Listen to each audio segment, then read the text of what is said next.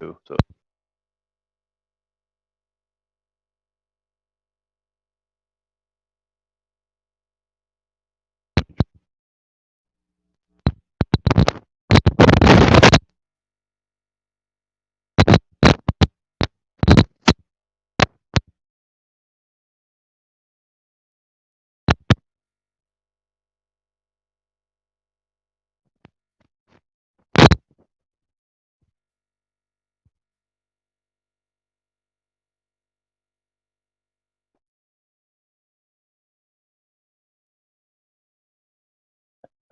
how about now?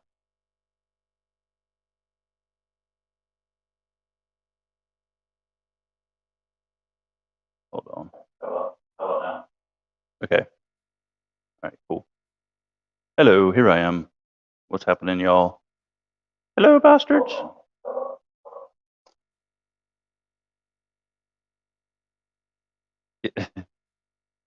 Yes, mic cord. No, everything was plugged in. It was something wasn't plugged all the way in, and then something wasn't exactly right. I don't know, but we'll just leave it like it is right now. What's going on, ILK Jeremy? How goes it, brother?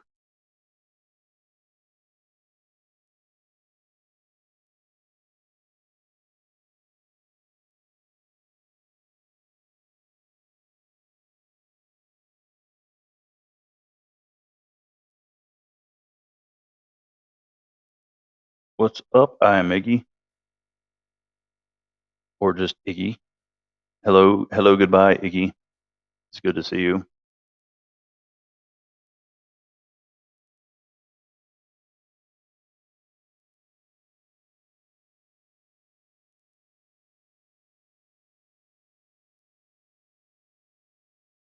All right.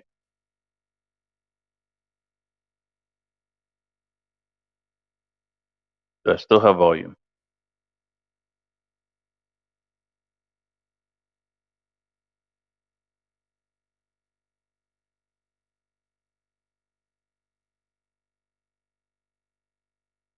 I do still have volume. So how is everybody doing tonight? What do y'all got in your breeches pockets? What's being carried by you fine folks tonight?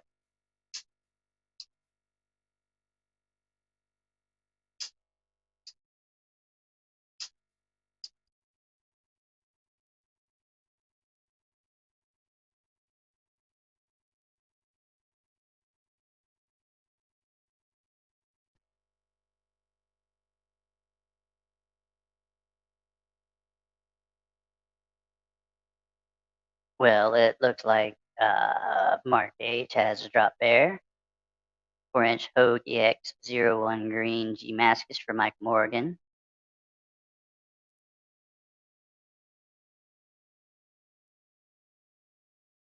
Hey now, Brother Bear, how goes it?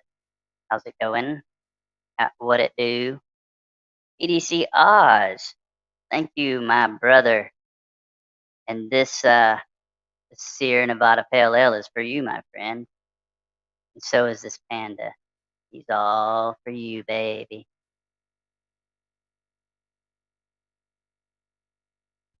Got a penguin tie frag, but dropping a bunch of knives for Sobix, a 940 and a 0562 for Jeremy. Cheers, Brother Oz. And thank you in my regular voice.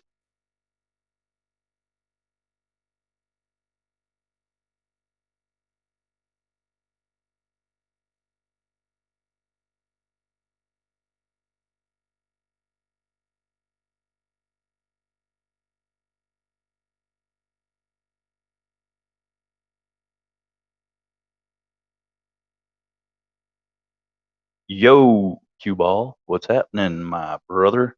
How goes it, man? How are you? How are you doing? How are you doing?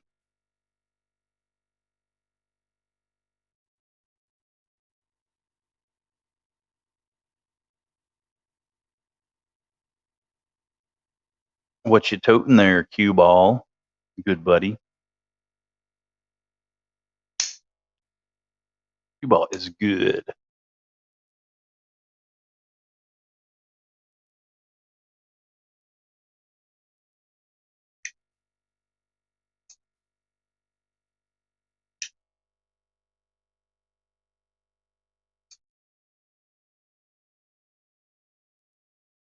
One second while I get my thoughts together here.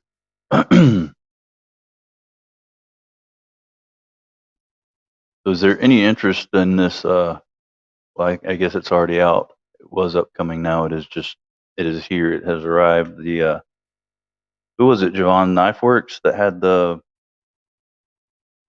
204p Shaman.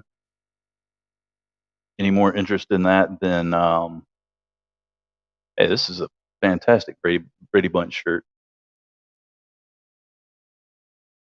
Um, any more interest in that than people have had interest in the coated Blade M4 from Blade HQ? I think it's a something worth looking at potentially. That knife will not stand up. Critical Manix 2 M390 titanium scales with MXG gear clip and SEI Zula S35VN micarta. Sweet carry, Oz. Very nice. Little steep, 115, 120, but it's their first OEM by Shield and O.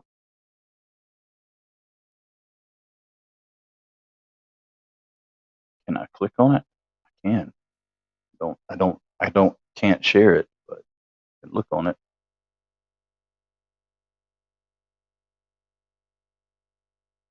Ooh.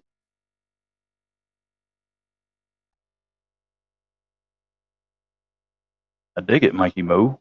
That is sweet. Super grind. Yeah, the sleeper. I like that. 14C 28N. Premium blue micarta. Multi-row bearings, tip up, black wash blade, 4 ounces, 7.6 in length.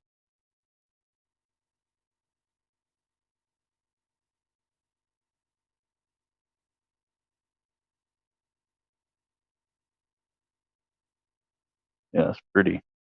And I like the fact that it has an opening hole and thumb studs and no flipper. I feel you, cue ball. You lay low. We don't we don't want them to know that you're associating with the likes of us, because we are a bunch of hoodlums. And I said it. Really digging EDC fixed plays lately. I feel you there, man. I do have a few of my favorite. I don't have any in my possession presently, but there have been a few EDC fixed plays that I have dug. I think top on the list is probably the Scout from Ryan Pearson, but I did also dig see the Guardian 3.5 from Bradford was a good one. Bark River Knives has several of their EDC models and gunny models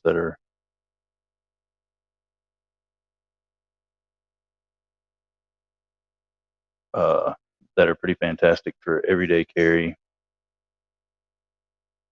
Ooh, I don't want that. I want that. There we go. There's the chat. 154 Canadian list is max, but said might be lower when ready. Well, that's what's up, dude. Do you how did you run across that? Do you have some ins with the designer? There's a couple of YouTube reviews. Micarta looks top notch. The micarta, I was joking, like, said it kind of jokingly, the premium micarta, but it does look top notch. It looks much more clothy than plasticky, more better cloth to resin ratio.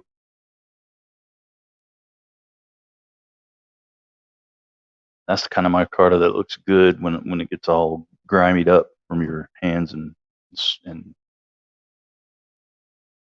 your crotch sweat onto your pocket.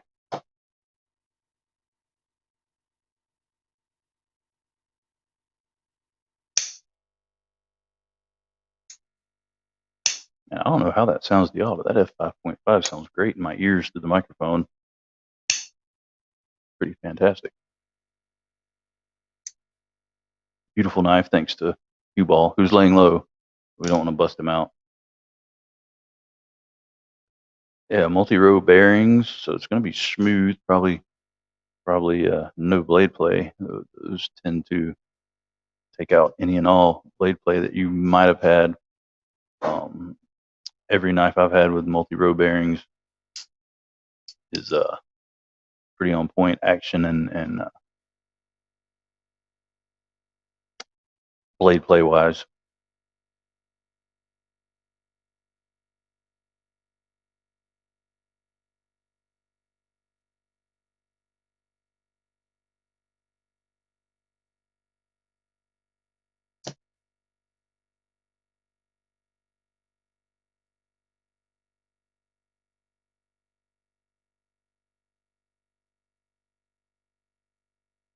I've got all these knives in front of me. My ADHD is kicking in. I cannot pay attention to anything other than them when they're sitting in front of me. Apparently, he didn't want the game because there's no flipper to cut. Yeah, I think that was good on his part. And this him, do you know this him person? See, you know his reputation.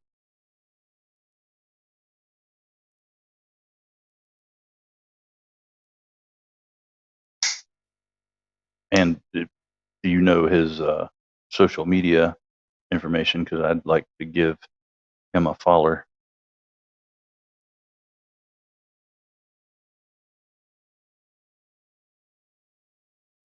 and potentially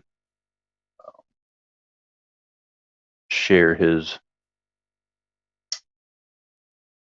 upcoming knife coming out because it does look like a good one.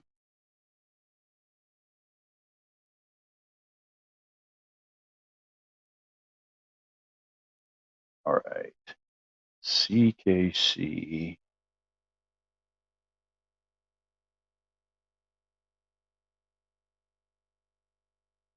Do they have? This is okay. You said that this is their first knife.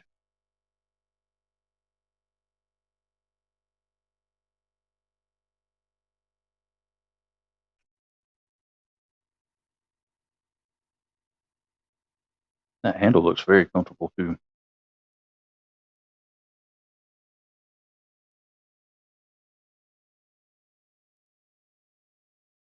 Ah, gotcha. Well, I will do some research after the live stream and see if I can't hunt him down on social media to give him a follow. Maybe put the word out there for some people, let them know that it's coming out. I don't know. I haven't. That's the first time seeing it, so I don't know how widespread the word is, but I think it needs putting out there, if you will.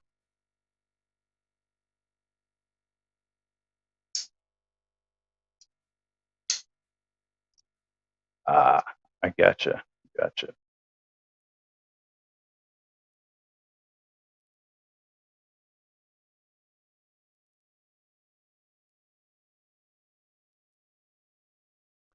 So is anybody going to be getting in on tomorrow's drop of the antique bronze 5.5? Because if you can afford one and you don't have one and you would like one, you should go ahead and get one because they're freaking fantastic. What's up, Pocket Metal? How you doing, brother? Good to see you, my friend. How are the prairie dog slash ground squirrels doing tonight?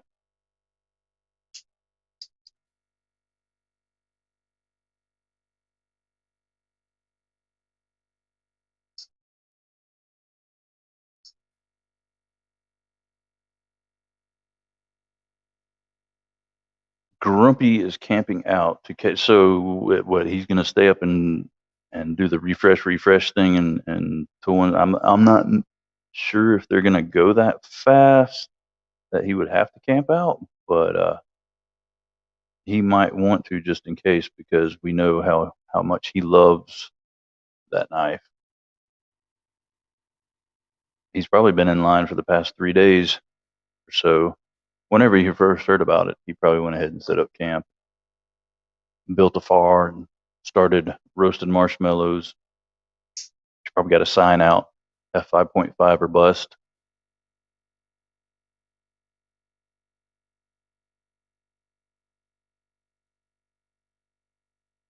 Which I wish he liked the knife more because I think it he'd look good with a 5.5. It would 100% be a nice addition to his cool hats.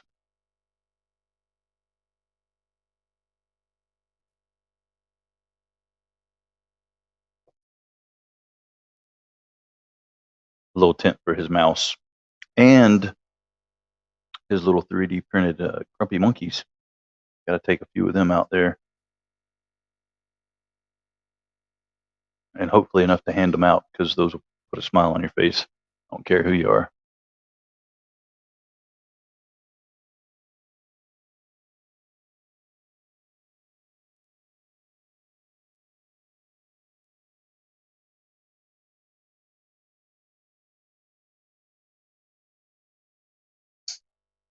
EDC Oz is back, kombucha in hand. Hey, kombucha's good stuff. Some people don't like. Is it a hard kombucha though? Because I've seen that that's a thing now. Is hard kombuchas. I haven't tried one of those yet. Kissing Crane gimmick or feasible blades? Um, I would not say gimmick. They're they're the type knives you get what you pay for. So don't expect like hard use out of them. I've had several of the sodbuster style kissing cranes back in the day, and they serve a purpose. I mean they're good little beater um, slip joints to keep on you. The girls are doing well. That's good. That's good. Yeah, the German ones are definitely more desirable and much more hard to come by. You can find them on eBay. I found a few on eBay at reasonable prices, but then you also find people that think they know what they have and they think they have something that's more rare than it really is, and they want to be charging high dollar for. But yeah, I mean they're definitely not gimmicks. They're just they are what they are.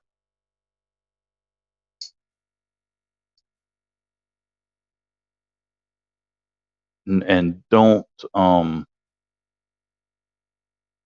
I don't know. I found I preferred the pack of wood handled ones, even though they're not gonna be. What's up, brother Jake? The I don't know, the pack of wood handled ones I had more luck with as far as blade play. The plasticky FRN whatever type handles um, had pretty good bit of blade play, or the ones I had did, and I like Thought too.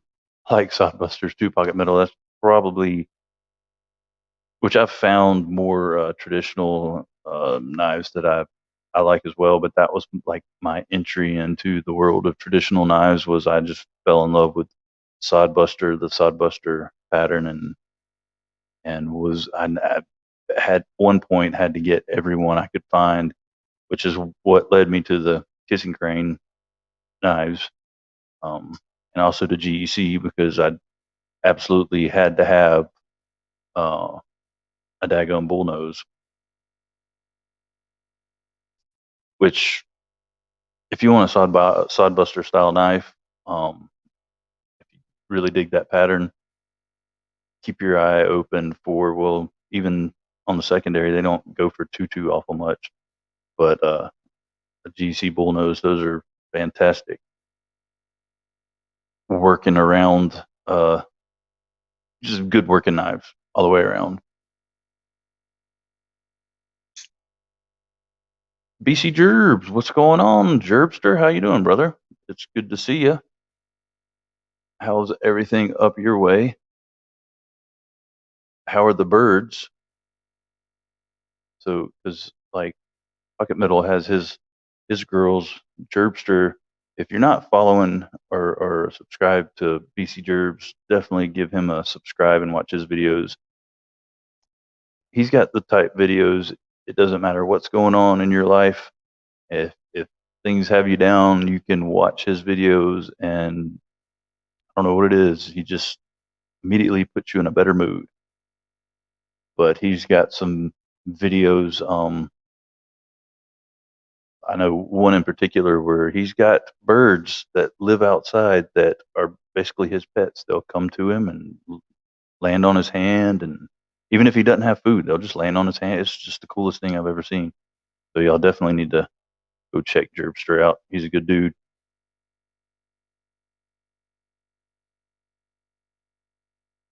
That so the Luna is your favorite blade. Well, that's awesome, dude. I'm glad you like it. Um, I thought it was a pretty killer knife myself, but it just didn't get any use, and I knew it would be much better loved by you with your affinity for wood handled blades.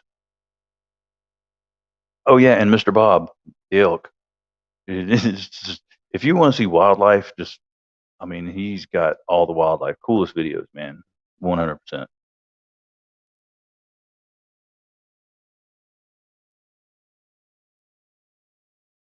And I'll tell you, Gerbs, if you like the Luna, and they do make a frame lock version of that knife as well. If you ever are in the market for well, damn, King Snake's internet is shite.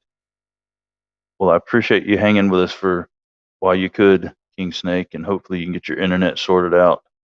And we shall see you later. And if not, we shall see you later down the road. But take care. Love you, brother. Speaking. So Mr. Bob's in the yard right now, just chilling, huh? That's what's up, dude. Big old fella.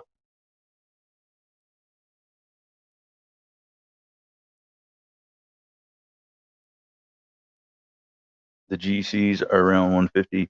Is that for you talking about secondary pocket metal for the bullnose? 'Cause I know new. I think I paid less than like either right at 100 or a little less than 100 for the ones that I had. I had green micarta, natural micarta, black micarta, and then orange Delrin.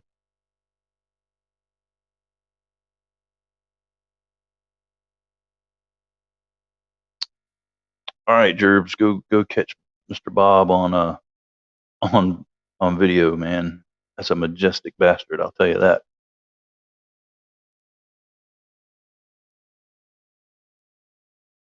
But yeah, I before I bust it, don't bust your phone, brother Jake. Please don't bust your phone because those things are expensive. I'm about to have mine fixed here coming up on the end of this week, so I know just getting them fixed is expensive. So buying a whole new one would be yeah 150 on the secondary.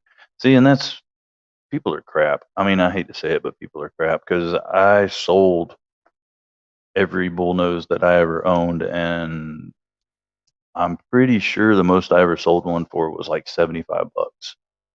I mean, I used mine. They weren't abused or anything. They had a little patina on them. They had been sharpened, but and they were taken care of.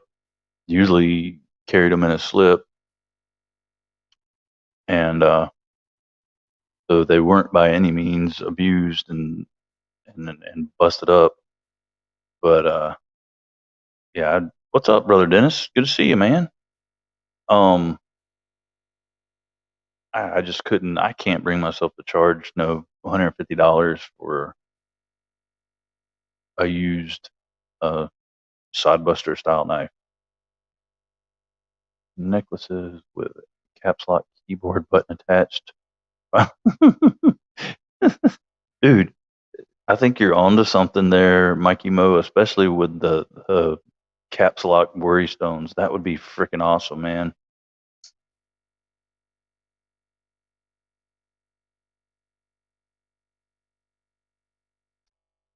Oh, and Max Ace has some slip joints coming out.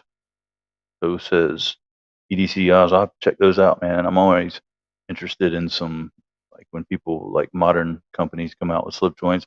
I was interested in the line steel ones for half a minute. I mean, they were, don't get me wrong, they weren't horrible, but they weren't spectacular. I think I bought them thinking I was going to get something along the lines of a Jack Wolf, but and I mean this was well before Jack Wolf, but not so. Benny made made that happen. This yelling is it is addictive, pro show.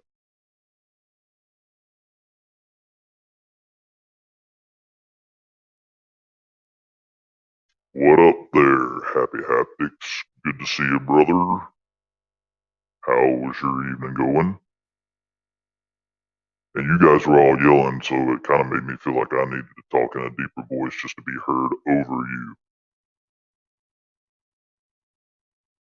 I don't know. They started yelling, tempers flared, and now everybody's addicted to yelling, so everybody in the chat just freaking type in all caps. How about that? I think that should be what goes on around here from now on. Everybody just type in all caps.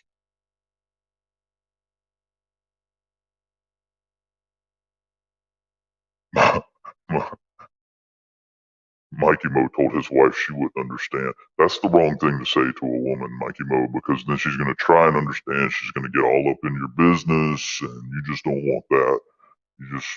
The better thing to do is say, you know what? I'll tell you after you go make me a sandwich.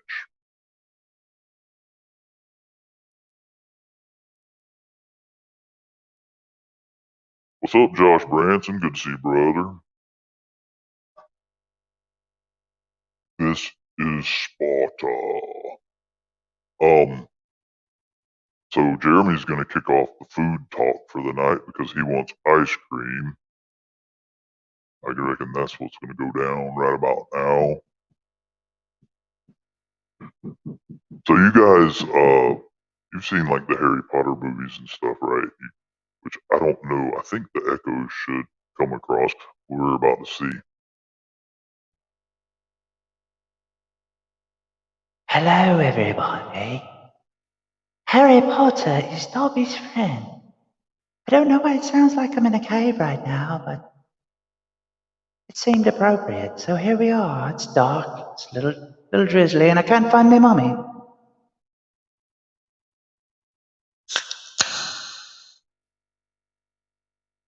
Someone just opened a beer around me. I heard it.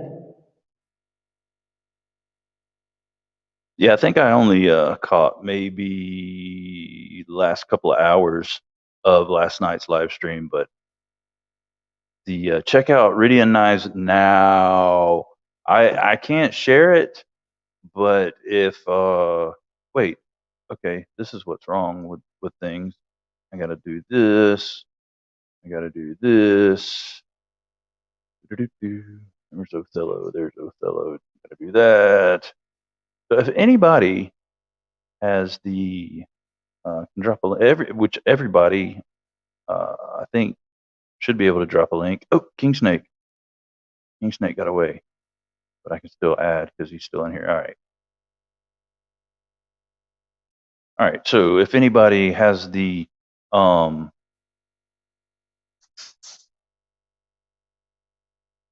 capabilities of putting a link for Ridian Knives, drop those in there. Are you not intertwined?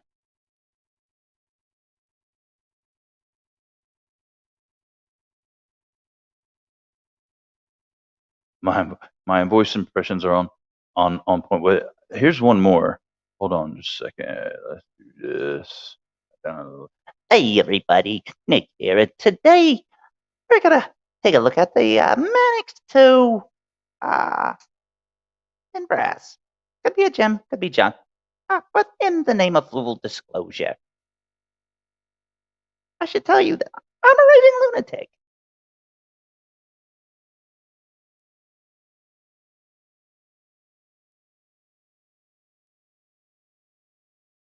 There we go. All right, so I'm gonna have to direct myself away, navigate away from the chat really quick. Check out these, which I can pick this up. Oh, shizba! Holy crap! These are handmade. So are we talking like super duper expensive? Because that's a good looking little Barlow there. Holy shnikes! I do love a Barlow. Where'd it go? Ah.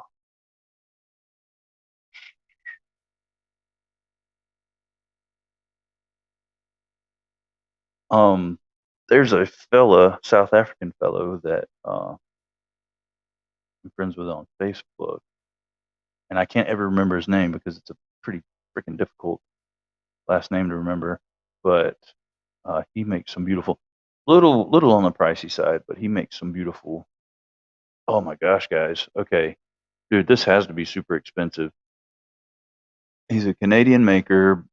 Yeah, they're about 600 U. Okay, yeah, that's like I'm guessing kind of like Evan Nicolaides with Esnix S. Yeah, but yeah, dude. So I'm trying to get it where you can actually see. For those who can't click on the link, move this way and that way.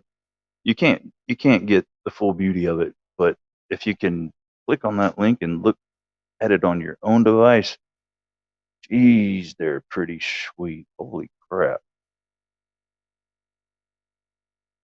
Happy? You and me can't be friends anymore because you're trying to spend my money before I make it. Those are absolutely beautiful.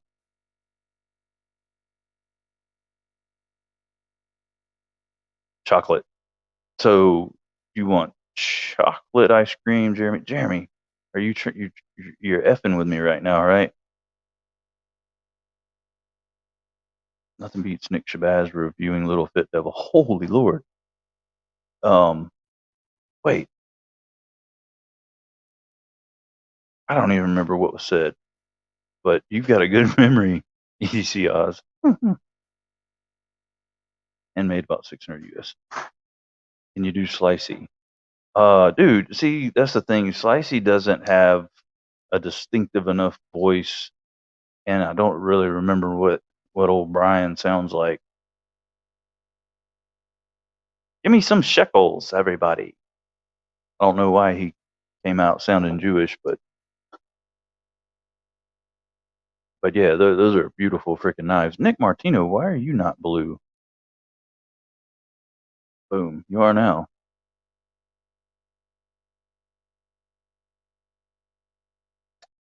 Little Fit Devil is fire.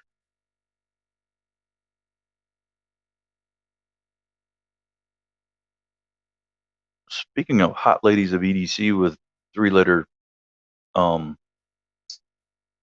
names, do you guys anybody have any clue what happened to which I never I can't say that because that's anyway, TPK.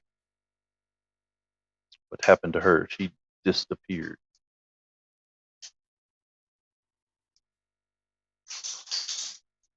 Do a Cobra Commander voice. Pretty good. Yeah, I don't even remember what Cobra Commander sounds like, but I'd be willing to go check that out just to hear it. Let's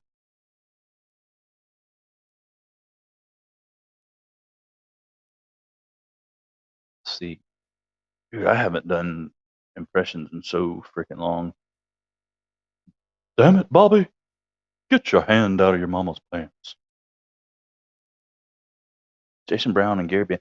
I talked to Jason not too long ago. He said he's just been really, really busy at work, kind of, I think, a little overwhelmed with trying to juggle homework and YouTube, and he was just kind of taking a little break, taking it easy for a minute. Gary, if you're talking about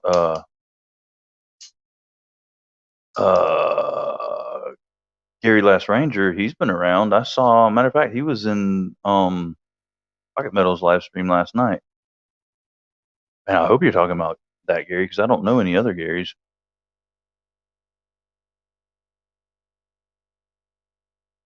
Brother Todd, what's going on, man? How you doing? Good to see you, my friend. What you carrying, Todd? And the others who came in recently. You passed out. Wait, just now? Oh, last night. Last night. Okay. You had me worried. I was like, oh crap. In between him asking about them and now he passed out. Go to the ER.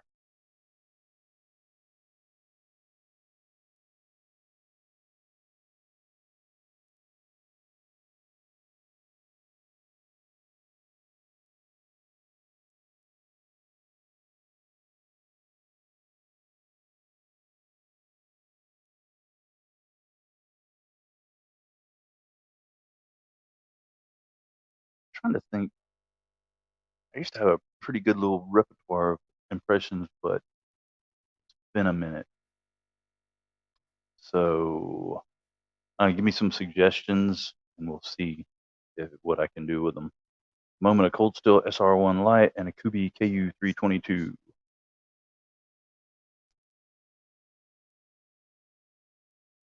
Very good carry, but I feel like you're holding down on me, Todd, because that can't be it.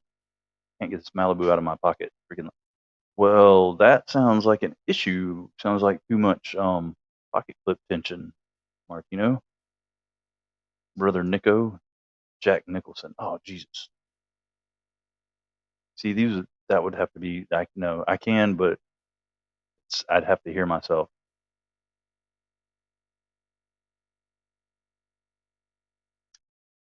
and I'd have to hear his voice. You do it first, Michael Morgan. Let me hear what he sounds like, and then I'll do it. I used to do. Oh, what was the stupid skit on SKL for the what was the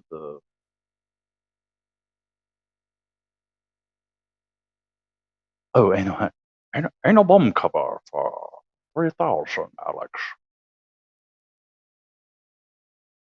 Oh word, BC Jerb. So in a few, Jerbster's gonna have a video of Mr. Bob up, and y'all need to check that out. And while you're at it, watch some other videos of his. It is midnight here. Oh, I gotcha, Todd. I keep forgetting you're an hour, 2 hours ahead of me now. PD USA on IG. His reels are hilarious. No, but if he's hilarious, I will definitely give him a follow because I like hilarity.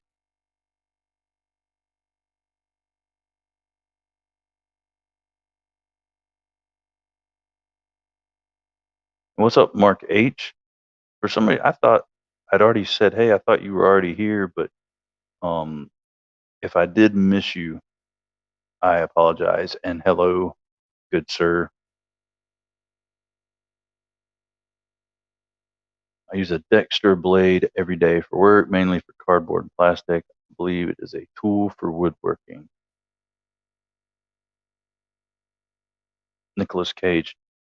You see, these are all very they don't have much distinction to their kind of plain. But no, I can't do a Nick Cage. Um, he's kind of like a cross between what's his name, Captain Kirk, um, William Shatner, and because he like has a weird cadence to his voice. I'm looking up this Dexter blade.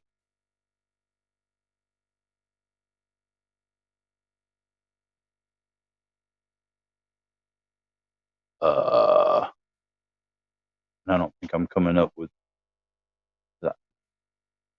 I'm coming up with kitchen knives, Dexter Russell knives.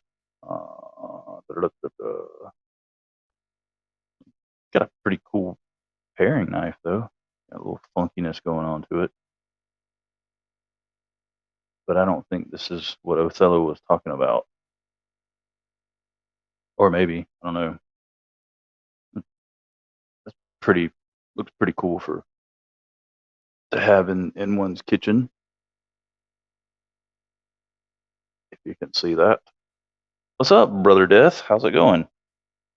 Good to see you, my friend.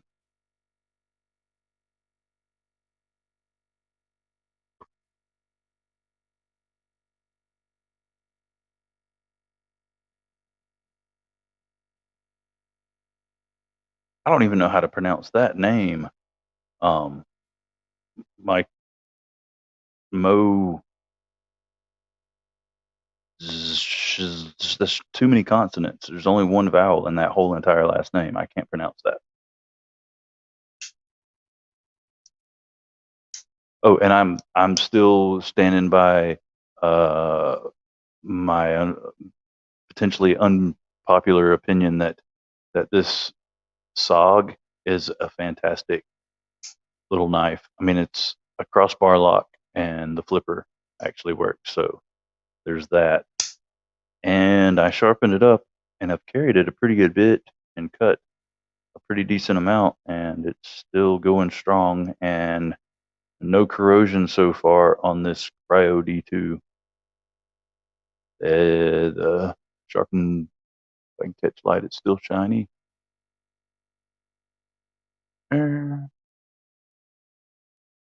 There's that.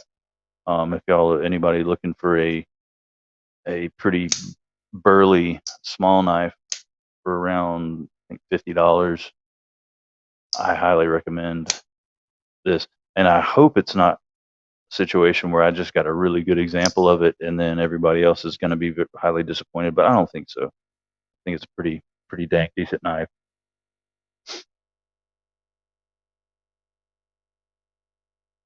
Where are we at? 45 minutes. We'll wait for about an hour and then we'll check up on on the Cafe Risque, see how people were liking it here recently.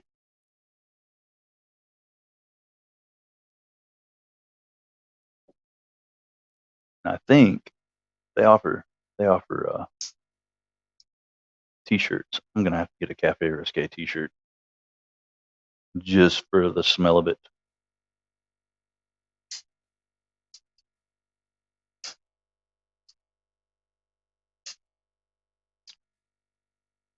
So the Luna makes the best feather sticks. I can see that, man, because it's pretty thin behind the edge. It's not the thickest of blade stocks to begin with, and they ground it down pretty fine, and I can see that making some fantastic feather sticks. Everybody toying with tonight. That's a good way to put that. What are you guys toying with? Well, Death, right now it is a little bit of well, both of them are Sierra Nevadas, but right now is the Torpedo IPA. That's my second of 2 pints. The first one was just the old standard, the old go-to, the OG Sierra Nevada Pale Ale.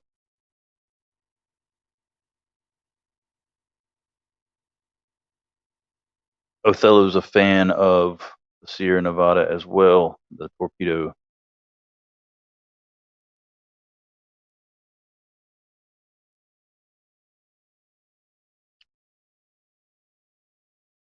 And happy. The closest I've come to a Rask is one of the Hilberg knives, the famous cloners of high end knives that I got from a dude. I mean, knowing I knew it was a clone, he didn't jank me out of it or anything. I think he traded. Matter of fact, I think the knife I traded him was like maybe right at $100, and those things go for about 150 because they're worth every bit of $150. But it was their version of the Rask, and it was absolutely fan freaking tastic, man. Old Chico Crystal Wheat. I have not, Othello, but it sounds good. And if I'm able to locate one, I'll definitely try one. I've become a big fan of Bitburger beer here recently. It's some good, good summertime beer. Very refreshing. What about you, D Metal? What's and anyone else who is partaking in a beer? What are y'all drinking on? Try Strange Beast. Say kombucha. See, I think I like it, man. Because I do like Sierra Nevada, and I do like just your standard kombucha, and that plus that stuff's good for the guts, man. Like kombucha's good for brewing a turd. Michael Morgan had a Sleeman earlier. Hefeweizen for Mark H. Lagunitas for Othello. What variety of Lagunitas? Because Lagunitas is one of my favorite, I guess, bigger craft brew companies. Not much into IPAs, but I do like the double IPAs. Yeah. So you like the higher octane stuff, eh? D metal. I take the most excellent bowel movements in the morning. See, so I'm saying, man, kombucha is fantastic for brewing a turd. It keeps you regular, makes you just all around feel better, man. I used to drink, I can't even remember the brand, but you get them at Walmart. It was a big bottle of kombucha, and I drink one of those every day. An afternoon White Claw seltzer with the boy, like good white suburban yoga mommies. I have a funny story about White Claw. I was at a concert. It was 2019, 20. It was good 2 years ago, maybe 3 years ago. And it was middle of summer, hot as hell. And I'm at one of the little beer booths getting a beer for myself, and I hear a dude behind me, and then like 100% being serious, he says, "Baby, I'm a genius. You want to hear what I'm doing?" And she said, "Yeah, what are you doing?" He said, "I'm drinking White Claws in between my beers so I can stay hydrated." Because they're water, seltzer water, carbonated water, but they're also alcohol, which is a diuretic. And anyway, I'll let you guys have fun with that. Just have Budweiser in the fridge at the moment, but had a blueberry beer from Pump House Brewery earlier. They're back in the day, one of my favorite beers was a blueberry ale from, I don't even know if they still are in business, but and it was Slow Brewery, San Luis Obispo. Um, at back at that point, they just had like one little brew pub in San Luis Obispo, but right before I moved from Paso Robles, they had built another one there. But they had a blueberry ale that was out of this freaking world, man. Hard seltzer is good too. Lots of choices out there. There is a lot of good hard seltzers out there. Rolling as in on Molly? No, I'm not that kind of rolling jerkster. I just say no to drugs. The guy was the man, right? Until he needed a stomach pump and got a DUI and said, exactly. Why did it? Hey, and old enough to crawl, old enough to claw. What's up, Shemiette? How are you doing, ma'am? It's good to see you, my sister from another mister. Chug two Zimas in between beers. Got it. Exactly. You learned everything that fine fellow had to teach. Do they even make Zimas anymore? Because that was my downfall when I was in California. That's about the time they started making Zima, and it became. I used to drive down to San Diego from where I was stationed every other weekend, which was a good 6 hour drive. Um, so it became kind of a goal, challenge self. Like I challenged myself to see how many Zimas I could get through in those 6 hours.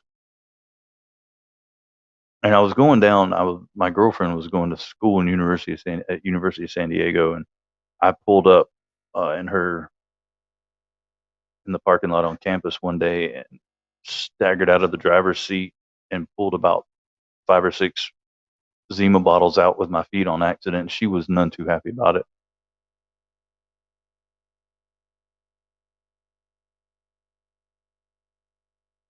Ashland Seltzer is excellent. There's one who makes it? Scofflaw makes a hard seltzer it's like naturally flavored. It's a lime hard seltzer. It's about the best one uh that I have had just because it doesn't taste right. It tastes like real lime. It's not artificial. And it's not like sweetened. It's good, man. Good stuff.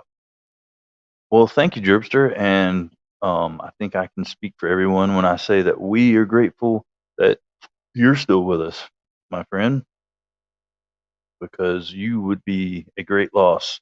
You're a good dude. Your brother's a fan of the hard drinks. Yeah, see, I'm not, and I mean, I'll find the occasional seltzer that I really, really like. Um, but they're few and far between because I feel weird drinking a hard seltzer because I mean, to me, I'm just drinking it for the alcohol with um, like IPAs and which I've become very fond of, like Belgian style, like strong golden ales. I dig the flavor.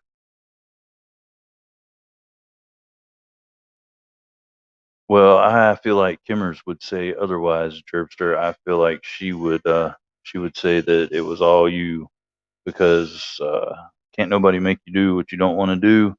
And I bet you $1 million, um, although she supported the hell out of you and was by your side every minute of the way, without having a strong will, you wouldn't have made it.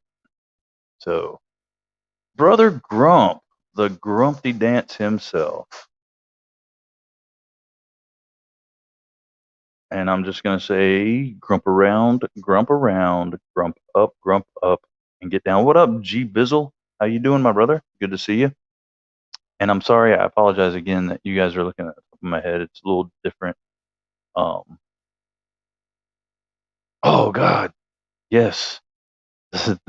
I do remember those Othello, the Saint Ides, the crooked eyes. Oh, Lord have mercy. And those ranked right up there with Cisco back in the day.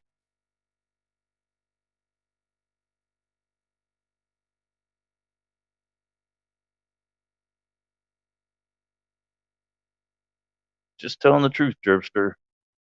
Just telling it like I see it.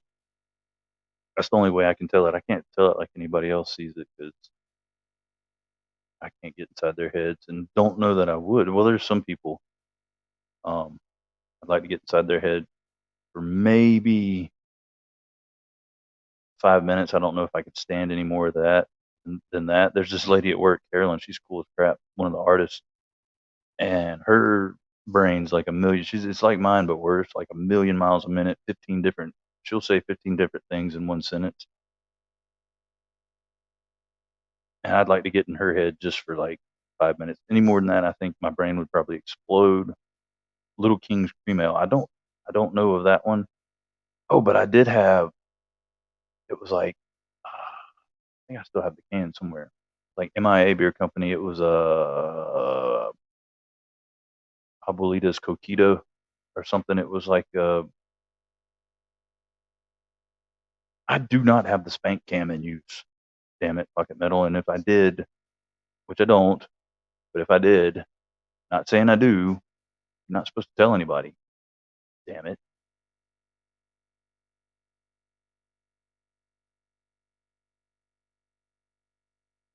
Being John Malkovich, yeah,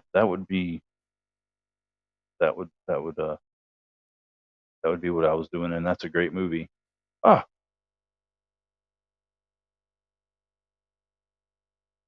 gotta hand out a wrench to our sister at arms.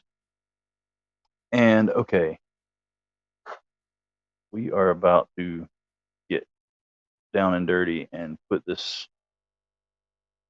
spank cam to use. Give me just a couple minutes to go to our favorite of favorites reviews.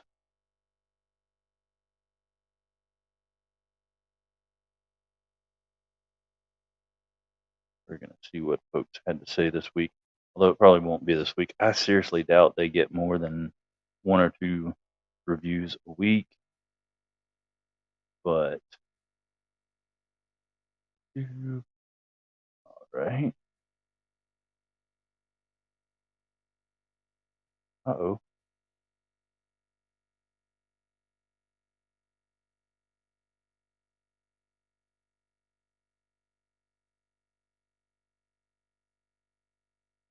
All right. Well, Urgent Rewinds is up first. He's got 4 reviews under his belt, doing big things in the world of Google reviews.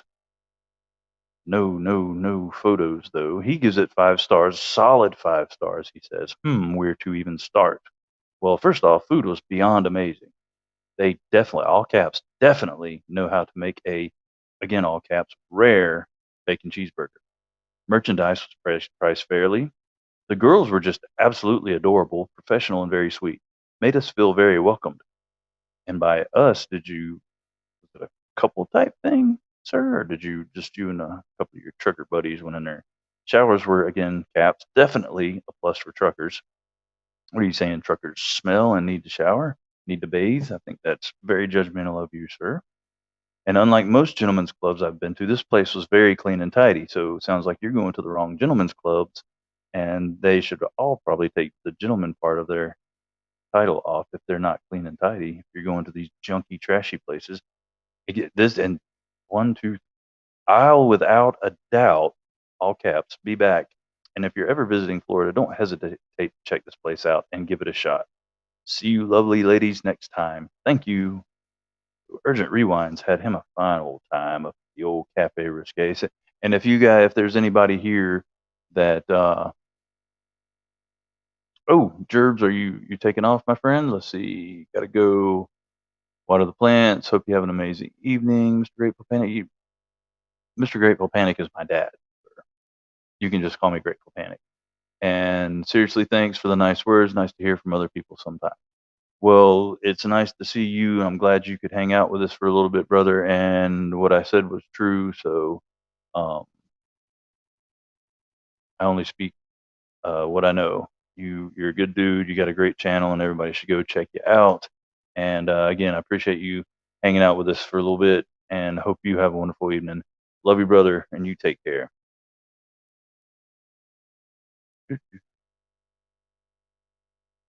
Oh, I know we have read that one.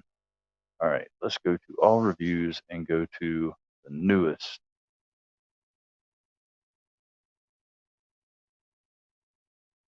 Right on. Jose Velez says, well, damn, I didn't know life could be this great. Gave it 5 stars 2 weeks ago.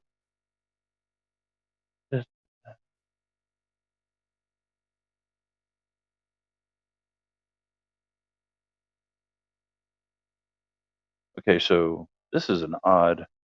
You're going to a restaurant, cafe, where the girls get totally 100% completely naked, and your review says, women are free to get in.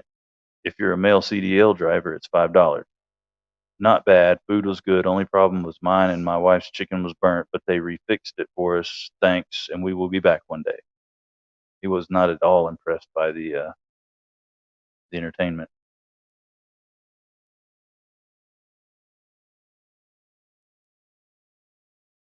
Sean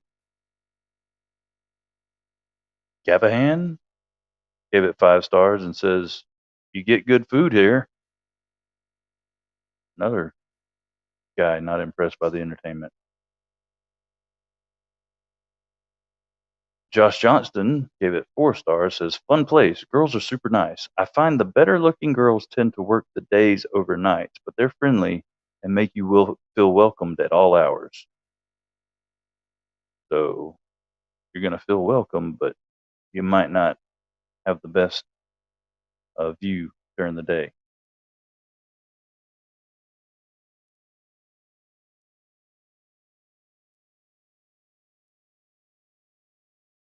Okay, so I'm gonna have to revisit this one. We read this one on the first week of Risque Business, but this is got to be one of my favorites. Juan Anonymous gives it 5 stars. Says first time here and I am hooked. Athena and Mila were my favorite. For it being my first time and didn't have much time, that sentence really doesn't make sense, but that's not the important part. Good food and beautiful women and friendly professional staff. Perfect place to take a break and enjoy life. And the women here definitely make you feel good. They actually sit with you and conversate. And I see them giving everyone attention. Great spirit. They make some guys that are or look unattractive, they'll reach out to them and treat them like everyone else. So, guys, if you're ugly or you look ugly, this is the place to go because they'll make you feel like you're everyone else. Also, Cassandra and Heidi, it's an afterthought. So, good place to de-stress. We read that last week. That was a good one there.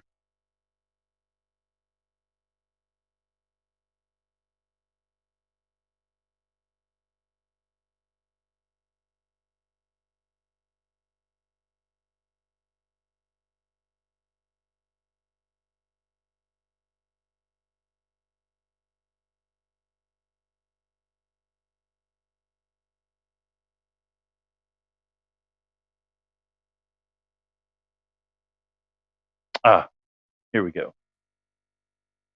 This is a good one. James Lester gave it 3 stars and says, stopped by at night to use the restroom. Went back in the morning, had a coffee, and agreed to a dance. Sadly, morning dancer looks nothing like night dancers. She had to have been well in her late 50s. Now I sit here rethinking my life.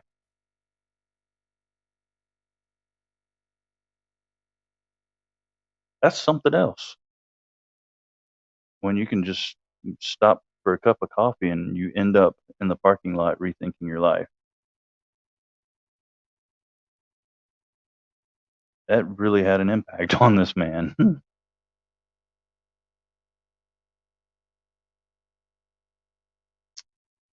JM, wonder if he's related to JN. Says great place, very friendly, beautiful woman. Apparently there was only one dancer there when he was there. Delicious food, reasonable prices, truck parking and showers. A must place to stop. Cafe Risque owner replies, thank you. Stay safe on the road. Very caring ownership, I guess. Gray Inslee gave it 5 stars and says, a must see attraction. Beautiful girls, good food, and great atmosphere. You have to get a dance from Clementine. She is absolutely gorgeous. So, y'all remember that name. And Sunshine. I'm not sure if anybody has come across Sunshine since last week, but if you do, let me know so I can let old dude who may or may not be stalking her know that what her current location is.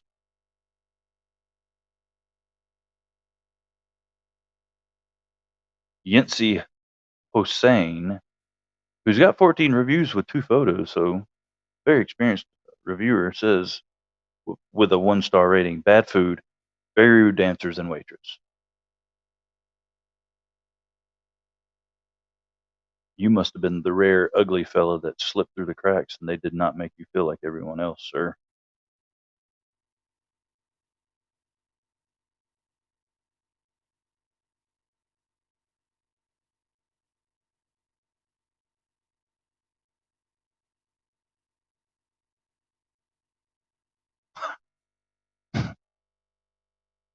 This might be the review of the night, guys and gals.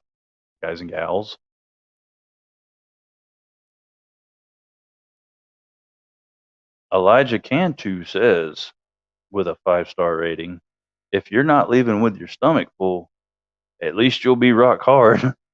The girls are very nice and won't deny a tip for a handy. I didn't read that all the way through before I read it out loud. I just saw the first sentence. Ask Bambi and tell her you need the old Jigglypuff special and you'll have the time of your life. 10 out of 10. Love it here.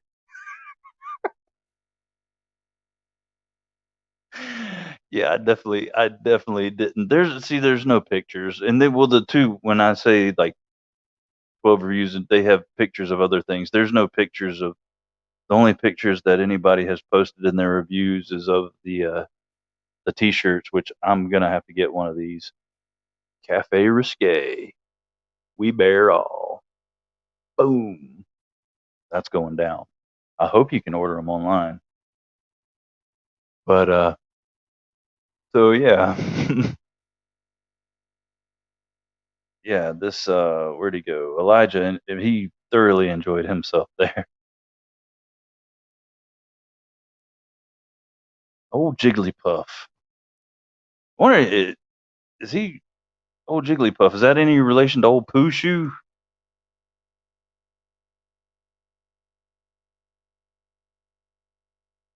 I think other people are holding out after that review. They've got to be holding out because there's some things going on behind the scenes that we don't know about.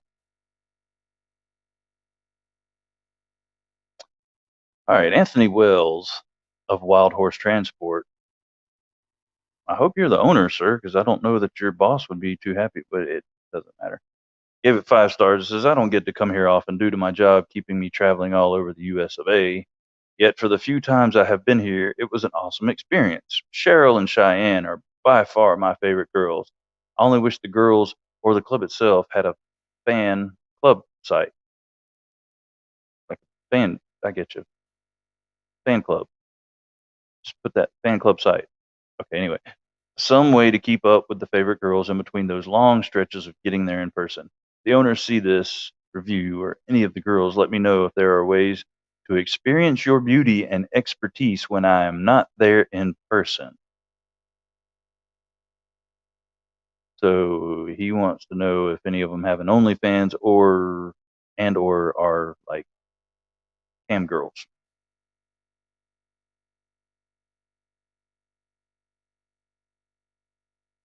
on those long stretches of getting there in person. He wants to keep his hands busy in the meantime. But yeah, so I don't think there's anything that can top Elijah's review. What the dude? Your picture.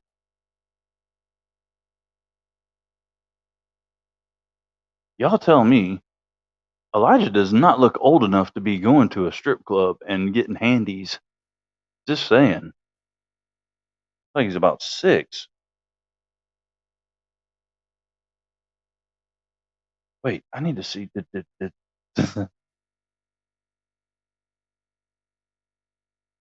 I newest. I feel like the cafe itself responded like, dude, don't blow our cover. You can't get that here. Ixnay on the Andy Hay. Uh, I didn't love it. What that salty bitch said.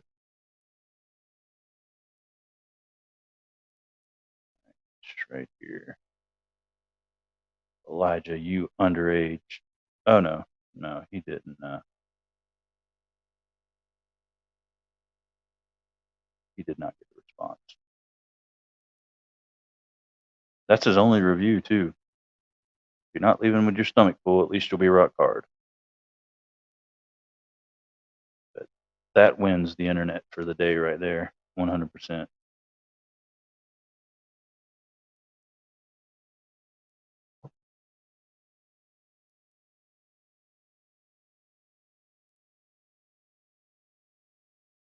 I don't have any clean stripper jokes.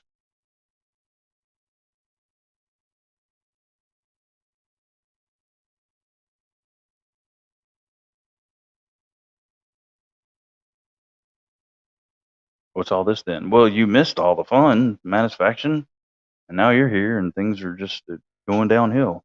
So, but oh, I might go sideways for a second. Let's time to notify to catch a predator. Right, something's going on. Meth catisfaction.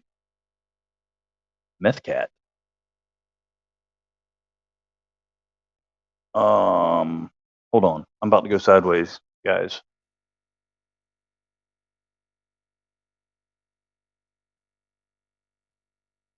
Doo-doo.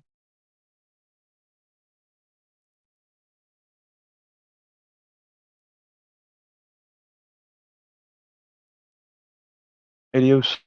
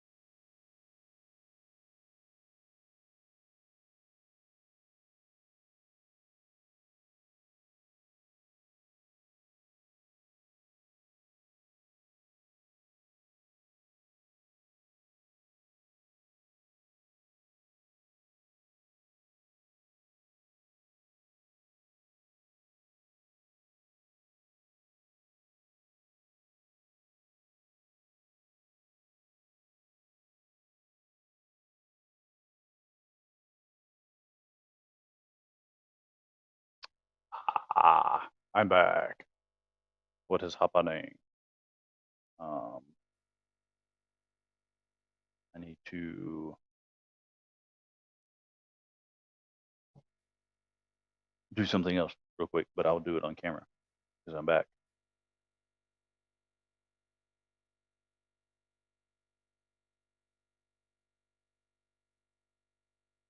Got to figure out a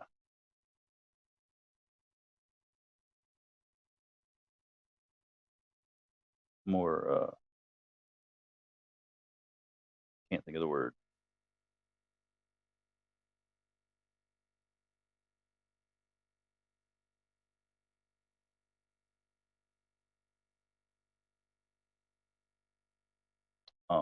An easier, I guess, way to do this.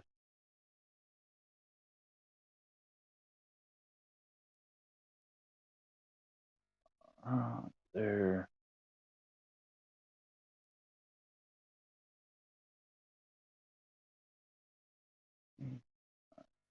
Almost done. Almost. There we go.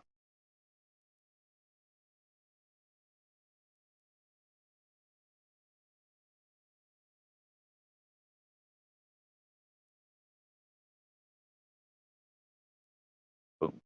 If anybody would like to join, there is the link, which is what I was doing just then.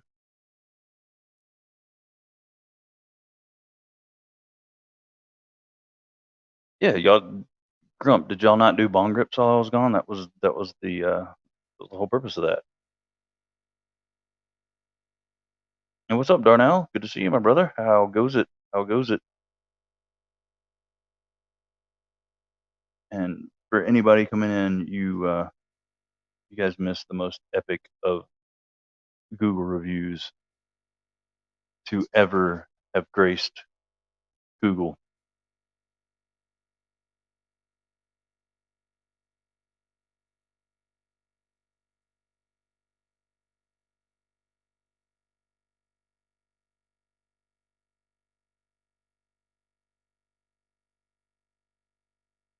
Now, if nobody joins in the next 5 minutes, I'm going to put somebody on the spot and require them to join. EDC Oz, geez Louise, broski, you get to, you know what? Hold on. First off, for you, my friend, and I'm guessing, can y'all even hear these things? They're loud as hell in my ear.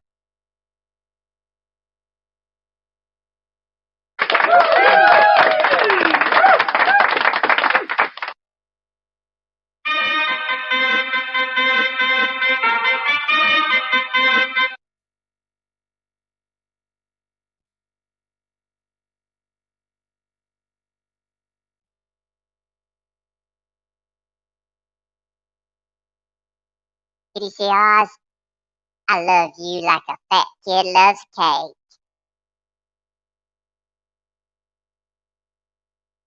Thank you, Oz. Thank you very much, brother. I appreciate you, man.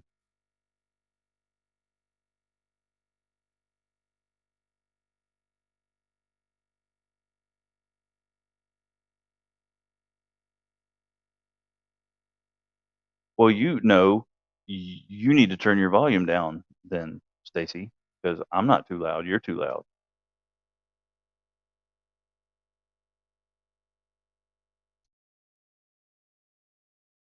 Oh, the you talk.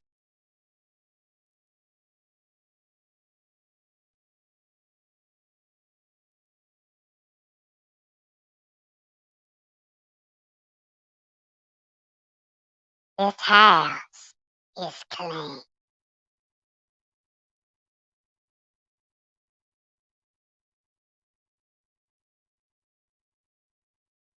Now, where were we? Okay, we're talking about strip clubs.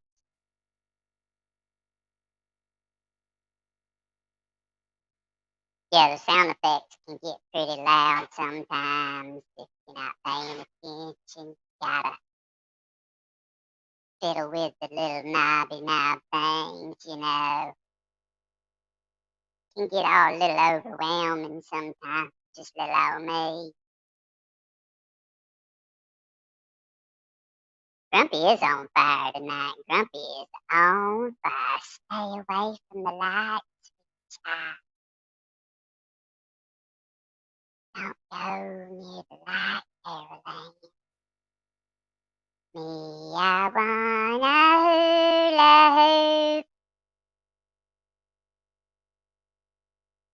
Now you sing the hula hoop chipmunk song, damn it, satisfaction. Matter of fact, I'm calling you out. Get on here right now, punk. Bring it. Bring it.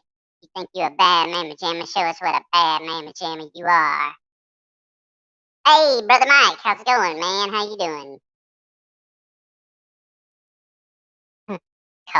Coast is in the chat.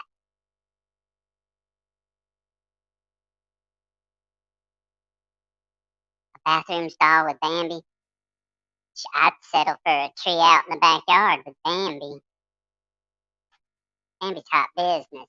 Her and Sunshine, they're my favorite. Just ask for the Jigglypuff special and hand him about $10 and she'll rock your world.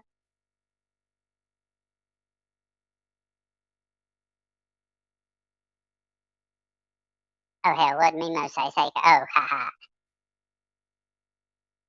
Pep, where's Pep? Where's Pepperoni? Pepperoni, where you at? Here, kitty kitty. I sure miss you, kitty cat. What's up? Backpack B. What's going down, Brent Dog? Brent Dog in the house. Are you doing Are you doing a knife out tonight, my friend? Because I need to get up with you. How's your scale making coming along? I've only been able to join for a little bit here and there here lately because I'm interested in get some scale. Hey Brent, the you should maybe be able to see it. If you can, I can repost it. Matter of fact, I'll just go ahead and repost it now.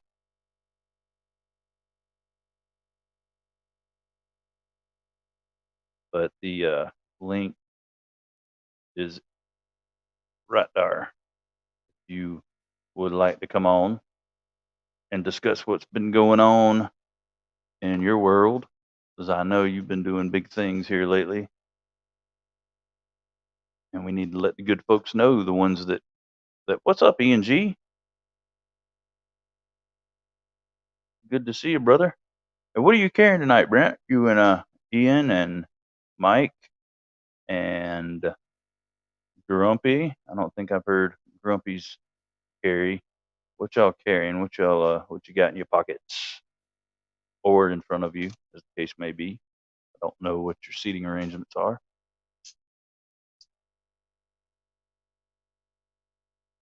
So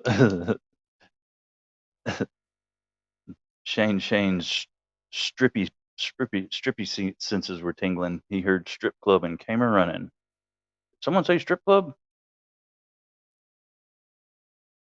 Yes, we did, but we said it a little while ago when we already read the reviews. So, and that was a good one, man. You missed it. That was a really good one. Might have to go back and read it again just because it was that damn good. Orion Solaris, Orion Scorpio, and M4 Carter Shaman for the Grumpy Grunt. Which one did you of the M4 Shamans you get, Grumpy? Did you get the coated blade or the I guess satin would be the other one? Because that coated blade version seems to be having a little bit of trouble selling. 80 20.5 with OG goats for Jernak uncoated. Okay. Yeah, I don't. People just don't seem to be digging that coated blade. No F5.5. Yeah, Grumpy Grunt. What's up with that, dog? This is. Don't you want this? This is your favorite knife, right? You love it. You like it. You love it. You want some more of it. Can't get enough. 20 CV2 Manix 2 again. Hey, you find something good to carry and it serves you well. There ain't no need to switch it up, man.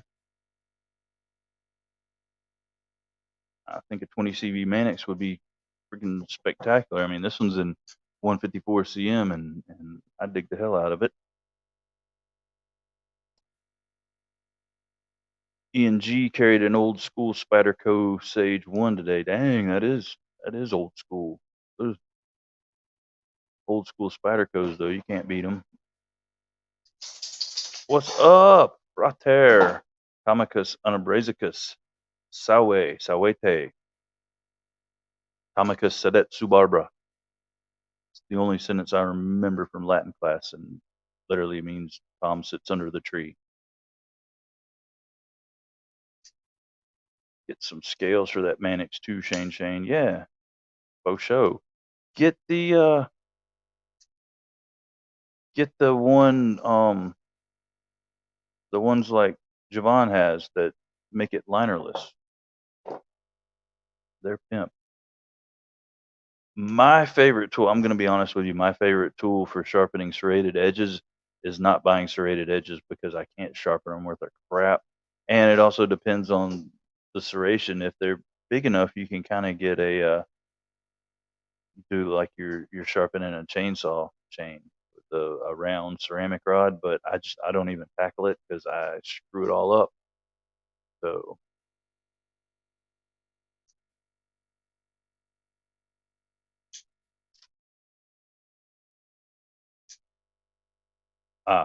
well, Justin and Molly have some of those.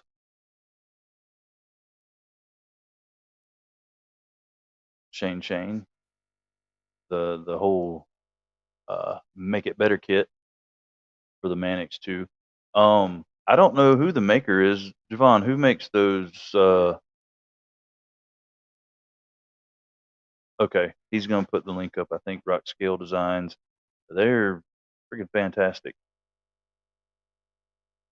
Yeah, I need to get a titanium ball cage for this guy, but I gotta replace the hardware and the pocket clip too. So I got a lot to do with this little fella. It's a work in progress.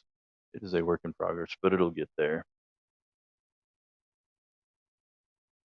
Yeah, that Michael Morgan's on point. That if I absolutely have to sharpen a serrated blade, I will use what Michael Morgan said, that, as KC would say, it jumped on me. Oh, right on, Brent. Well, you're welcome anytime, brother. Matter of fact, I'll just start, which I didn't send out any messages tonight. I just figured I'd do it in the chat because it's a little bit later than I had intended. So, but I'll just start. I'll send you the link in on IG from now on before I go live. All right, Othello, if you're are you taking off, buddy? I appreciate you hanging out with us, man. It was good to see you, uh, and definitely appreciate your participation in the chat. And hope you have a good night and a great day. And if you're taking off anytime soon, B, which I'm guessing you might just drift off to sleep to the dulcet tones of my baritone. Love y'all, and hope y'all have a great night and great day. And that's another good uh, suggestion, Mikey Mo, sandpaper wrapped around a dowel. And that's good because you can get different size dowels to customize it to whatever size you need to sharpen up those. Um, oh, you're just saying okay, you're not taking off. Right on. Word. I thought you were saying thank you because you were headed out, but no, I got you, man. Well, hang on in here because we'll be going for at least another hour or so. That would just be it would be disrespectful to y'all to cut it any shorter than that, man. Tapered diamond rod, that's a good one too, because then you got all the sizes built right into one single rod. Grumpy Grunt put up a link. Uses it. Usually uses this for his serrated knife. Lansky, what we got, y'all? So long, Elijah, and you're way too young to be in strip clubs. Self. The Lansky PS MED01 Blade Medic. There's a picture of it, and you can also save the link and go purchase it off of Amazon later. Oh, speaking of purchasing things, so I recently became an affiliate with Blue Creek Knives. The link is not in the description, but I will drop it in there later. I got so I have an affiliate link and a coupon code for Blue Creek Knives. The coupon code will get you 10% off your purchase, and it will give the channel 5% commission. So it's kind of a win-win. You guys save money, and the channel makes money. Not a bad deal at all. I wish all the companies would do that. I think that's only fair to, if they're. I don't like the purely, affiliate links where it you just get a commission and you guys don't get anything off. That's not really fair. So I like the way he did that. Brian seems to be there. You go, Mikey Mo.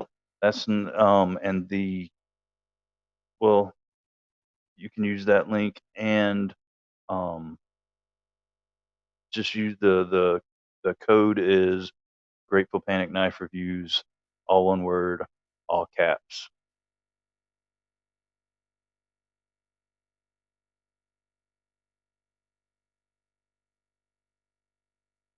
Gerber Bear Grills knife. Yes, that is a knife that piqued my curiosity. I would like to hear somebody's feedback on the Gerber Bear because I know Gerber gets a bad rap, and I mean for good reason for the most part because they really went downhill with their quality. Um, but I think they're trying to remedy that here lately. They seem to be coming out with some more premium knives, just like Schrade, and Schrade has moved a lot of their manufacturing back to the U.S. and they're charging for it as well. But the few knives that I've seen pictures of seem pretty interesting. What do you think about that Dawn, Brent? it's a pocket bully, so it must be a good one. It's been knocking everything else out of your hand when you try and put something else in your pocket. I feel like so.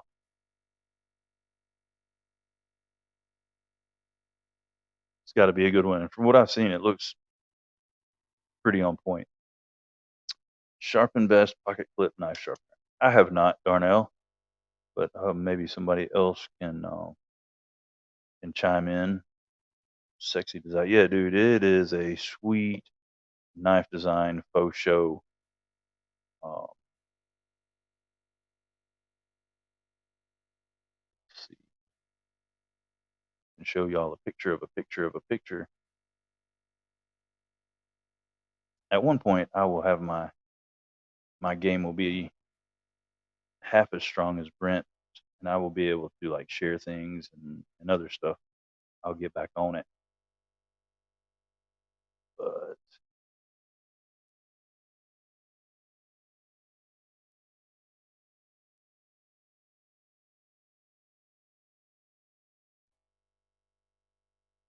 just want a picture. I don't want a view.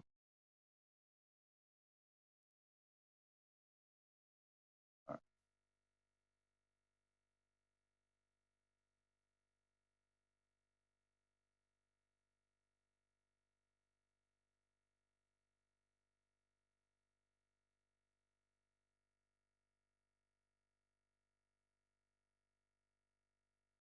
There we go. No. Okay, cool. Just brought up the picture, but yeah, that is one sexy, sexy knife. Very clean lines. Very good looking guy. Heck yeah, man. And pretty sought after, seems like.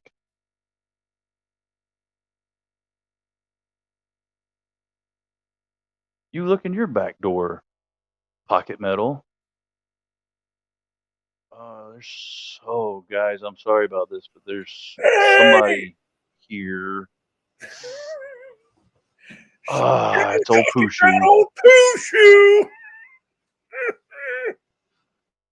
Let me I'm gonna change the layout. Old Pushu. Change the layout here, buddy. There we go. That better? No, that's not better. Haha, I made you little. There we go. That's how it's supposed to be right there. We'll just leave it right like that. How about this one? That better? Hey, there he is. What's going on, Pocket Metal? Not much. You got something stuck in your throat, I think. You take a sip of something, dude. You're coming across very raspy. Old. I got poo on my shoe. You might need to go hang out at the old Cafe Risque. Get that cleared up, man. $10. mention the Jigglypuff.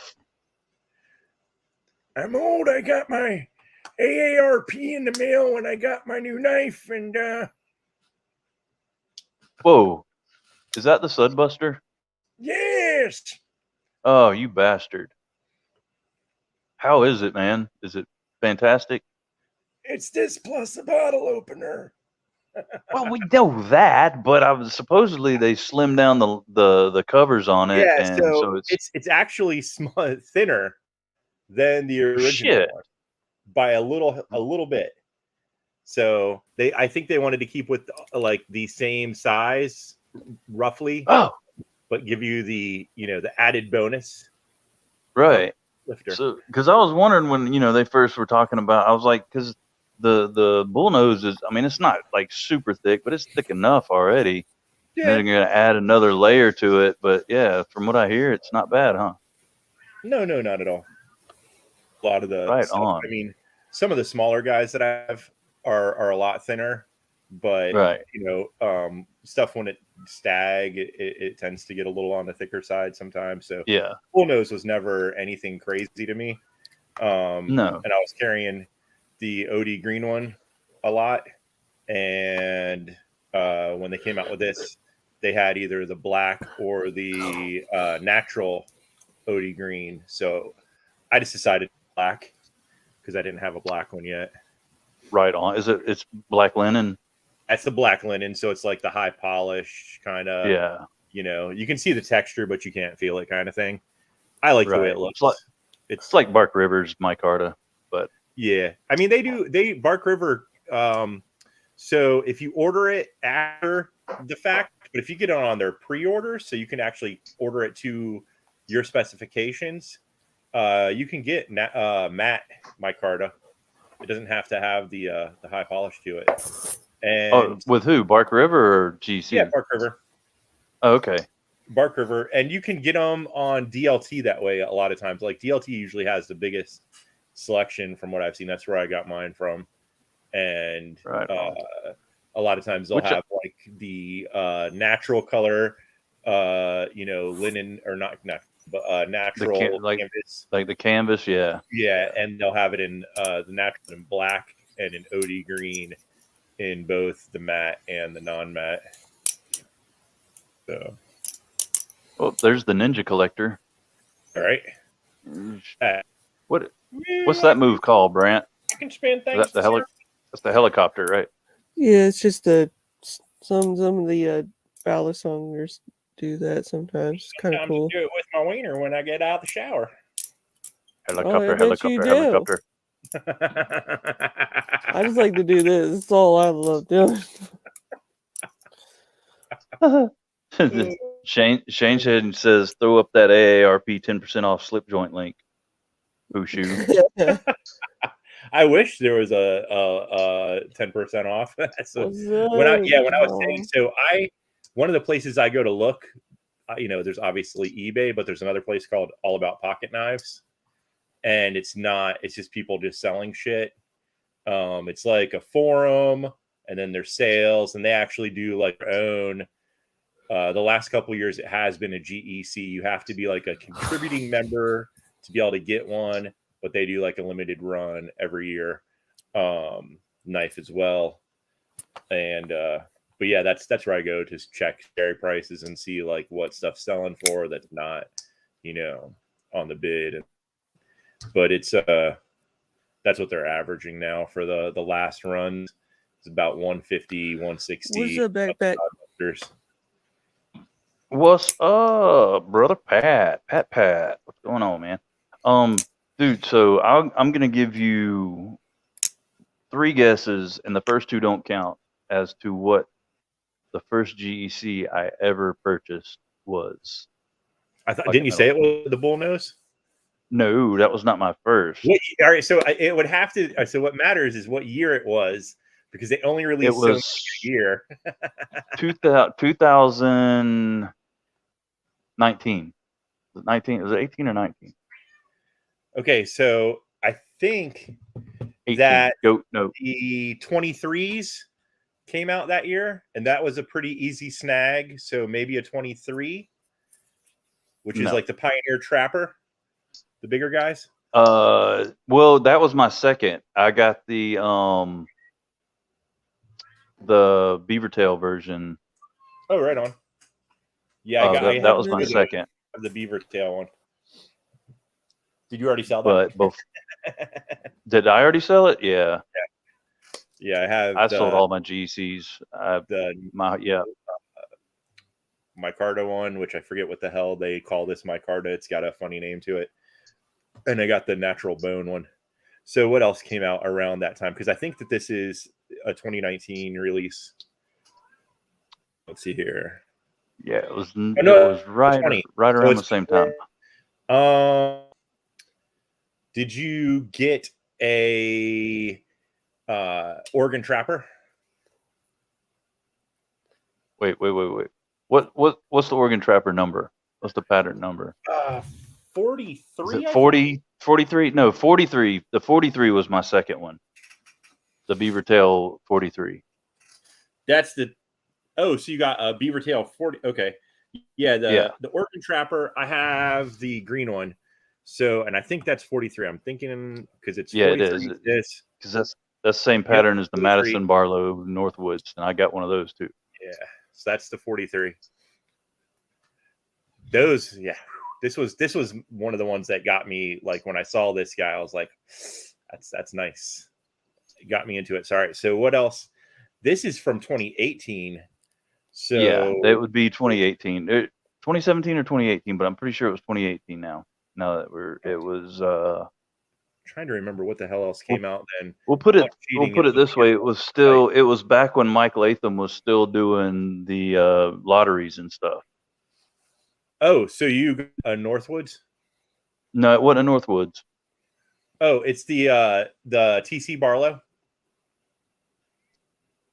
No, but close. So there's a TC Barlow. I don't know. What is it? You got me. It was the it was the red saw cut bone 77 two blade with the coping blade or the pin blade and the clip point. Oh. Yeah. And that was being my first GEC, and being as I got like super lucky, I didn't realize how lucky I'd gotten, like getting in the lottery and actually getting a spot. And it was $125. I'm like, well, I mean, yeah, that's a little pricey, but not really for what I'm getting. I turned right around. Some dude offered me like right off the rip. He was like, I'll give you 175 for it. Thinking I was doing something. I was like, heck yeah, dude, I'll just turn around and buy another one. No, that didn't happen. No. When he releases them, that's where I got that Barlow. Do I have it out? 77. I got the one just last year. They were the regular stock ones. Someone's phone's going off here. Let me get that real quick so it stops being annoying. Hey, get that real quick. Beep beep. What's up, Brant? Not a whole lot. Just chilling. Saw you went live, and I was like, I'm just gonna pop on and talk and hang out and do whatever. Hey, 1 Minute Knives. Hey, 1 Minute Knives. I've been watching your channel for about 2 years now. The way you said that sounded kind of creepy. It did. I was about to say. No, not in a creepy way. It's just I've been watching people's channels throughout the years. Oh, man. Chicago, what's happening, brother? Hello. How you doing, man? Yo, what's up, Chicago? Good night, so Grumpy. He did it was the Yankee Barlow, they called it this time, and it had a spear point blade. But then the ones he did as an SFO, you could like the stag or sort of religious. And so I just went with the stag one when I was able to get it. So yeah, I was super night, Shane, and Grumpy Grunt. Thank you all for chilling with us. Love you guys. Take care. Yeah, dude. Like, I didn't realize because somebody told me, the best place to get at this point in time, the best place to get GCs is Collector Knives.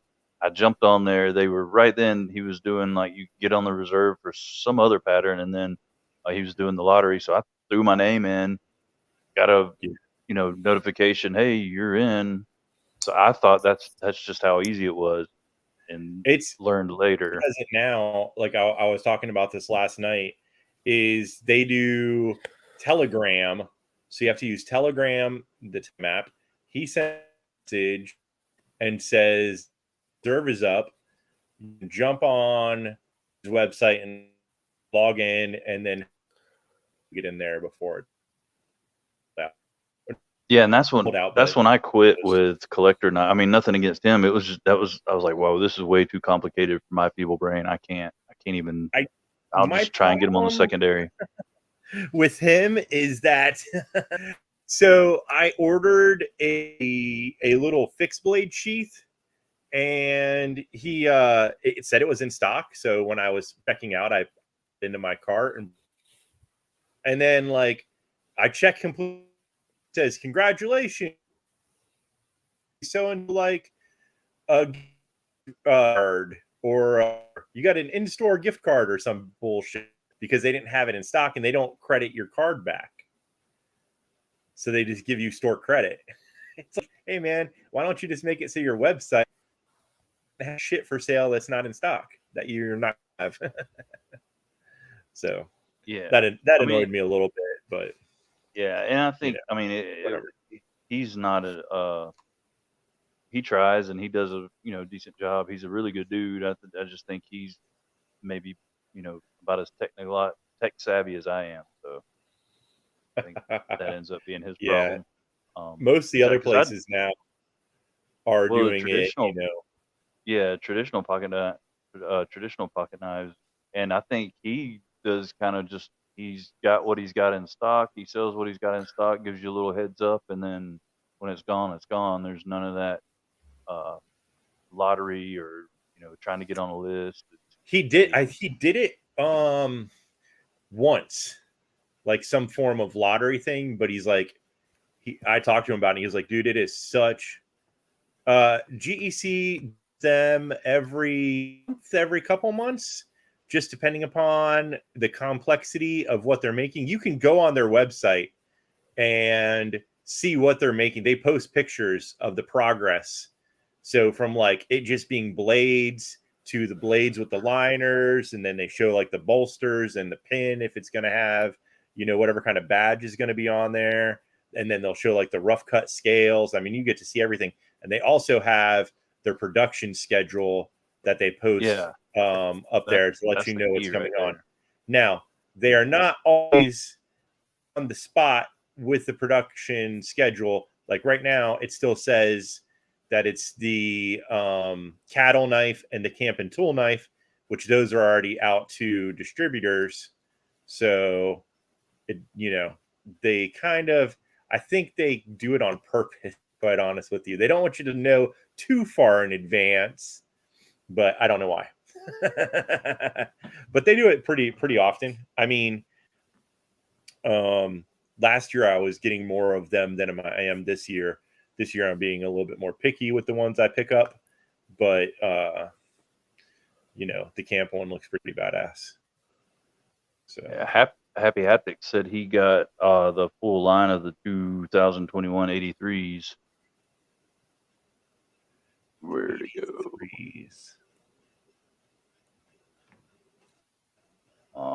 Said he got. I'm trying to remember what the 83 is. Is that the Barlow? Brain's ruptured. Oh, thank you, Mikey Mo. Tascosas. Oh, I have all those as well. The lockbacks. Well, show us one.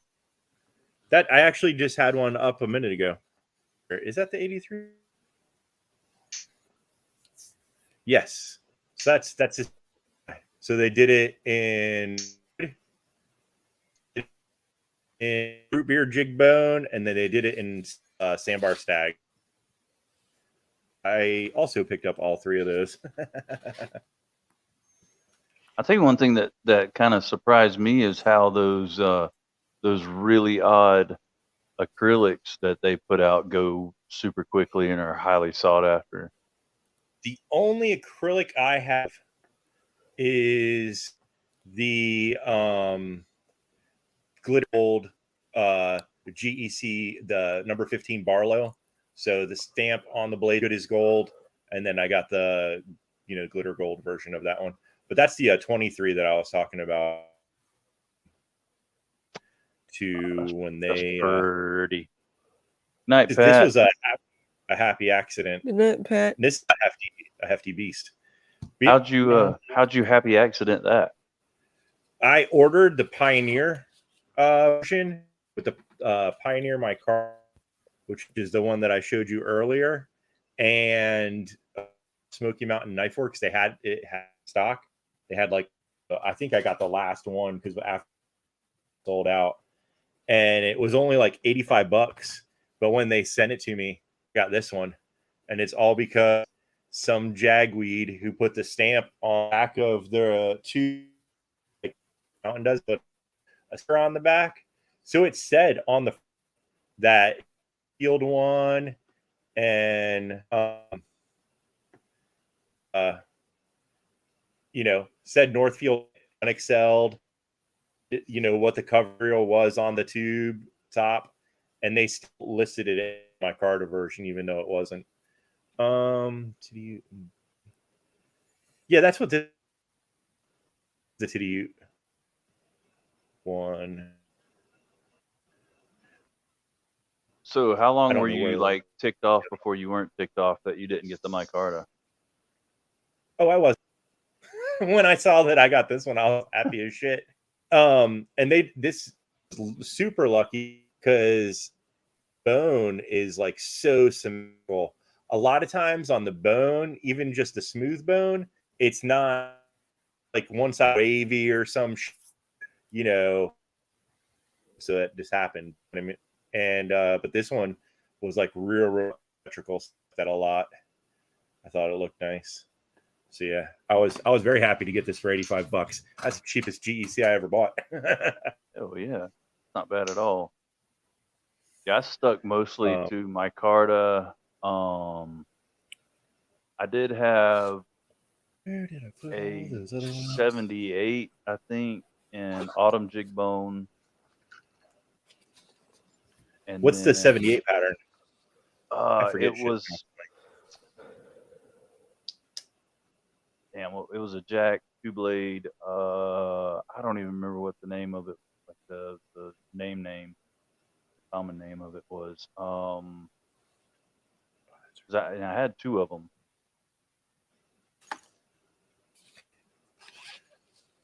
Dadgummit.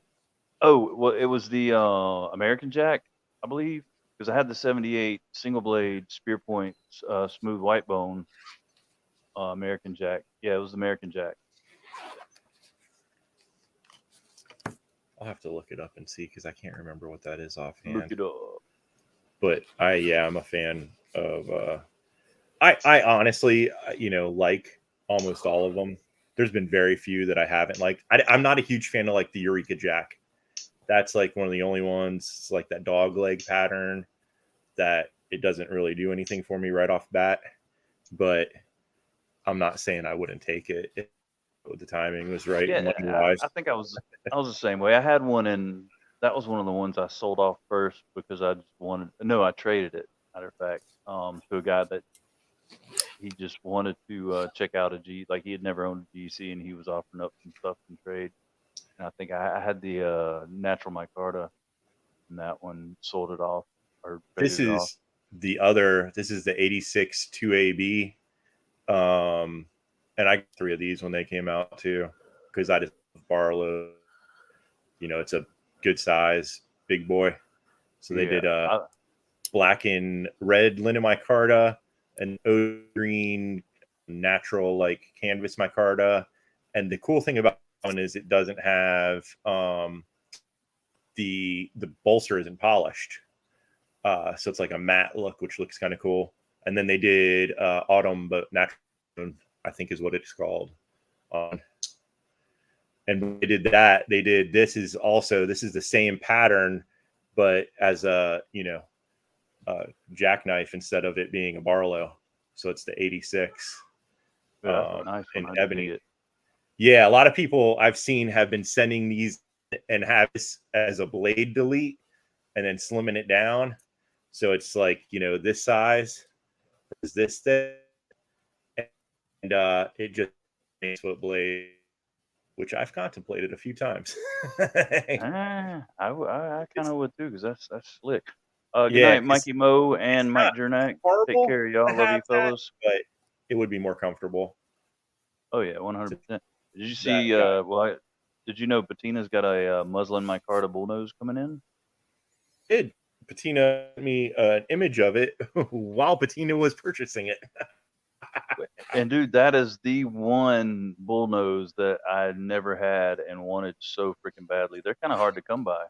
Yeah, when he said he was looking for that, I was like, I've yet to see one go up for sale anywhere. I don't check as frequently now, but I look quite a lot just to see. And got it from someone that was just in it. In a feed, and actually they had different knives for sale, and he grabbed the one, but the other one wasn't a bad little knife either. I can't remember what the pattern number was, but it was a little Congress pattern. I don't have a Congress, but they did Congress Whittler, and I wish I would have got that one. And myself in the ass for not getting that. You can patina. I used to use splits, and it would take the patina right off. And there's another one that I can't remember. But yeah, this is the OD green version. This is the one I came out of the 86s, and I just like the way that it's kind of got like a more rustic look to it. Your video, your audio, not your audio, but your video is kind of cutting in and out. Mine? Yeah. Yeah, you are a little bit janky. You're all kind of pooey. Let me close down a bunch of shit. I have like a billion things open. That might have something to do with it because it already got better.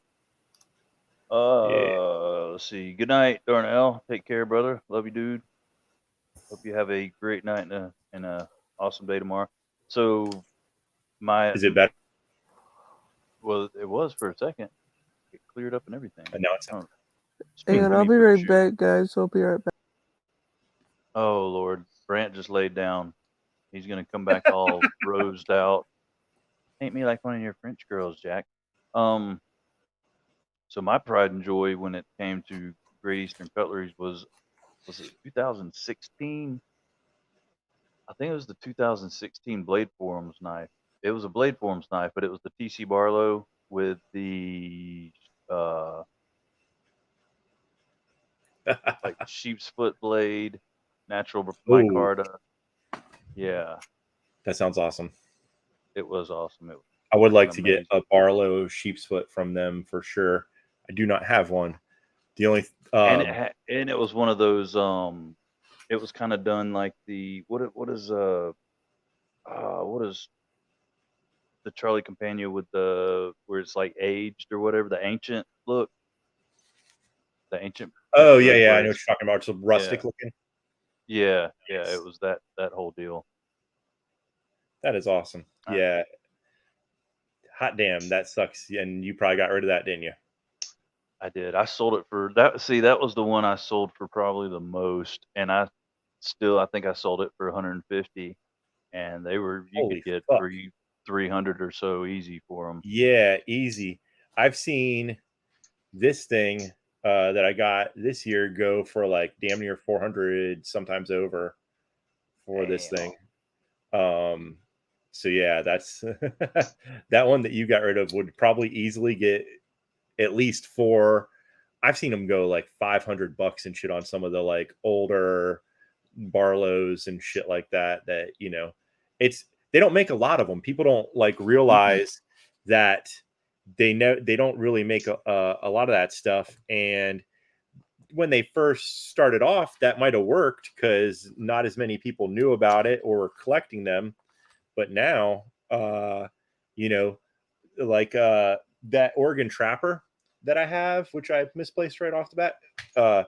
When this came out, they only made 300 of them, and that was like a large run at the time. So, what shield is that? Is that got the cow head? Yeah, it's got the cow head on it. Yeah, that one's sweet. But yeah, Winchester, what's going on, brother? Good to see you, man.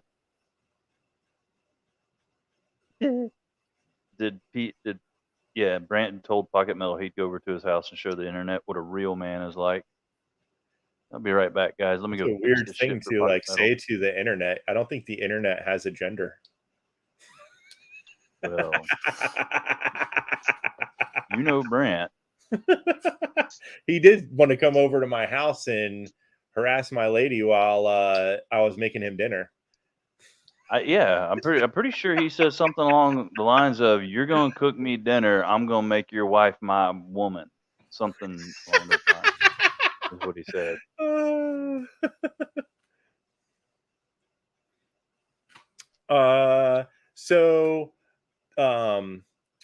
What is it called? Square something Square. I can't remember. I'm so bad with names. It's fucking ridiculous. There's a bunch of people out there. Slip Joint Spa on Instagram does a lot of like, you know, taking blades, recovering them.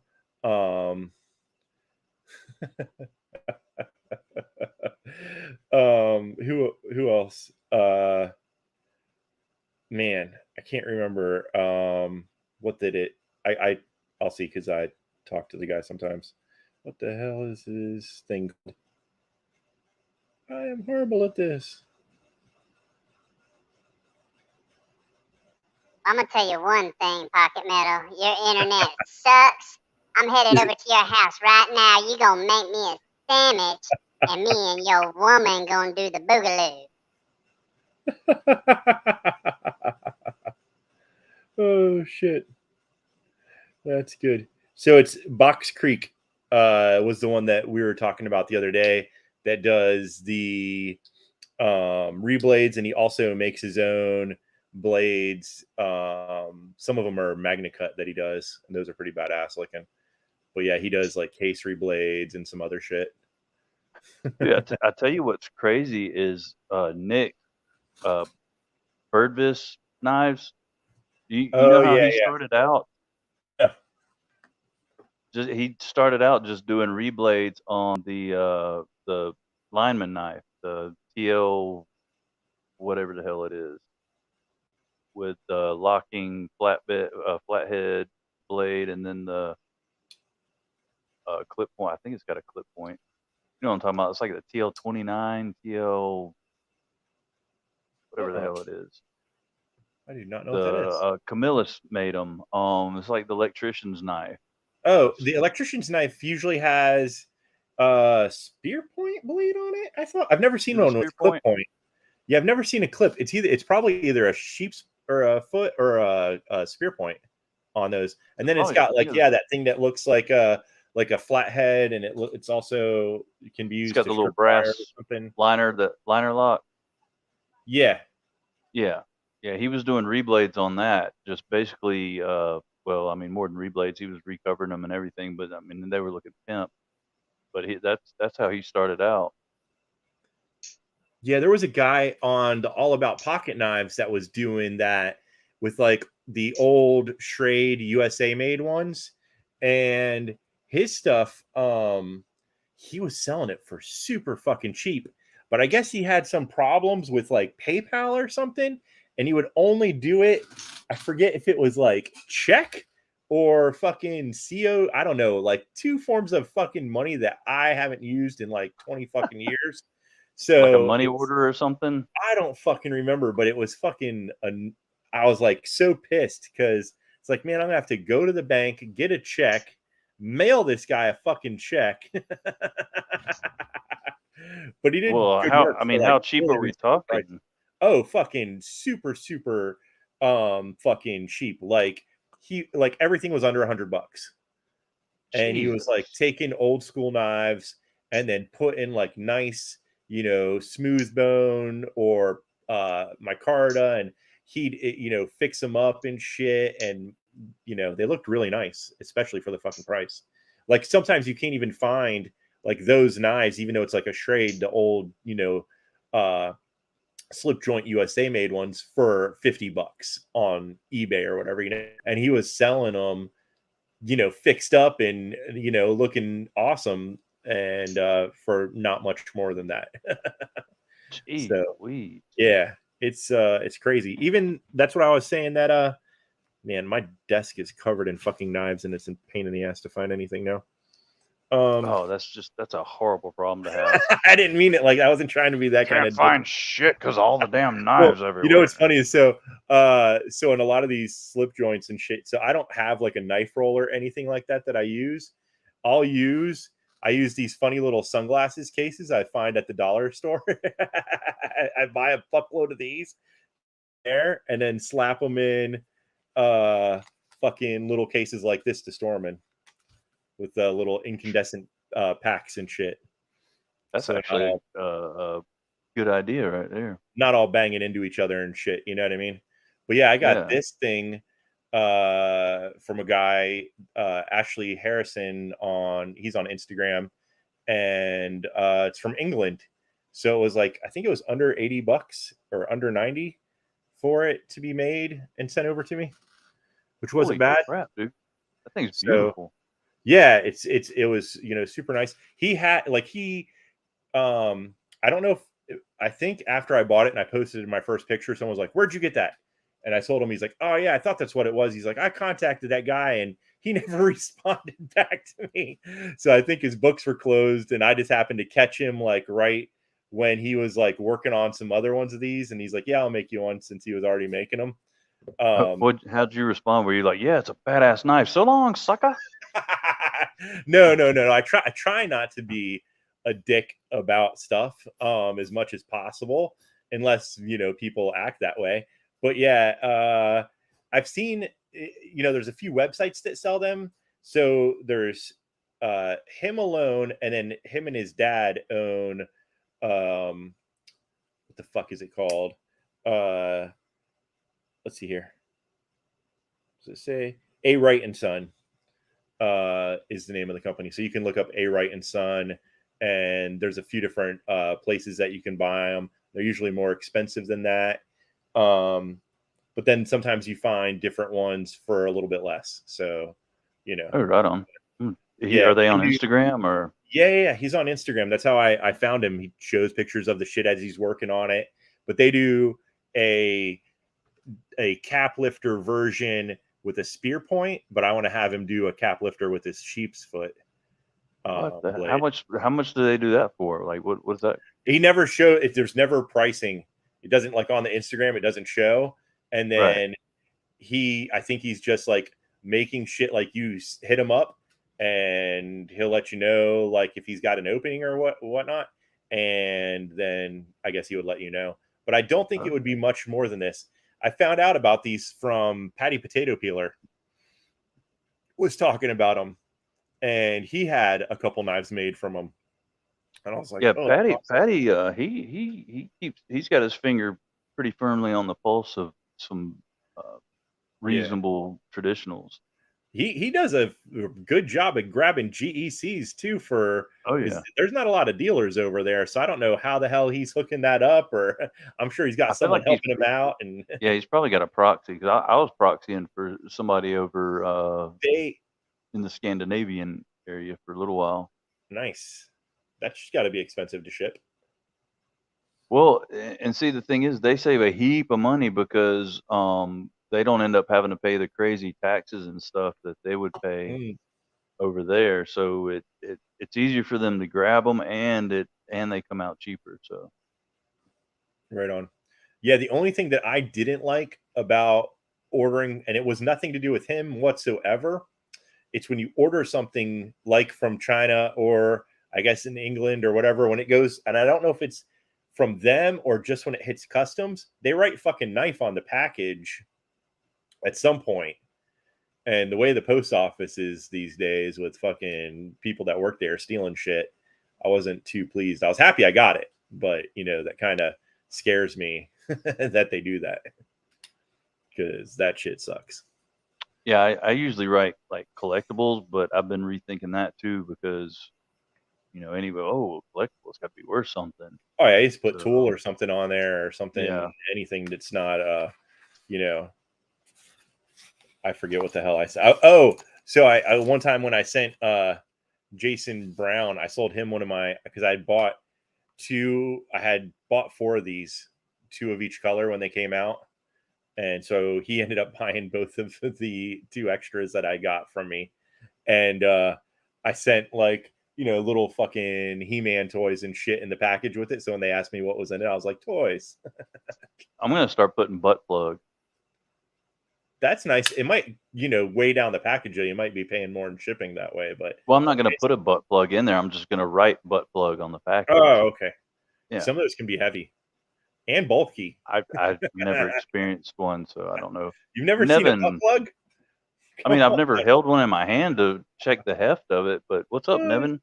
Me and a few of my friends. See, what's funny is the place that you do your reviews for, I used to live very close to that place, and I lived in a super seedy part of Daytona Beach for a while, Daytona Beach, Florida. And it used to be kind of like a small version of the way Times Square, New York was back in the day, where it was like, peep shows and dirty movie theaters and lots of strip clubs, and then, adult bookstores and shit like that. But and hobos with newspaper blanket. Yes, actually used. And I would go cruising down that street sometimes in the morning, and I'd just that was like an obstacle to bunny hop to hobos that were passed out in front of the, strip clubs. What's But up, dude?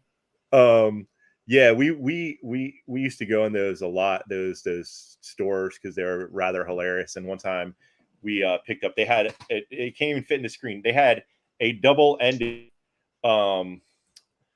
rubber sword, for lack of giant dildo, and me and my friends grabbed one each, and we were like sword fighting with them in the fucking sword. And the guy working there was like, "Man, y'all fucked up." Well, he apparently had a good sense of humor. He didn't like, oh, stop manhandling He the didn't give a merchandise. He'd shit. kick He was you just out or like stuff. sitting back there reading a magazine, just fucking, putting in his hours. Kind of like Joaquin Phoenix's character in 8mm. I didn't watch that. You But gotta sure. watch that. It's a good movie. It's a The scary, or the funny thing about those places, for those people who have not went into them, is most of the products have a touch hole. So they have all kinds of like fake butts and lady parts and stuff that you can purchase, and all of them have like a small hole that you can stick your finger in to feel the, how lifelike the the product is. and, and they're always extremely dirty, like from everyone shoving their finger in it. You can just see like a little grime dot. So your advice is, if you buy one of these toys, you should probably run it through the dishwasher at least once. Yes, for sure. I'm guessing, and especially, I never like inspected the package to see how it was sealed up. But yeah, I would definitely check to make sure that that thing wasn't like, tried out by someone that works there, or maybe dude, hey, You've listen, you've either given up in life or you're trying to pay for college. OTIP. or just want a discount on your entertainment. There you go. And you have a certain zest for life, and this zest for life requires certain toys. Yeah, it But thing that was funny is they had like a section, like a table thing, and it was like they're scratch and dent shit, like out of package, like thing, like dildos and butt plugs and stuff that all looked a little grimy and shit like that. It's Did like, they have an open box section too? yes, yeah. I was like, what the fuck is this? Who buys something that's not sealed up or packaged or whatever? And the other thing that was also my favorite section was they had like a section of dildos for the businessman, and they were like in a fake wood finish and like chrome, and they tried like a fake marble. They tried to make them look like, like the businessman. You're wearing your suit. And were they more slender, and did the pocket clip look more like a pin clip so you could put it in your shirt pocket? It was a smaller, discreet size. It's like the CRKT CEO dildo, or if you can mistake a butt plug for a pacifier, you are a noob in the game of butt plugs, my friend. If you're old enough to use a butt plug and you're still also using a pacifier, there might be something wrong too. So, what's the return policy? 30 days. I didn't ask. 30-day satisfied or your money back guarantee. Looks like a wine plug. It's like a wine plug times 50. I don't think they start with anything that small. Yes, OTIP. Pocket Metal has all of the inside knowledge. If anybody needs to apparently know anything about GECs or sex toys, contact Pocket Metal. Dude, come on. Like, this town didn't have a lot going for it. So, what was there to do? Just go and harass Bunny the hop people. hobos and check out the porn stores, apparently. Exactly. Well, that was like a nighttime, daytime difference, you know, like early morning bike ride. But, you know, later on in the evening after you get off work, you're hanging out with your buddies and, you know, you go and look at the funny shit at the bookstore. Dude, I suggest everyone goes in one of those stores and try to hold a fucking straight face. They also have a section, and one of the movies, just to give you a hint of what the section was a very nice, you know, someone's grandma, and it was called 80 and Still Banging. Oh, sweet. The few sex toy stores I've been in, they all smell like Satan's cologne. I swear, they just smell like what you would imagine the devil wears when he's going out on a night on the Yeah, they don't. town. A lot of the ones, especially in the town that I was in, did not put a lot of money into their like, you know, decorating. It was a very, you know, rundown area, and everything was as seedy as possible. Well, and probably they have their theory is, well, I mean, there's enough to look at on the shelves. Nobody's going to be looking at the walls, or you know, we don't need a ficus by the door. They don't really care about that. They're here for one thing and one thing only, or maybe a bag full of those things. But hey, man, listen, wear one of those glasses and a fake mustache when you go in there, O-tip, and then you won't, you know, no one will know it's you. And a spy camera.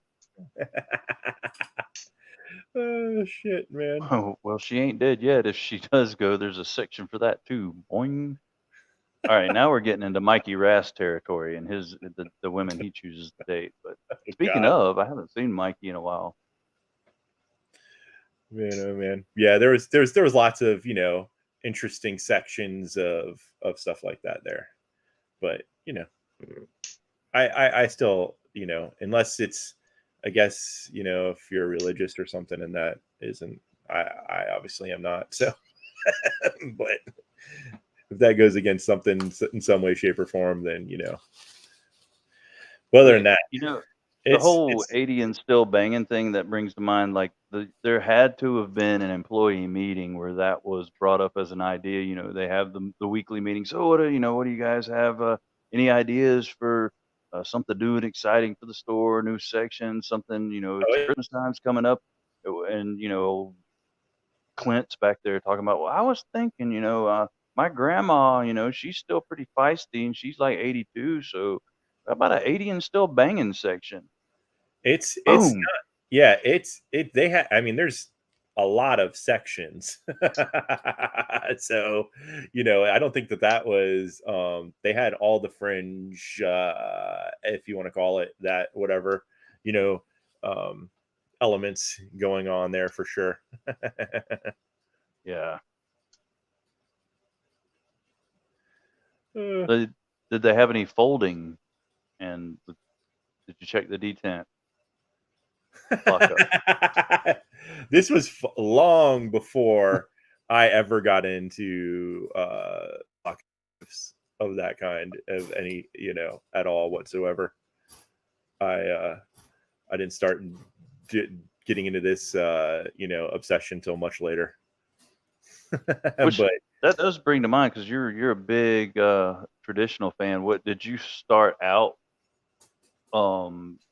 being into traditional knives, or were you into modern folders and ventured in? Like, how did that go? I was really, really young. My stepdad's friend owned a gun shop, a hunting store, and sold knives and guns and shit. So we would go to gun and knife shows when I was a kid, and I was reading that comment from Ian there as I was talking. But yeah, so that's when I got my first knife, and I don't remember. I lost it since then, and I don't remember. It was something along the lines of like a $110. Was something. It was. I don't know if it was a buck. I don't know. I can't remember if it was or was not. But that was like my first knife as a kid when I was like 6 or 7 years old. And then that, along with later, not too shortly thereafter. I think we played the video. I don't know if it was on my channel or someone else's, but those fucking Chamiette had the link open for it. The fucking Survivor knives they used to do the infomercial for, and it was like the fucking welded on with the hollow handle. Yes, and the compass on the pommel, and yeah.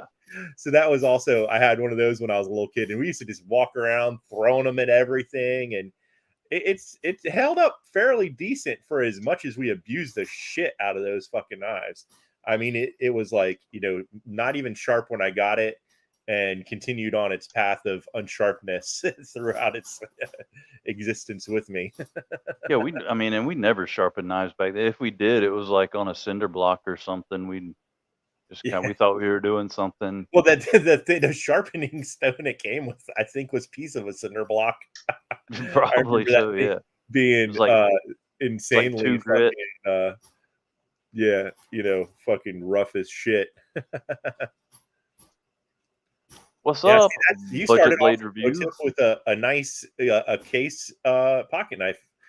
Ours, you know, mine was not that fancy of a knife back then. But and then see, the funny go ahead. Oh, I was gonna say, I didn't like the next like time that I remember buying something else was I actually ended up getting the Imperial Sodbuster, the big guy, because I just loved that style. So I've had this particular one for at least 10 or 12 years. And you know, bought a bunch of other ones and shit like that. But even then though, like when I got this, it was like, I have a knife. I don't need, it wasn't like an addiction at that point where it's like, you know, fucking trying to Pokemon them and collect them all kind of thing. That didn't start till, you know, later, but I was collecting toys. You've seen my office when I was shooting in the other room. That's like not even a small percentage of the fucking like action figure collecting shit that I was doing. Yeah, I had to give up on, I like action figures got too much. I started at one point just collecting like the Funko Pops. For a little minute there, which I mean, I love those things. They're just cool as crap. And then the little oh, I can't remember. Ray's got some T-shirts with the characters on it where they take the action figures and like turn them into like little anime cartoony looking Jokers. Starts with a T. Can't remember what it is, but so yeah, my first actual like first knife was a case trapper that my dad. I ended up when my dad was working on the putting in the HVAC in our house when he was building our house. He dropped his case knife down into one of the ducts, and he just was like, "Well, screw it, it's gone. I'll never get it." So I ended up fishing it out. And I was like, "Hey, I found your knife. I got your knife out of the ductwork." And he was like, "Well, you can just have it." So I kept it. But then it wasn't like near as bad as it is now. And I didn't, wasn't doing like research or anything on any kind of knives. But every cool knife that I saw, like one of my friends had, I had to have. So, of course, I had the like brass-ish handled stainless Pakistan butterfly knife from like the flea market or whatever. And I thought that was just the jam. I had it was a OTF, and I got it from the Army Navy surplus store. And of course, it said like Army issue. It wasn't Army issue, man. If you tried to cut anything thicker than like dental floss, it would break or whatever. But yeah, like all the cool like gimmicky knives.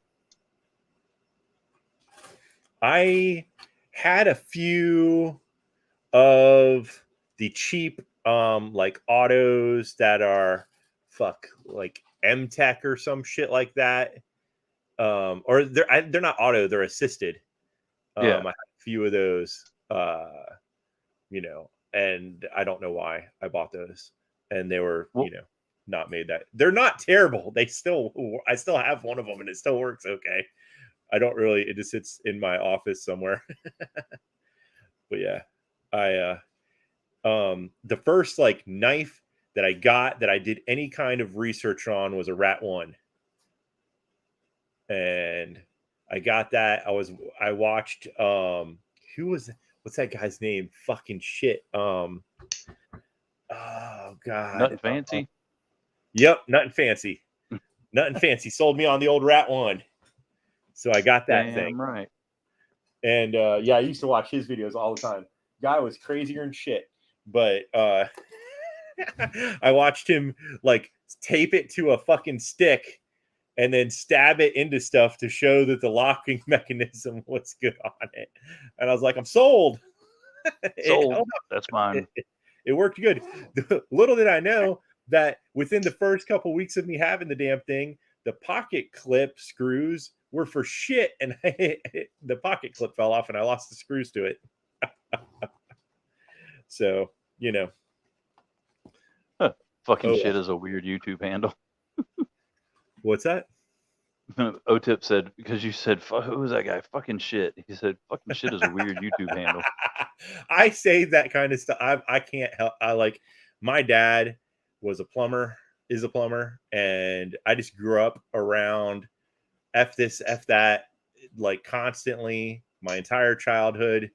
I never got in trouble from my dad for cursing. My mom, I ate more bars of soap than you can fucking shake a stick at, and you can see how much it worked. You know, philosophy of use. Philosophy of use. So yeah, I can't stop myself, and you know, in my mid 40s, and I don't think it's going to change at this point. I think we're past the point of me not cursing. Yeah, I think you're at that old dog, new tricks phase of your life. Yeah. We're all fucked. Yeah. Fucking shit. But Nevin said his first knife was a Pakistan fake buck 110 when he was 17.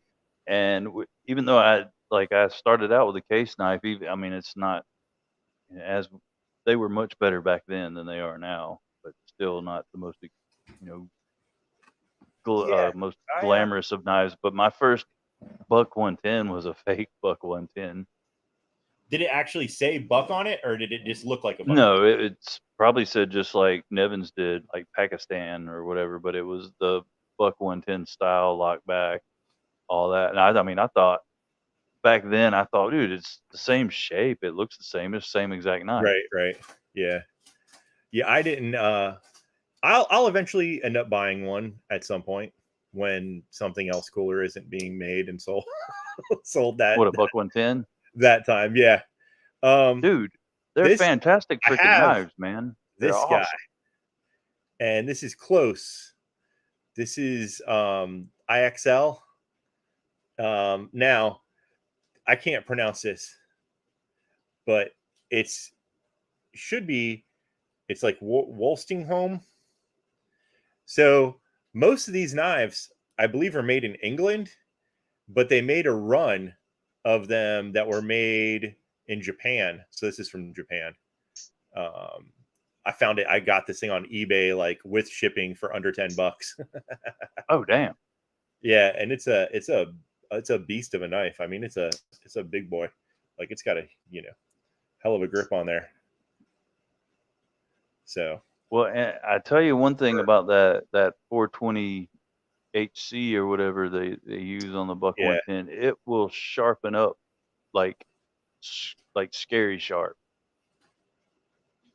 I mean, it may not last forever like the edge, but there's just something about that blade steel.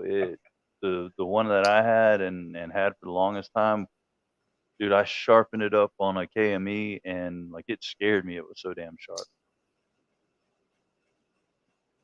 Yeah, it's this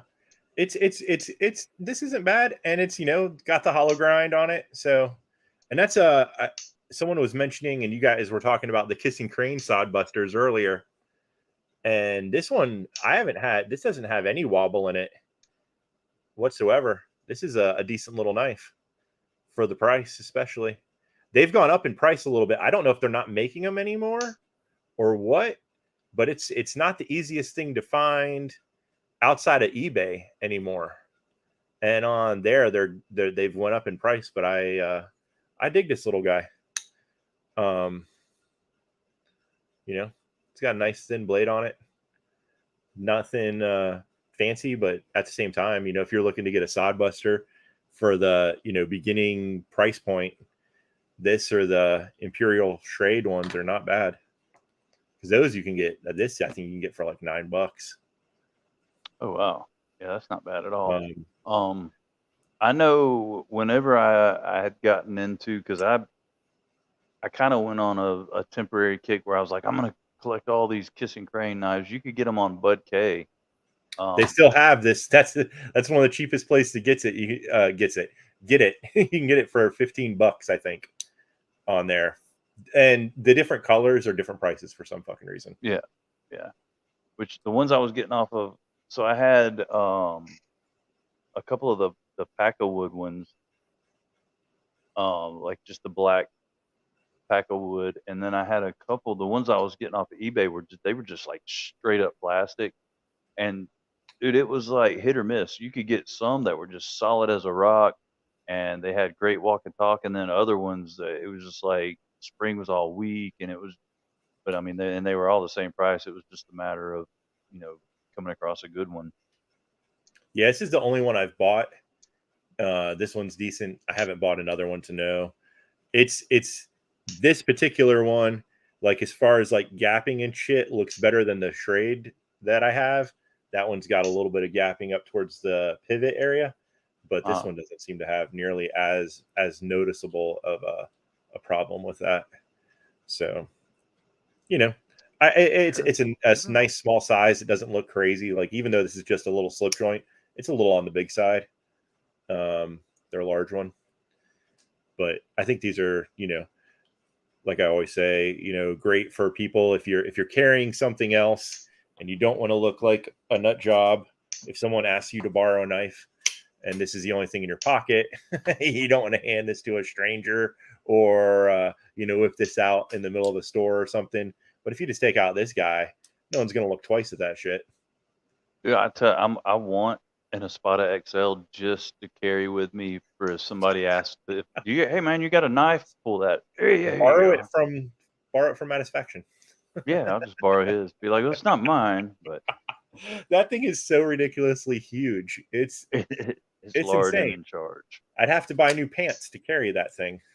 No, you'd be surprised, dude. I had a Raja 2 and just regular jeans, man. I mean, you had to, of course, have a shirt long enough to, you know, cover up at least the top of your pocket. But yeah, I could put that in my pocket and you couldn't tell I was carrying it. The other one that is funny like that is that one that it's got like the fake bamboo handles, and I can't remember the name of it, but it's got a long thin clip point, and the handle is a long thin, and it's a cold steel as well, and I can't remember the name of it, and they're not that expensive, but it's like an insanely huge, like the handle's like this big. Now how budget do you have to be going if you have to use fake bamboo? Well, it's like you know, FRN or some shit. Yeah, no. But it's got the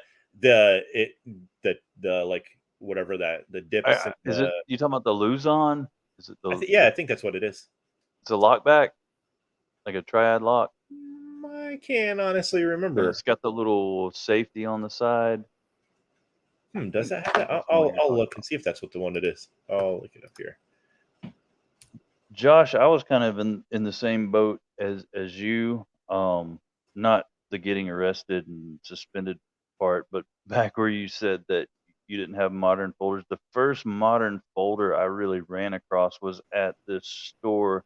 It's up where my parents live now. They call it Macy's in the Mountains, but it's this like, dude, you can buy everything from refrigerators to shotgun shells. Like, it's basically Walmart. I mean, they've even got like it's like a mountain Walmart.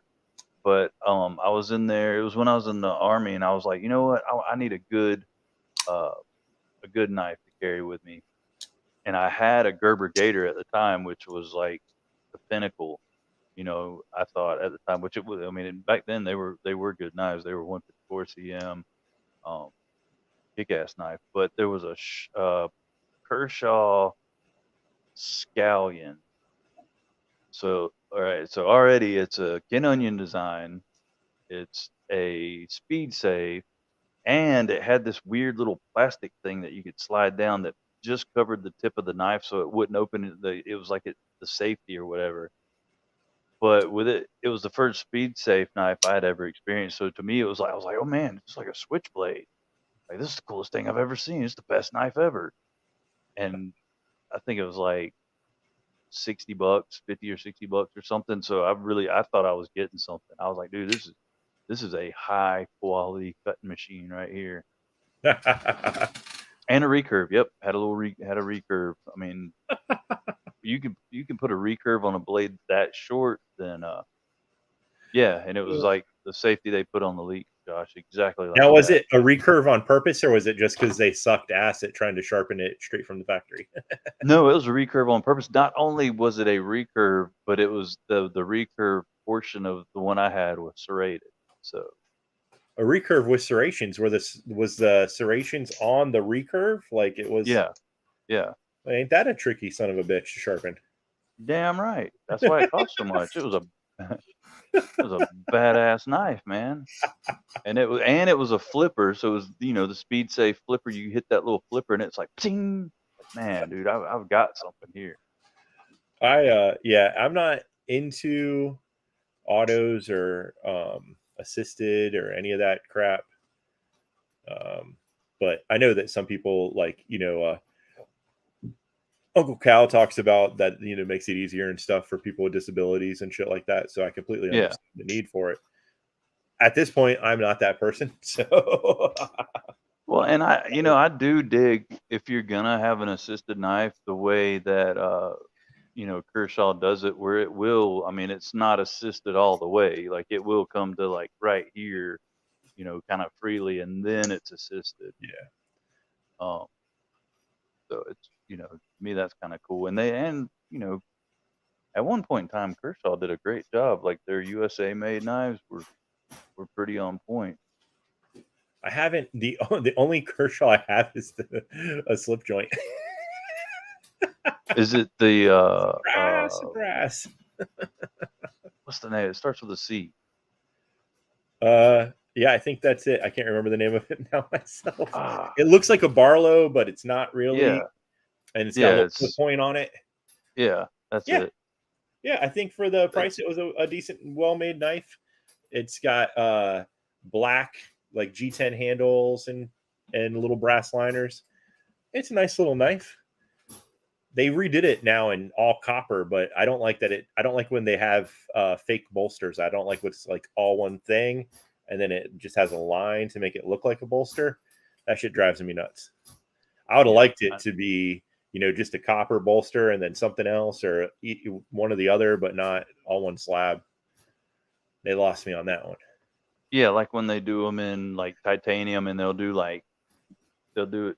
jig it like part of the way up and then throw a line on it. It's supposed to look like a bolster. I don't dig that either. Yeah, it's not my thing. But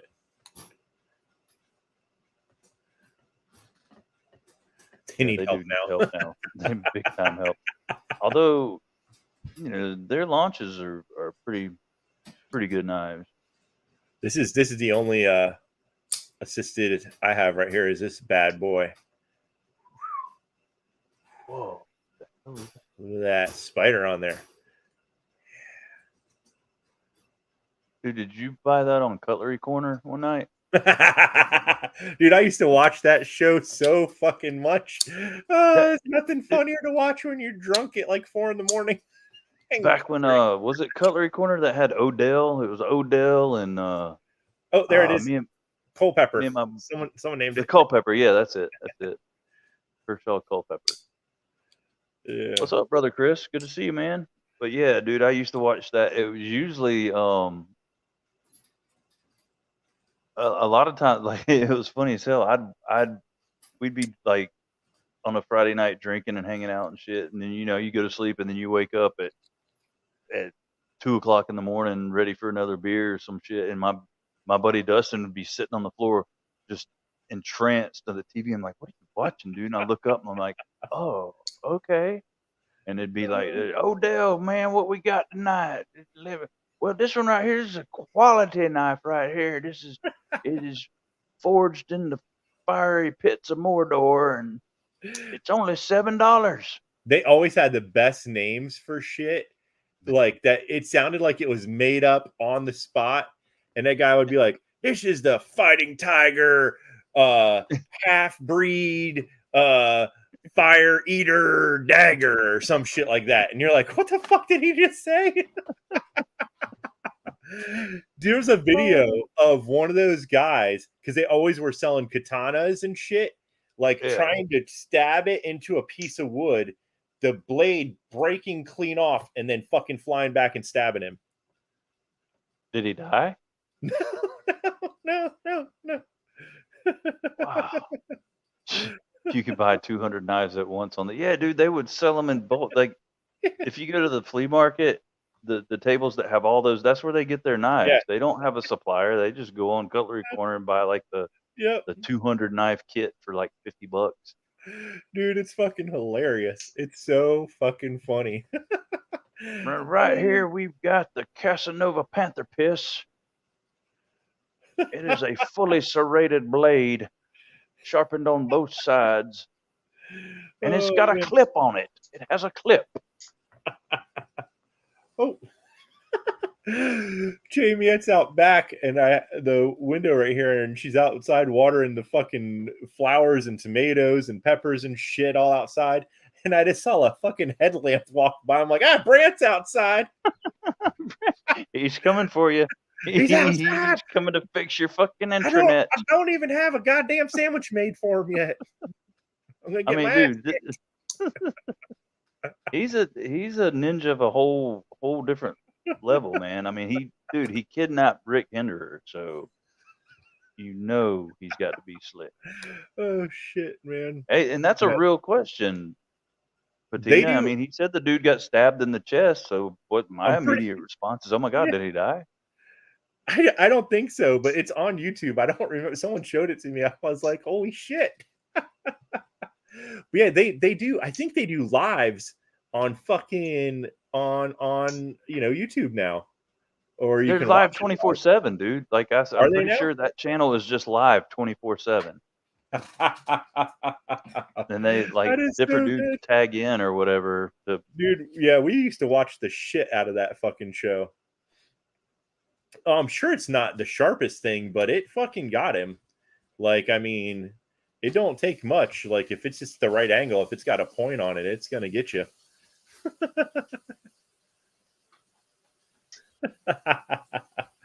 So you walked by with your headlamp on, and I forgot that you were out there, and I was like, "Oh shit, Brant just walked by, and I don't have a sandwich ready." Oh fucking shit, man! And then he yelled, "Shamiette, get out here and put on something sexy. Brant's here."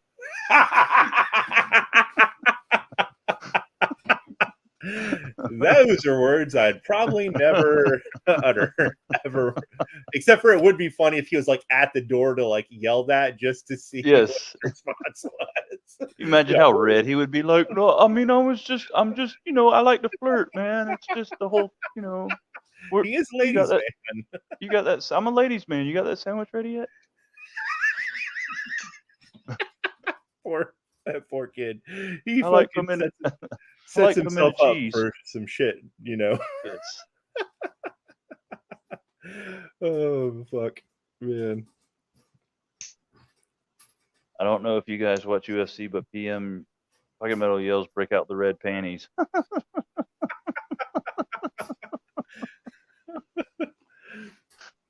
And then she comes walking, those gag like panties you can buy, they're like this big. She comes walking out, she's like, "You mean these ones?" Think like big enough to be a parachute. Yeah, Brant's like, "Oh yeah, those, yeah, put those on, yeah." I like those.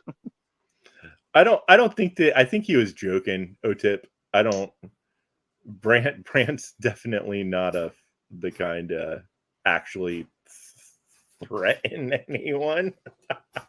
Wait, when did this happen? Maybe last night. Did he say something like if you? It's one of those things like you can get Brant upset in two ways. One of them is obviously talking about Hinderer knives. Anything to do negative about Hinderer is gonna set a little thing's gonna go off in Brant's head. He's gonna start tweaking out. Well, apparently puberty is a sore subject for him too. That's a sensitive area in his life. Oh yeah, that's because he looks younger than he is, and people fuck with him. And the jerking off thing, like people tend to get most pissed off about the things that are the most true. Not saying Brant, I'm just saying everybody. Oh yeah. Brant gets hangry. That's where he went. He went to get a Snickers just now. Yeah, it's I remember when I was younger and people would harass me about not being able to grow a beard, but I think Brant's that's just the way it is. Well, it looks like those days are past, Pocket Metal. Unless that's all fake. It's glued on pubes.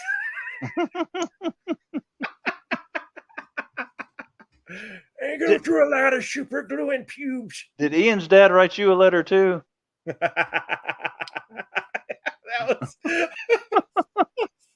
That story, for fuck's sake.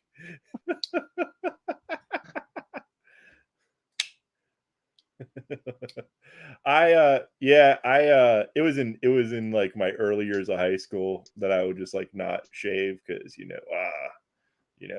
like, well, I don't even know how old you are in high school anymore. Was it like 14 or some shit? Is that like a high school age, 14, 15? So yeah, something like that, 14, 15, some shit. Couldn't do it.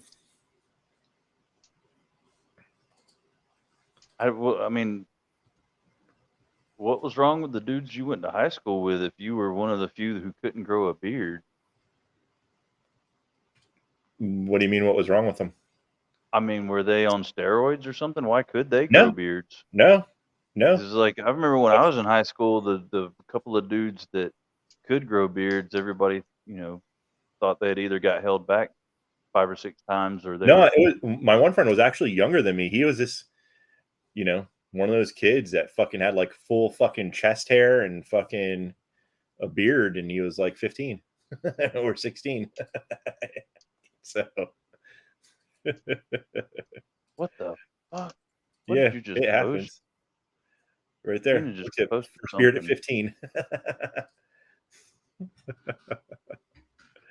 So pubic toupee merkin human hair, medium-sized unisex and 4 colors, high density, 3 grams brunette. What in the actual?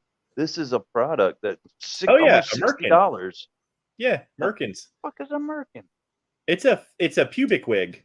Yeah, it's one of those, which is what the hell? They became popular. What was the year that started? Because people had the sores from syphilis.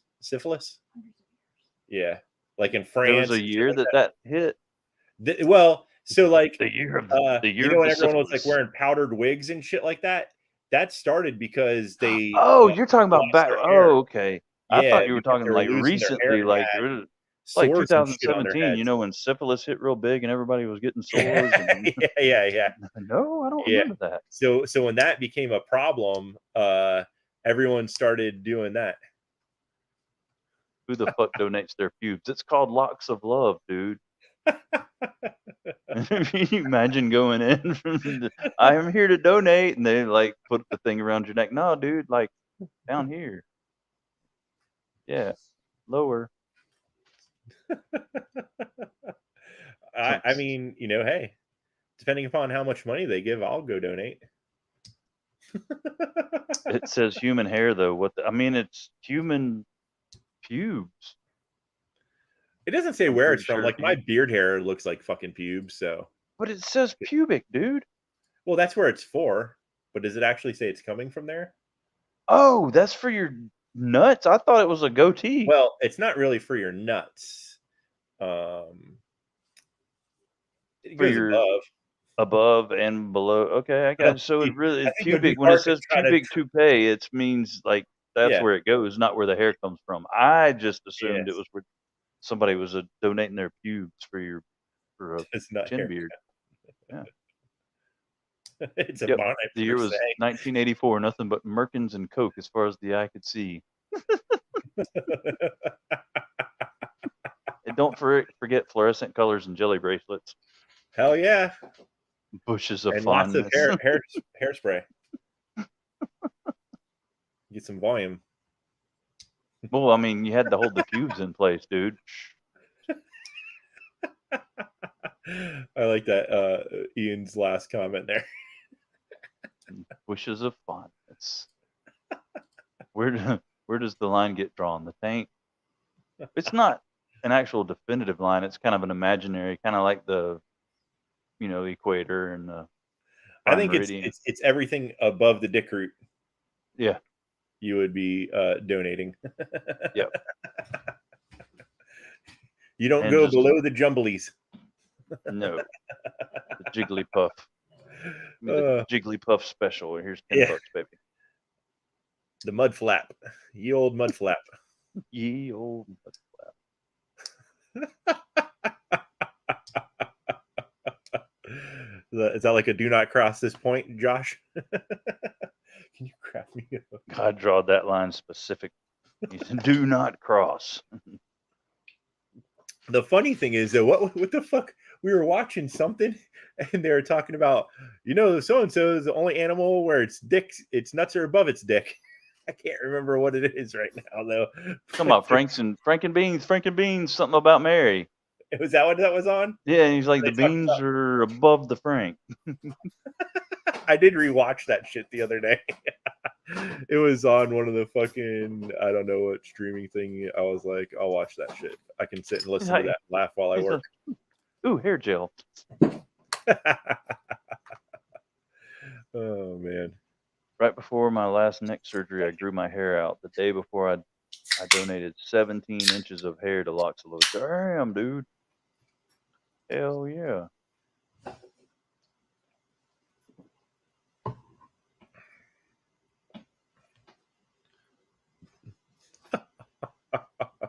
Curly's of caring. I've never shaved below my collarbone. I can't. You could do it on a live. You could, maybe on the Knife Rights Live, it could be like a thing to help raise money. Like, how far down will John shave? Well, I mean, I wasn't. That's what O-Tip said. I can't truthfully. I've had some freaky girlfriends, so yeah, I've shaved well below the collarbone. But now, sure, he's blaming it on the girlfriends. Well, I have never in my life just, hey, you know what? I think I'm going to shave my pubes. Never was a thought, Oh, come on. Don't lie. That's one of those forgotten areas when you're thinking about haircut and stuff. I mean, I used to do good to just shave my face. I'd forget about that crap. Yeah, I gave up on that a while back, clearly. Get the lawnmower 4.0. That's the Manscaped deal, right? I honestly can't stand those fucking commercials. I don't shave them bald. I don't shave nothing because that chicken skin, dude, especially with clippers and no. It seems like it could get dangerous. Yeah, even in the day they'd be like, "Hey, you should shave." Yeah, well, I'm still gonna have a goatee because I ain't messing with that.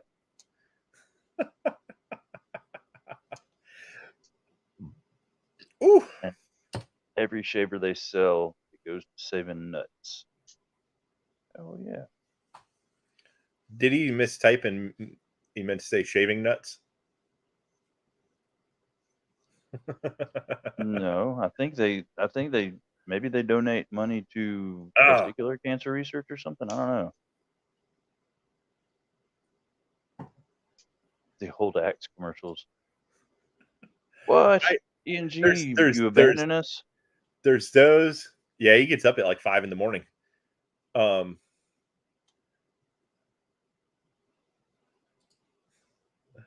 Gotcha.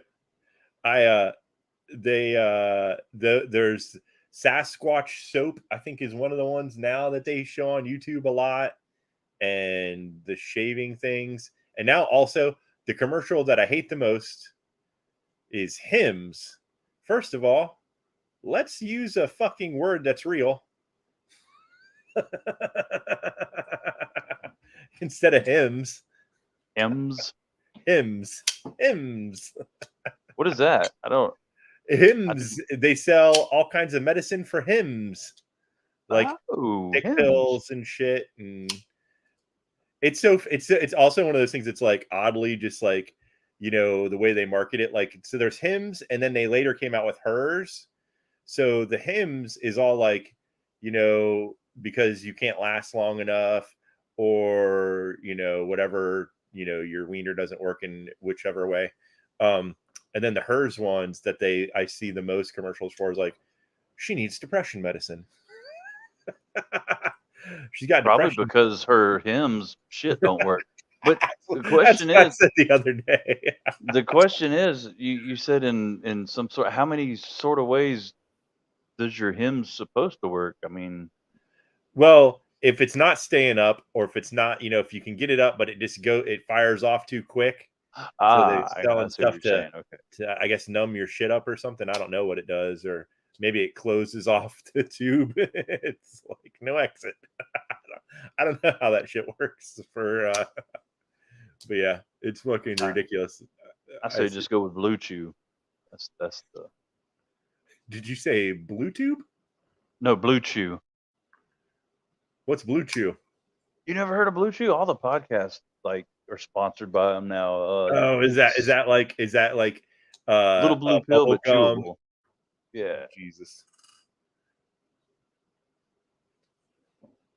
I trust that as much as those ones that they sell at the goddamn gas stations that are like right there on the counter when you're checking out, next to like 5 Hour Energy, and then they got like, you know, Super Cock 5000 or whatever.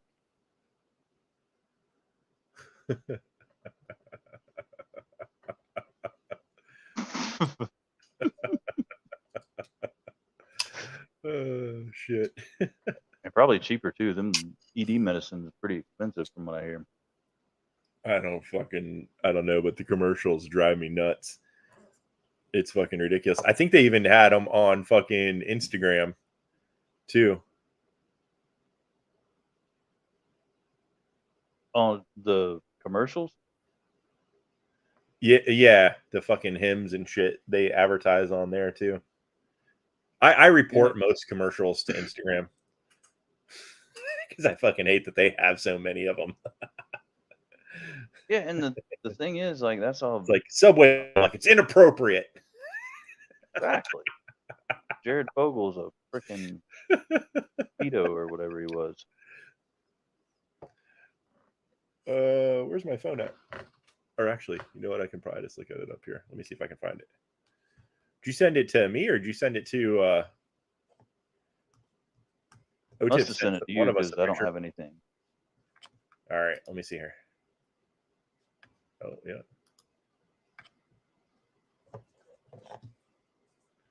Come on.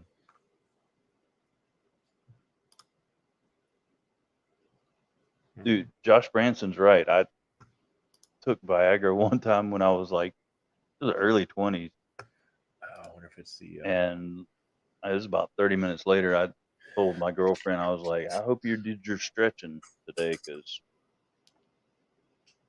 Oh, you sent it to me?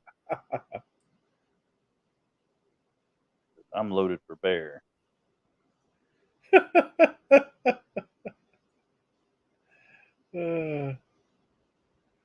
That's just too much.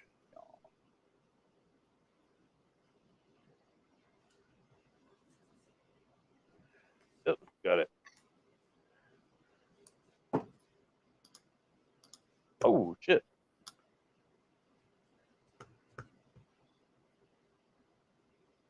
See if I can get it. There we go.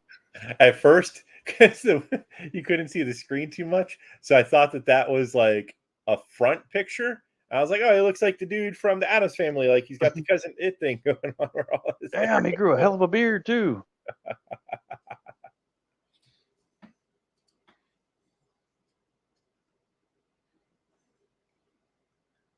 I didn't even know you were on Instagram, OTIP. I'm following you now.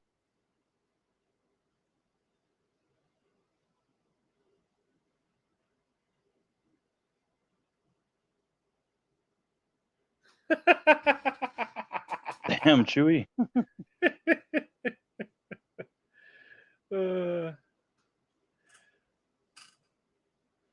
Hell yeah, OTIP on the gram now.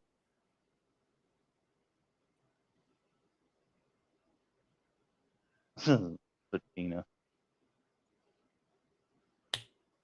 Well, I'll tell you what, OTIP, I've been on Instagram for going on 10 years now, and I'm still learning how. So it'd be easier to learn if they'd stop changing shit all the time. Yeah. every time you think you got something down, then they add a new thing that you're supposed to do now to like, you know, you got stories and then you got reels, and it's pretty much the same goddamn thing, but evidently it's not. It's just different ways of them getting you to waste your day. Yeah, pretty much. Set aside more time for them. My favorite thing is or I don't know if it's my favorite thing, but I think it's quite comical of them. Is I have used the old Sizzler a few times to purchase things.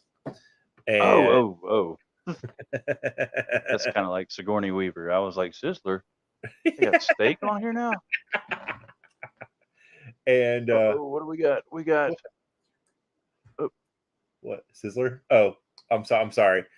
But they send me emails now. It's like, did we break up? Because they want you to keep. We were never dating. I know, it's like, what the fuck is wrong with this goddamn? They just want you to keep fucking spending money through them. It's ridiculous. What's up, Brant? Welcome back. What's up? Airplanes and hard dicks. There you go.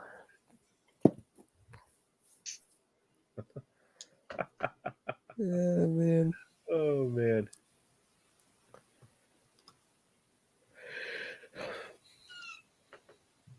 Is that a baby?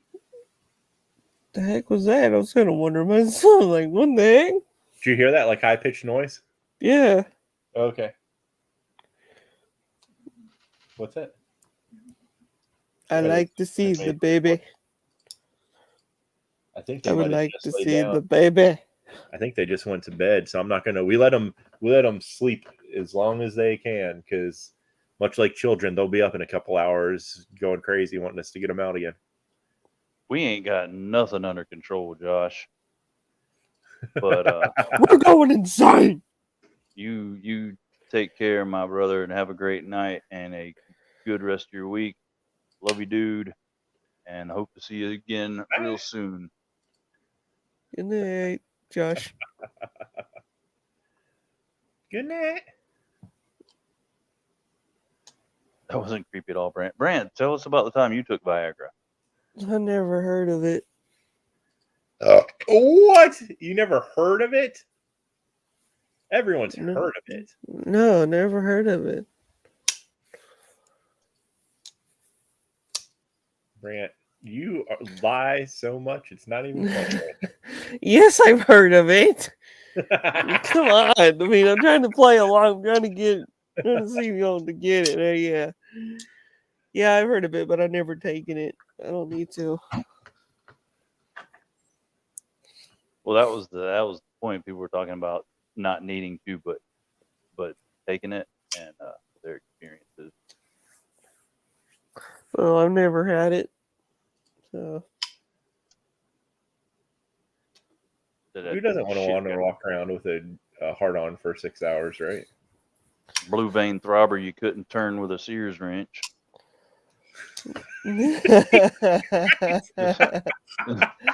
Wow.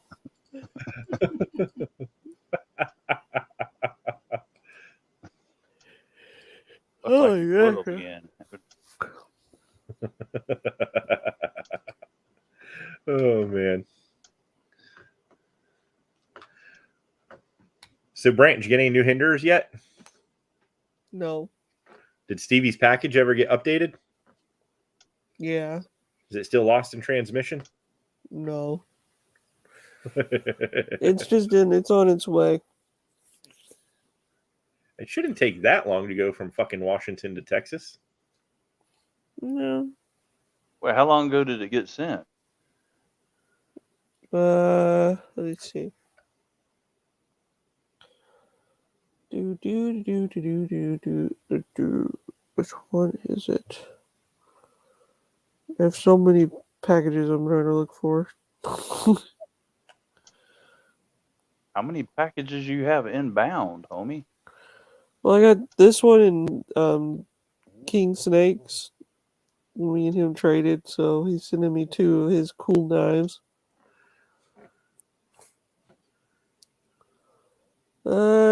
It's right now in transit right now, so moving through yeah. How do you like that Bologna, Josh?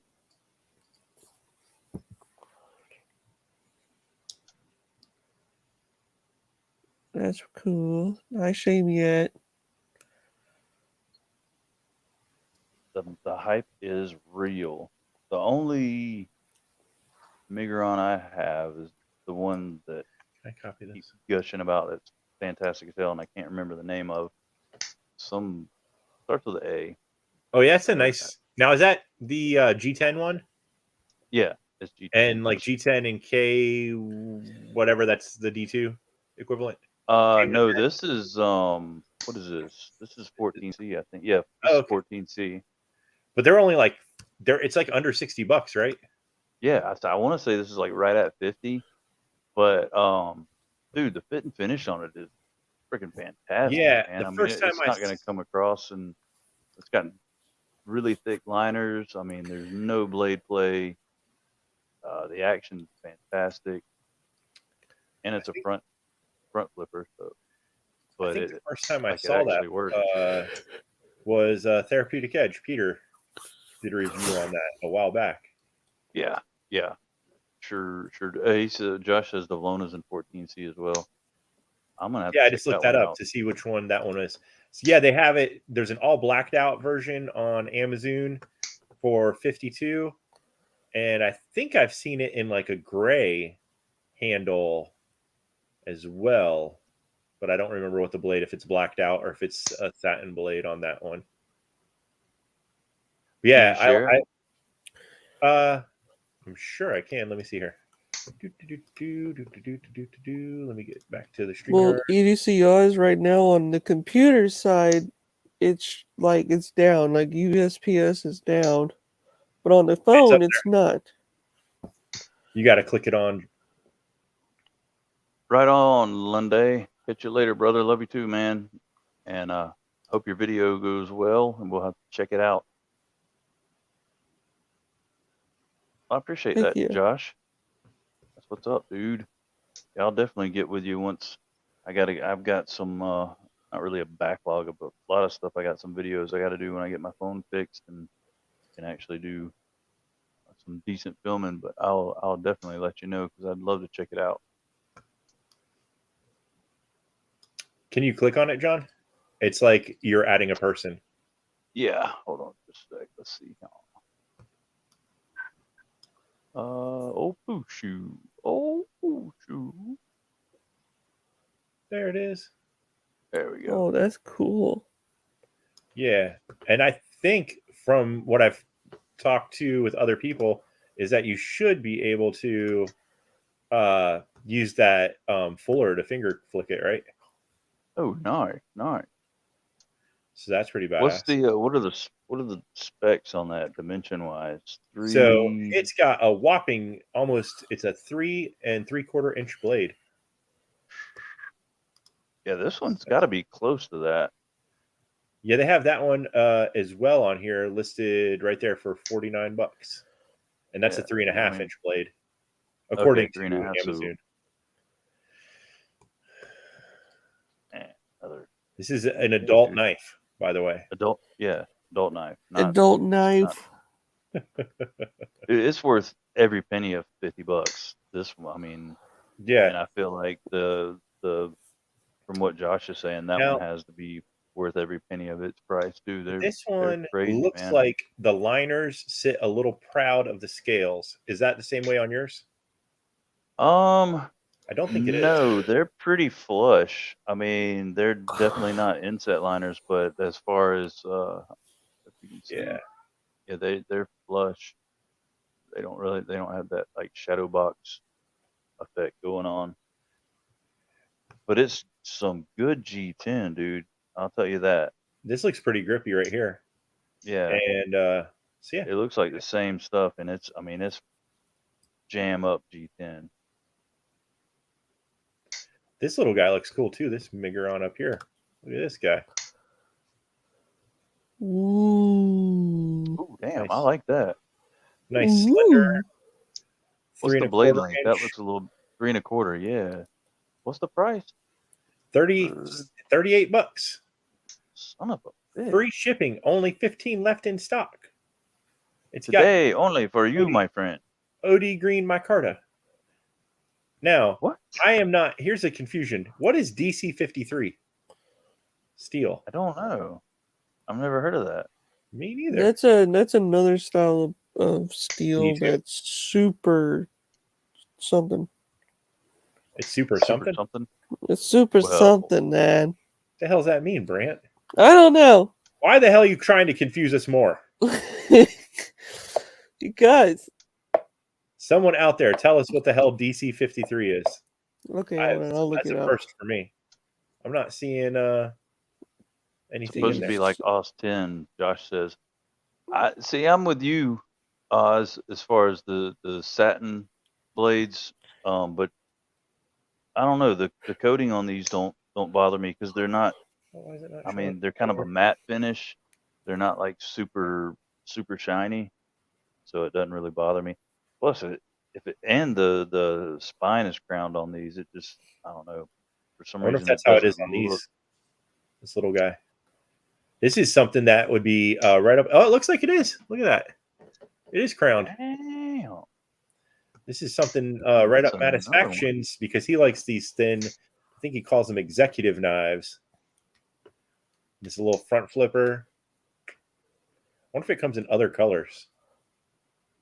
I dig that. That's like, it says micarta. I mean, it's probably, I'm guessing more like which I don't know if their G10 is this good. Their micarta might be good too.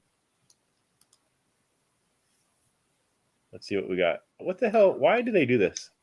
You type in something specific and they give you everything that's not it at all. So you see 15 more things you want to buy? But none of it's all crap. It's God all. Damn it, it's horseshit. Oh, it's in home and kitchen for some reason. I don't know what. I'll just search all departments. Yeah, it's like hello. Yeah, I was going to say that, Oz. If it bothers me too bad, I'll just like stonewash it myself, throw it in a bottle. They also have it in the, what the hell is this? Like natural, of course, but it looks like peanut butter. I like peanut butter micarta. I'd probably go with the peanut butter over the green. So there you have it. Oh, the ratings are not great. Let's see what these people have to say. Oh, it's dangerous. It's dangerous. Uh-oh. Can you read that? Can everyone read this? I can't, but they tried to do something great, but unfortunately just made it dangerous. Oh, God. By trying to make this knife as slim as possible front to back. In the closed position, the blade is very close to protruding from the back of the knife. So he's worried about if you squeeze down on it, you might be able to cut your finger. Well, then don't squeeze down on it. said, yeah. It's possible and extremely likely, but it doesn't say he did it. Extremely likely to slide your finger along the blade while it's inside the handle. Oh, he does say he has the cuts to prove it. So why do you say it's extremely likely? Yeah, that would if you maybe you should stop fingering your knife. Right? Yeah. I'm with you, Nevin. I love peanut butter. Peanut butter is good shit. Yeah, I'm a fan. I like some peanut butter. But yeah, I mean, come on. For that price, just don't do anything stupid. I don't know. I would have to have one of these in hand and see. I think that dude, whoever is just being, yeah, some people like are. O-Tip said, a dumbass. Oh fucking shit! Where the hell's my flashlight? What's the name of that one? You're on what? Eddie Van Halen? That is the Vaso. The Vaso. Okay. And isn't that what they call the drugs that make your dick bigger? So is this like what? Eddie Van Halen? No, like Vaso something. Oh, vasodilators. Yeah. So it goes right along with our conversation. It does. I think. You get the Migron Vaso for 6 hours. Yeah, the cut jack does have very strange feeling scales. They're like, they don't even pretend and use some FRN, GFN type. It's just straight up plastic. I think it's like the same material that the little spider rings you get at Halloween are made out of.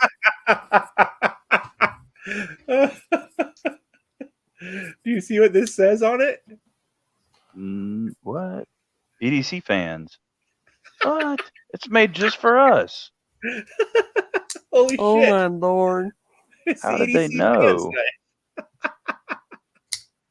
That's fucking fantastic, man. It's only $20 and it's got 4.5 stars and 230 ratings. The EDC fan knife. Look at that. D2 and G10. And it's specifically for the fans of EDC. It's specifically for anybody who bought the fat PP. The fat PP? What the hell is a fat PP? You don't know about the fat PP? And this is where you say no, but your wife does.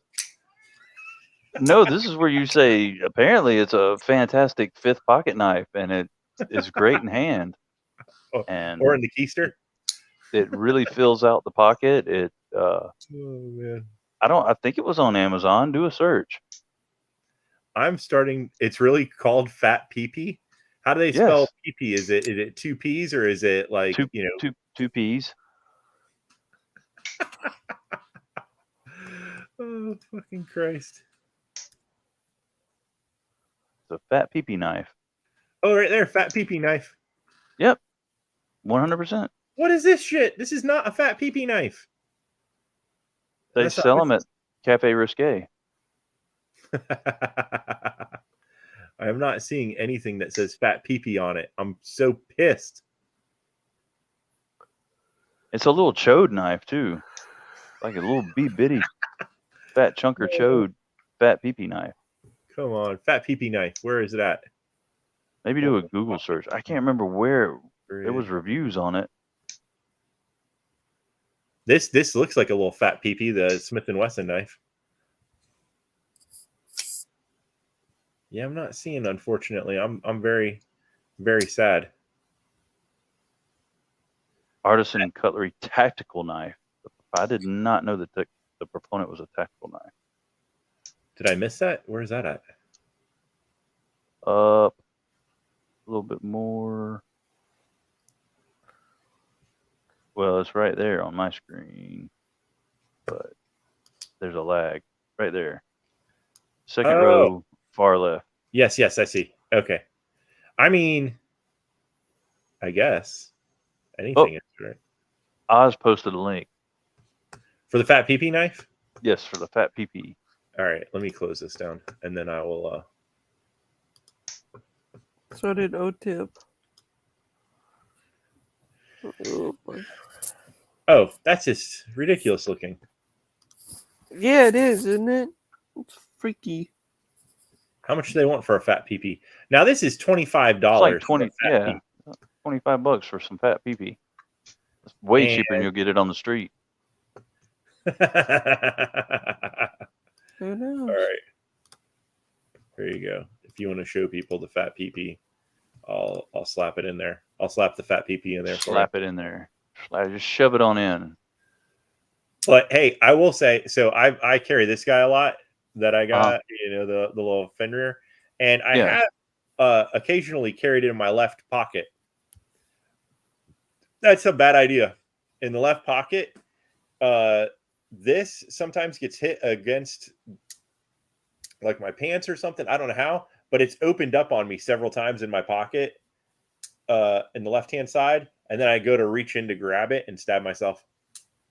Well, if you're putting the knife in your left pocket, you got to tuck it to the right so it doesn't hit the knife and open it. Tuck it to the right. Oh, you slide it to the full front of the fucking pocket. I don't know. No, I'm saying when you put the knife in your left pocket, you got to tuck your junk to the right so it doesn't hit the knife. And I see where you're going with this. Yeah, I don't. It's happened to me a couple times, and I'm like, son of a, because it stabs me like right in the palm of the fucking hand with that damn thing, and it's kind of pokey. So, but yeah. So the fat PP is at the bottom of your screen now. Oh yeah, this He said, OTIP said, click the link a couple minutes ago.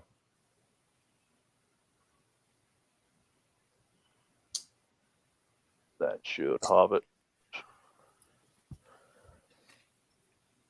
That's a fat PP right there.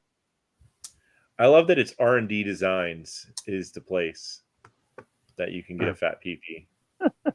Research and Development Designs. Yeah, they thought that one out. Dare we watch the video about the guy talking about his fat PP? I think we dare. Are you allowed? Is it muted?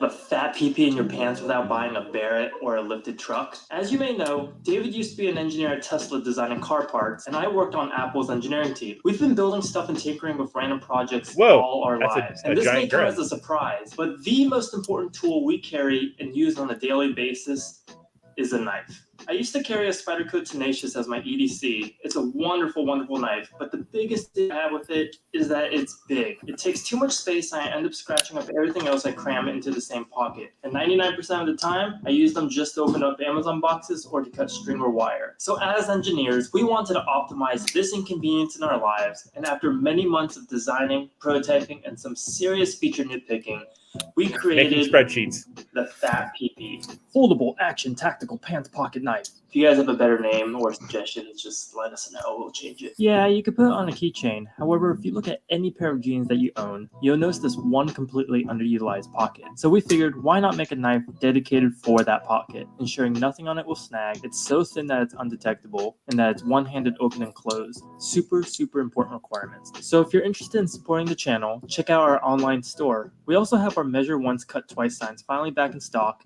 and build plans to make your own Nerf rocket launcher. Everything we make from our store goes straight back into making more content for you guys. No. Nah, I'm good. This pocket knife. It's called the True Watermelon. It took them months, plural, to design that. That's hilarious. That is hilarious. I think they need to go back to their drawing board. Also, and they're engineers. The fact that they shove a phone into their pocket with their knife like that. I don't even do that. It's kind of hilarious. That is hilarious. You guys need to fucking go back to, I don't know where, but somewhere with that. Go back to the drawing board. Go back to that crazy shit. A SpaceX engineer created a self-driving pizza truck that makes the pizza while it drives to your location. Yeah, well, these guys they're designing important shit. See why they got fired from Tesla. Yeah. It took them months to design the ugliest little shit of a fucking pocket knife. And someone else already makes one like that. I forget who the fuck. Is it we or fucking someone makes something that looks almost like Civivi makes one like that too. Yeah. Civivi, the Kai V. The little Kiridashi looking. We Knives makes that one, and it's a Tanto one. We can't hear you because your face is below the screen, Brant. I know it's not sexy time yet, Brant. Come on now. Stop looking at me with your bedroom eyes. Well, he is in his bedroom, so what I eyes know. is he supposed to look at you with? Okay. Yeah.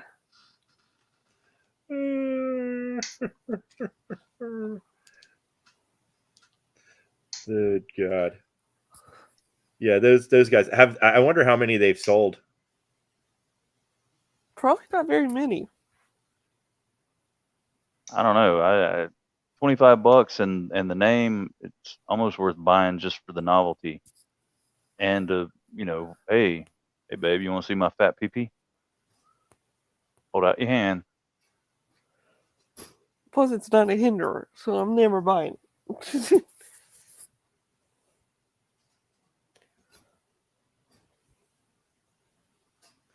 What is this you sent me? Oh. So You at ease with that shit right now, Brant. We don't want to hear about no damn hinderers around here. there it is. So Mark sent me a link for the DC-53 steel. It's a tool steel, but then when I click on it, it doesn't go to the actual link for that one. It's just like a general link, so I'll have to look it up on there. Hey, Brant, Oz wants to know, would you like a fat pee-pee or nah? No. No, thank you. Survey says nah. Survey says nah. Alrighty, Have a Josh. good night, I look Josh. forward to bumping dicks with you later. You take care, brother. Love you, man.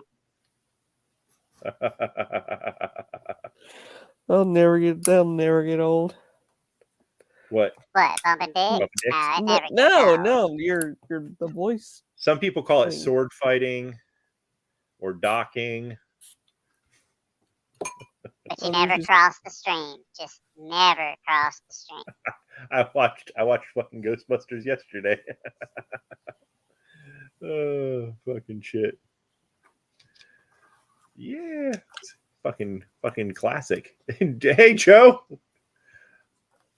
How you doing? Came at just the right time, Joe. We're talking about bumping wieners.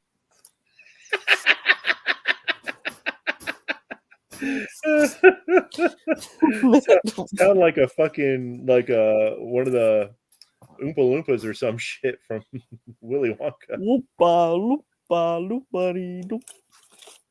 We don't associate with that side of the family. Orange bastards. Orange with the nice green, like bouffant looking hairdo.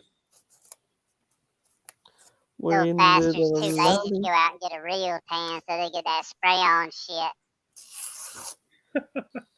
Is it? Look like their livers ain't functioning too well. You got jaundice. Got the jaundice. Oh God. Oh, fucking fuck. Son of a bitch. Got to do like they do in the hospital with them babies, give them the bilirubin test, make sure they can be sent home and shit. I think Elvin took too many hits. Settle down. Hey, little one. We don't talk about drugs around here, Brant. You can at ease with that shit too.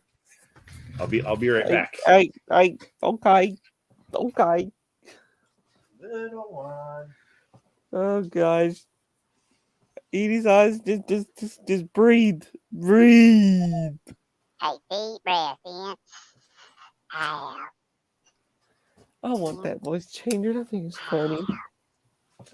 Brant, Pocket Metal's going to get Shamiette ready for when you come over and, throw your lady killing ways at her. He's making you a sandwich. Oh, better shut up. There he is. Nah, my little baby wanted out. Oh, look the bye-bye. Yeah. Don't let her look Brant directly in the eyes. Hi. Hi. Hi, little cutie. Whoa, what are we doing, Brant? I'm just getting comfortable. Just putting us in position, huh? I don't think I like this too much.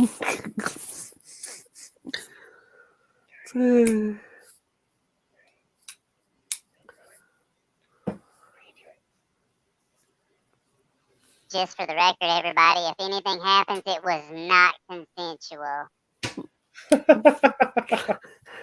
It's messed up.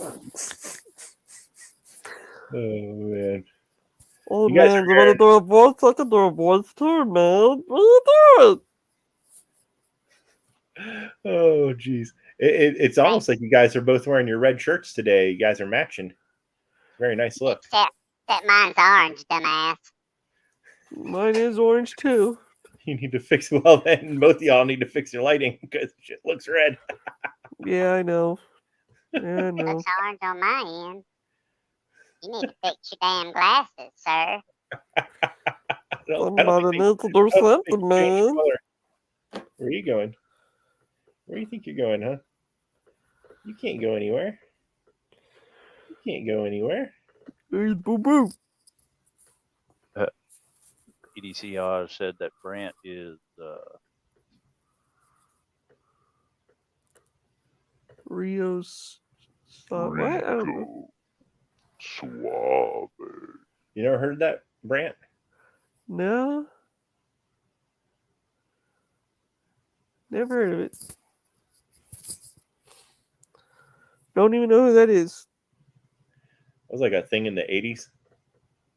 Oh. Brant was just a gleam in his daddy's eyes back in the 80s. I wasn't even born yet, so there you go. We know that. Even though I wish I was born in the 80s. No, you don't.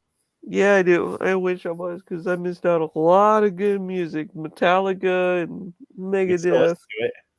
I mean, I yeah, know. it's still around. They still exist. You also missed out on the best thing going on TV was Miami Vice. So. Oh yeah, that was a good show. Wow, he said it. Oh. Used to watch that all the time. Uh oh.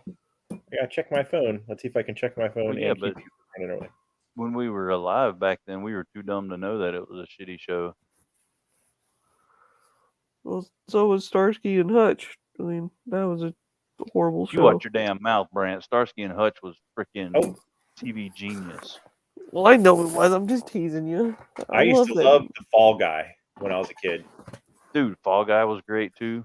Chips and the Fall Guy. Chips, Fall Guy, Greatest American Hero. Where are you going, little? I was gonna say, baby. Dude, and back then, I will say that TV shows had the greatest theme songs. Yeah, yeah.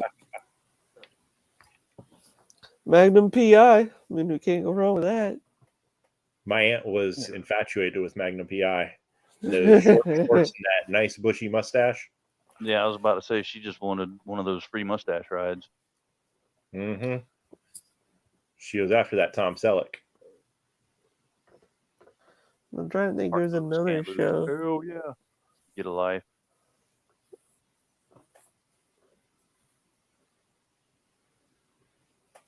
It does, Lancelot. It does, Joe. It does.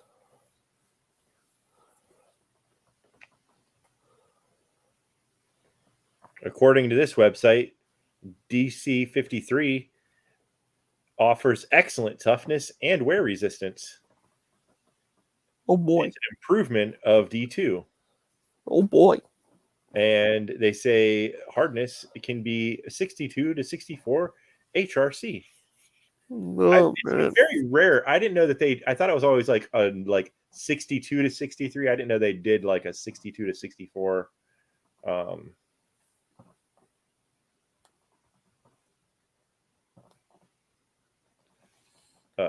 number range. Is that just me not knowing shit? Do they often have a number range like that? I don't know.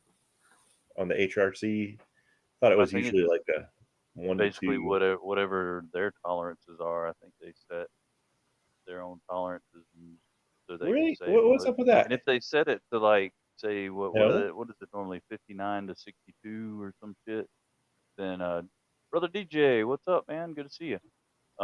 You know, that gives them 3 points to, or I guess plus or minus 1.5. This says 62 to 64, so I mean, you know. But I wonder if it has you know, if it gets brittle. That's a good question. You said it's similar to D2? It says they say it's an improvement of D2 steel. Well, I wonder if the chippiness is something they improved on. Like, I mean, and Mark Carrera said it might be chippy. It could be. Yeah, I've never had any problems with D2. No corrosion issues, no chippiness. But I mean, I also don't know if it's at the right HRC either. So that might you know, not keep it from getting chippy if it's not at the right hardness. Yeah, I've had chippiness issues. My main issue though was always the D2 I had was a pain in the ass to sharpen. It never would give you that nice, and it didn't really need to be polished, but it didn't give you that really keen edge. I never could get one.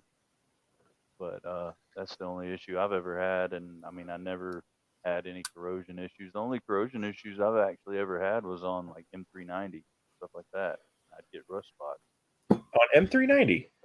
I thought M390 was supposed to be pretty rust resistant. Yeah, that's the whole deal. Like I've had issues with that, but never had issues. That's hilarious. Yeah, everybody. I don't have a lot of M390, but I've never had any issues with that either.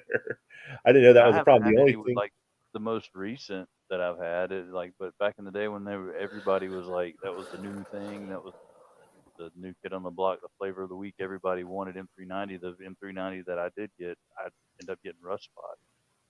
Huh. I'm starting to wonder if it was it from a reputable brand, or is it like yeah. Well, let's see. I had issues with. Matter of fact, it was the Lion Steel slip joints back in the day. Which one did I think I had? The Shuffler. I heard that they had a problem with it being soft. Did you have problems with sharpening that? Because I heard that their heat treat was off in the beginning. I didn't have any issues at all sharpening it. It sharpened up great, but yeah, it was soft, and I had issues with getting rust spots. Honey, what are you doing? Hey everybody, this is Nick Shabazz. Jesus God. Yeah, I don't like with stuff like that. I don't even try to worry about storing it in any specific way, because I just assume that it's not going to have a problem. So the only thing I know that I need to watch how it's stored is the like the GECs and stuff like that with 1095, because that's definitely going to, honey, you can't do that. You're being a little squirmy, but I'm gonna have to put you back in your little home because I can't hold you and let you run around on the desk. Yeah, Daddy's knives take precedence. You can't, just clean the desk off, let you run around. They unfortunately don't have great depth perception, so she's liable to just like try to squirm away from me and then fall right off the seat. Fall to the ground, yeah. Yeah, because they can't tell. All right, that's it. You got to go away. Say bye to everyone. Say bye, everyone. Bye. Bye. What's that? What's her name? Oh, this is Dottie. Dottie. Bye, Dottie. So long, Dottie. All right, let's go back in this little home. Gotta go back in your home.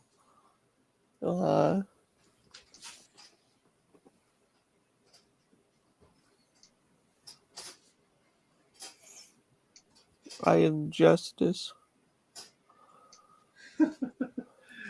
You are darkness. I am the night. I am Batman. I'm Fat Man. Look, everybody, it's the Dark Knight.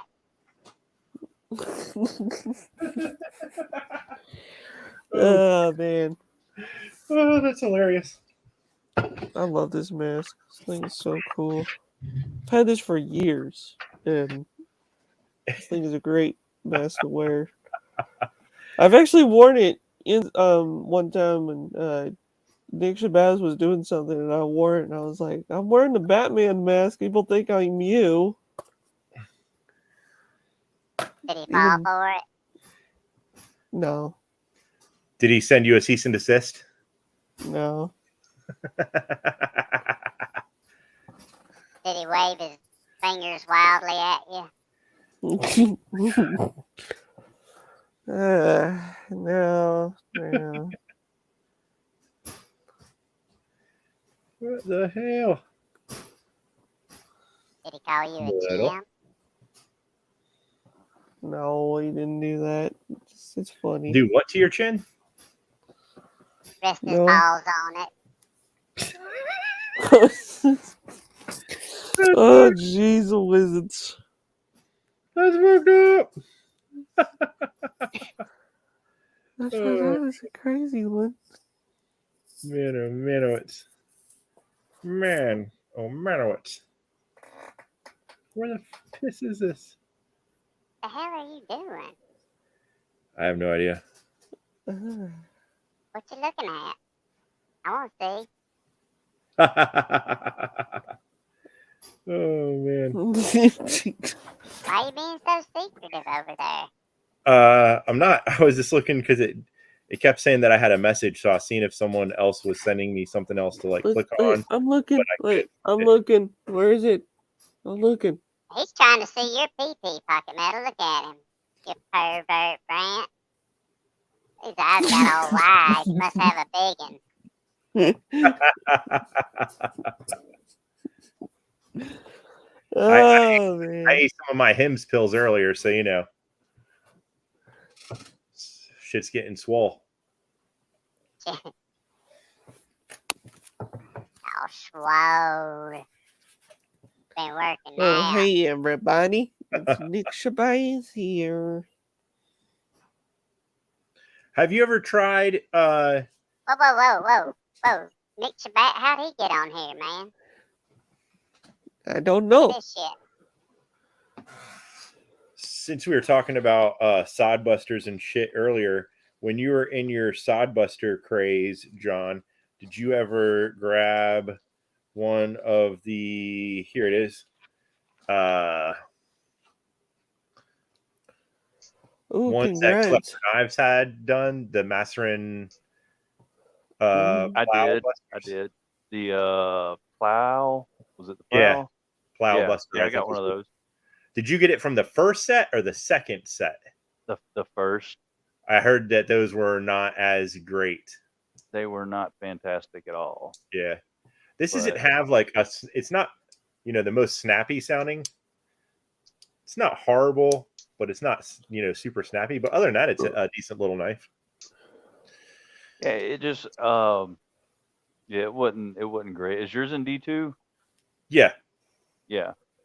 The funny thing is, I didn't have any problems with the steel. The steel was great. It was just the action was real muddy.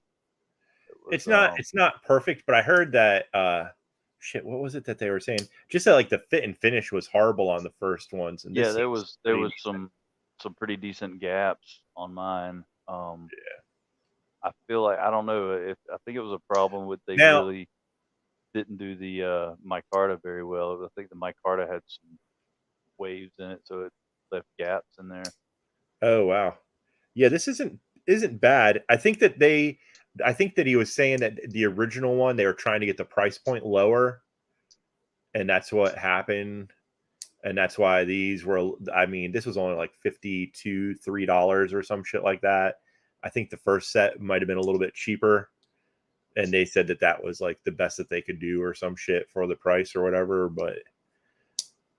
It's not a bad. It's a little bit pointier, but some people might like that. It's not as you know, as blunt of a tip on it as like the GECs are, as far as the way that is done. It comes to a much pointier. Which I mean, it was a cool little knife, and I mean, it wasn't horrible. It just wasn't the best, and right. The fit and finish wasn't super great. But I mean, I wasn't like mad about it or anything because for the price, it really wasn't that bad. I mean, it was about the same price as you would pay for like a case sodbuster, and they're not the biggest in the world. I've thought about getting those off and on. Eventually, I will get one, just because I do want to have like a set from as many different makers that have them. And yeah, well, and I mean they're not horrible. Just I get if you have like a Ace Hardware or something in your area where you can get them in hand first and then check them out, that would be it'd be worth that. And if you do get one, me personally, I prefer the CV steel over the True Sharp. So that's what I would prefer. They did a run kind of recently in a gray pocket worn jig bone with the CV steel, and I like the way that one looked. The only downside to when they do bone on the sodbusters is you don't get the big pivot, and I kind of like that look on there. It's just a small pin on it, which is it's just an aesthetic thing. So the only way you get those is in the Delrin or whatever shit they call it. But yeah, so I'll eventually grab one. I mean, it's like $30, so it's not bad. And I do want to get I love the little GEC whittler, and Case makes one they call it the Seahorse whittler. Yeah, and I'll eventually get one of those too. They've done it in kind of recently, like a black micarta and a the Rich Light, like a red and black Rich Light, which looked kind of cool. Oh, nice. So that's pretty badass because I got a Shatton Morgan one, and so I'll have a Shatton Morgan, a GEC, and then the a Case one. I wonder how Mikey Morgan feels about being shat upon. No, I don't. I do not, Mark Herrera. I have not. Oh, I don't think I've owned a single Otter Messer at all. They look good to me. The problem I have with them is the price point is not much cheaper than when you get the GECs like on when they came right out. I think that I got these ranged in price from anywhere to right under 100, from like maybe 80 to like right at 100, and then for the same size Otter Messer, it's like 60 to $70, and I don't think the fit and finish is as good on them. So I just never picked one up. Hey, EDCIs, it took you 6 months to break in your hinder. I'll give you a little secret on a little something I do with mine. What you do is when you first get it, take it apart, give it a deep clean every bit of it, and then put it back together and put some KPL in it, and then you're good. And that's how I'm. You have to take apart a knife that's brand new and costs that much money, Brant? I do with all my hinders, because just the way I am. So what you're saying is this big secret is you pretty much do like you do any other knife. When you buy it, you take it apart, clean it and shit. Yeah. I don't do that with all, like this thing. I haven't taken it apart yet. It came straight out of the box. Well, to be honest, I never took this one apart for like about 2 months. So you just lied to us then. Well, I'm saying in my other hinders. This one I keep in pretty good shape. Damn Fibonacci.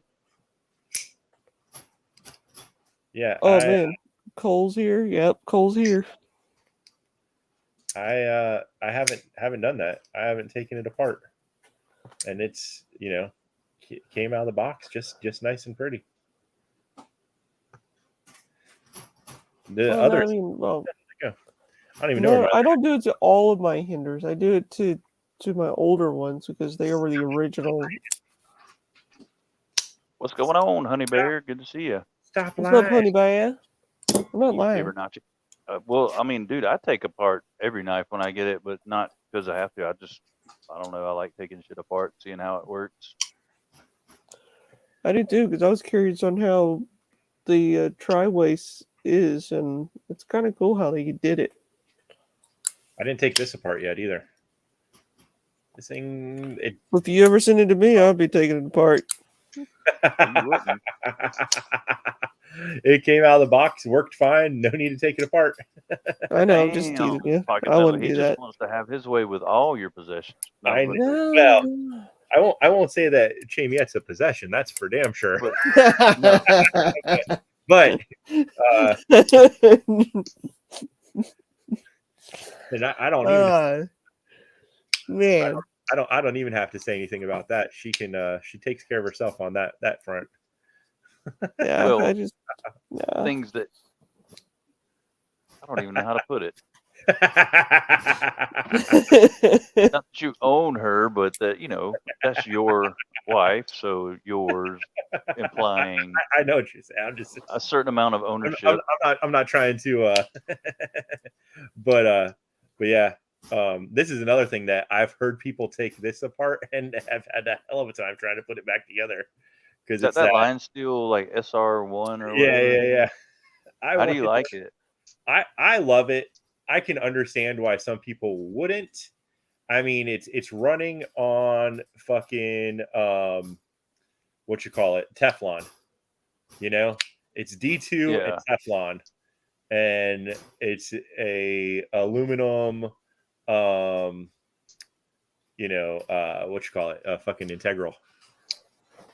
So it may not be your thing.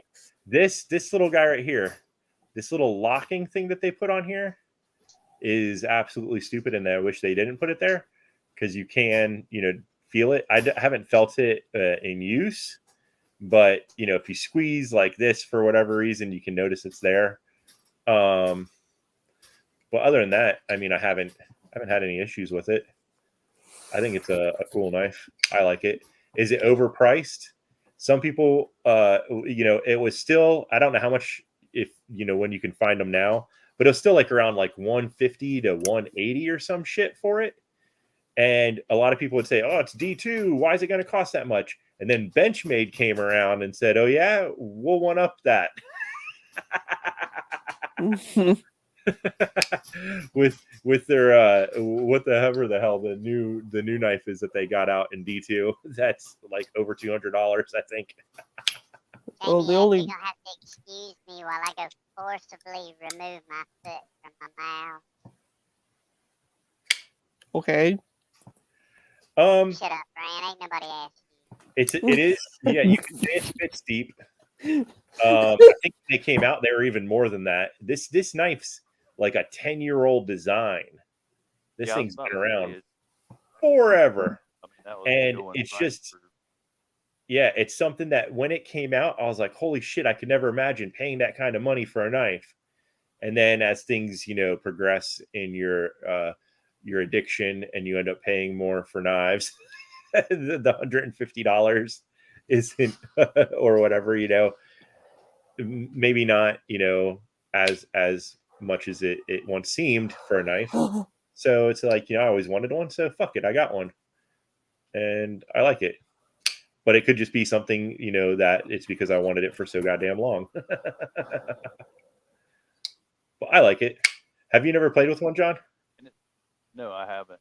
I mean, it's a pretty iconic knife, though. Yeah. Your volume's like low. I've been turning the volume up on my end. Is it low for anyone else? Yeah, is it loud it's low. Now? You got quiet on us. Yeah, I keep fucking around with the volume knob over here. Yeah, over 200 but that's how everything is over there. So, I mean, shit, no matter what it is, you guys are paying more for it. So that just fucking sucks all around. I've never owned a lion steel, so it's the only one I got. I almost bought one of the collector knives, like lion steel slip joints, and I could never make myself do it. I don't know.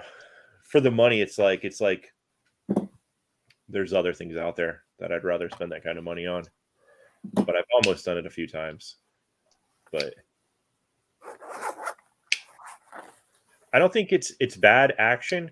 It would be cool. I don't know if it's going to have a problem of these washers like squishing out or something over time, or if that's going to happen.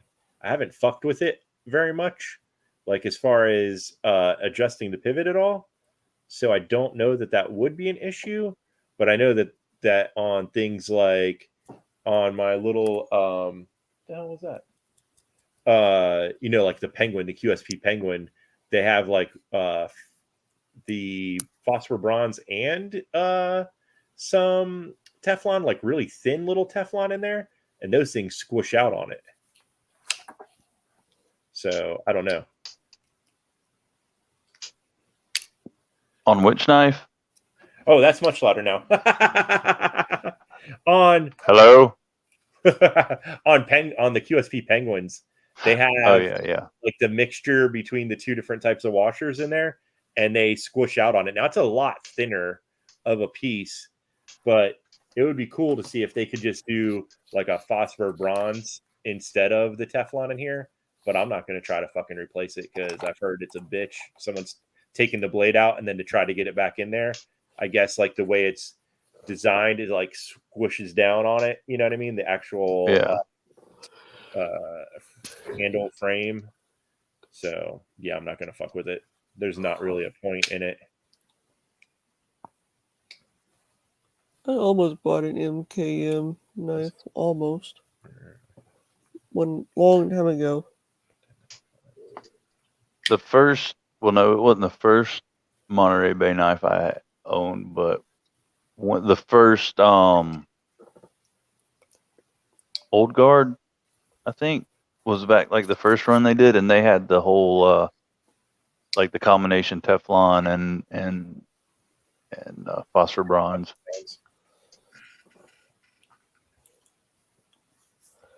We'll say I can't wait to get these knives from King Snake or King Jake.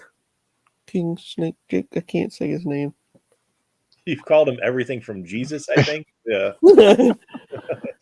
I don't know, man. Didn't he call him like King Nebuchadnezzar at one point or something? Well, I know King Snake. That's what I meant. King James. King James. That's right. That guy that wrote the Bible. He sent me some knives.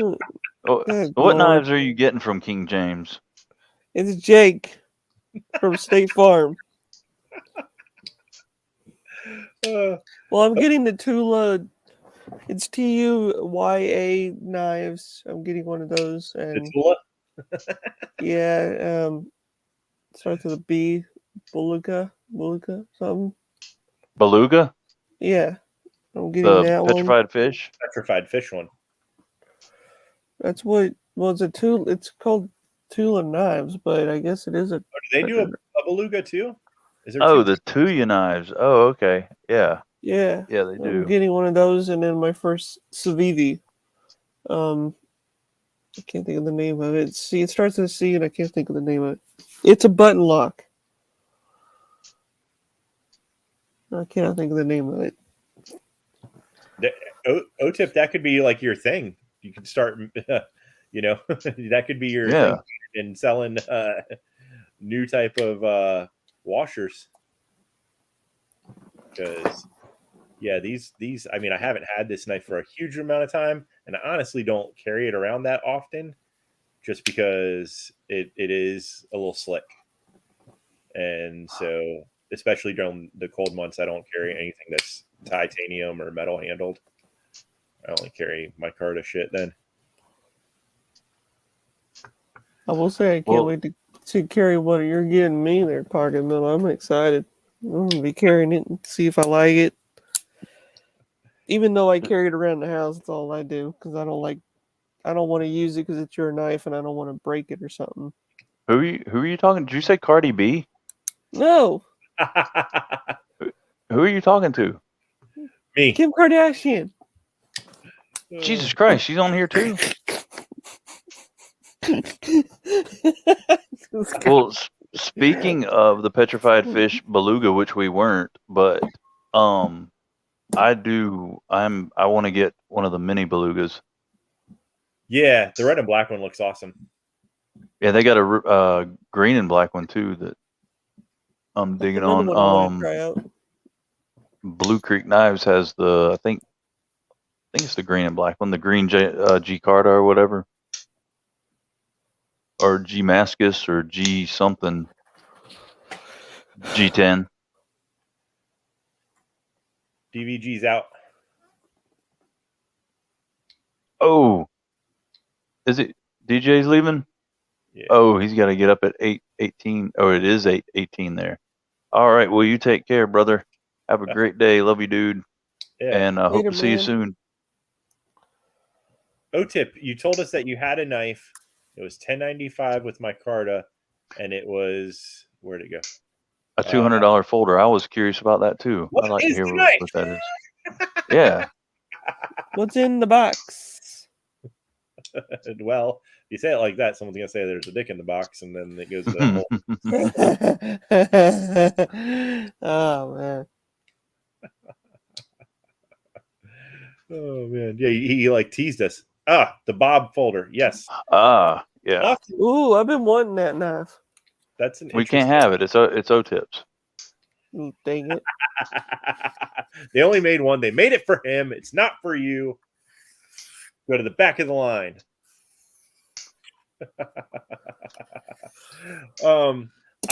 I've been interested, like, because the fixed blade is designed to do a bunch of the bushcrafty things, but then they make the folder and they make a liner lock.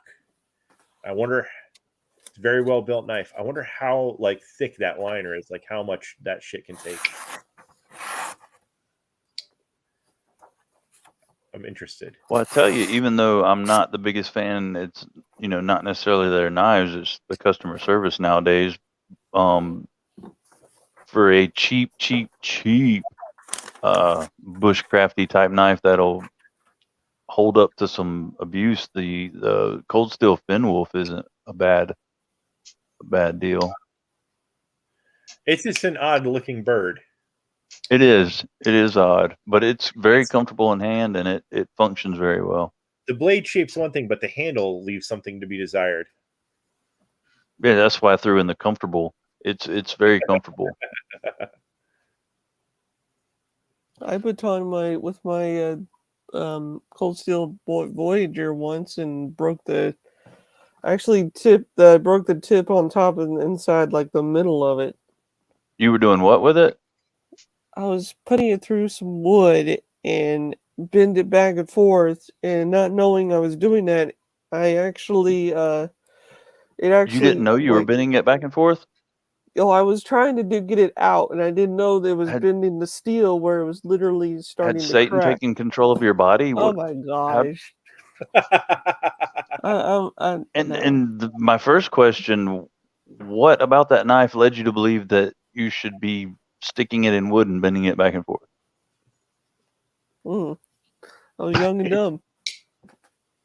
Weren't we all at one point? Dude, that is a nice looking Boker. I have two Bokers, and this is one of them. I got this, which is. I have a Boker, and it's a small what do you call it? The small hunter. And I hate it. Can you show us? You hate it? Hold on, let me go get it. I'll go get it. This is like the same size as a GEC 23. And it's a front flipper. Little, traditional looking. It's got green micarta. And it still has a nail nick, so you could open it, grandpa style. Now, dude, I freaking like that. What's it called? Booker what? Bonfire.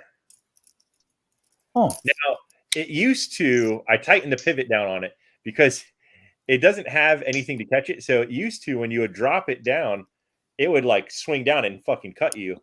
So I tightened the pivot down so it wasn't as, much of a guillotine as it once was. So the action on it used to be like, phoom, and I couldn't deal with that. Yep, this is a poker. Damn, that's actually pretty sweet looking, Brant. That is a fancy looking. I don't know. I think I got this at a yard sale or something years ago, but never used it. Just it's been sitting in my collection, just collecting dust.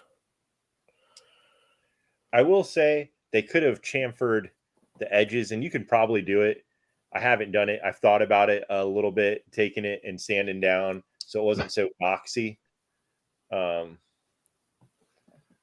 But yeah, it's a cool little old school looking folder, which you can top flip it. Made from Germany.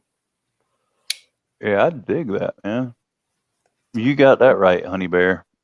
That's what cold steels were designed for: stabbing car doors and pigs. That's what made me buy the Becker BK2. Is watching a million videos of people like stabbing through car doors and breaking bricks with it, and I was like, it's indestructible. I'll buy it.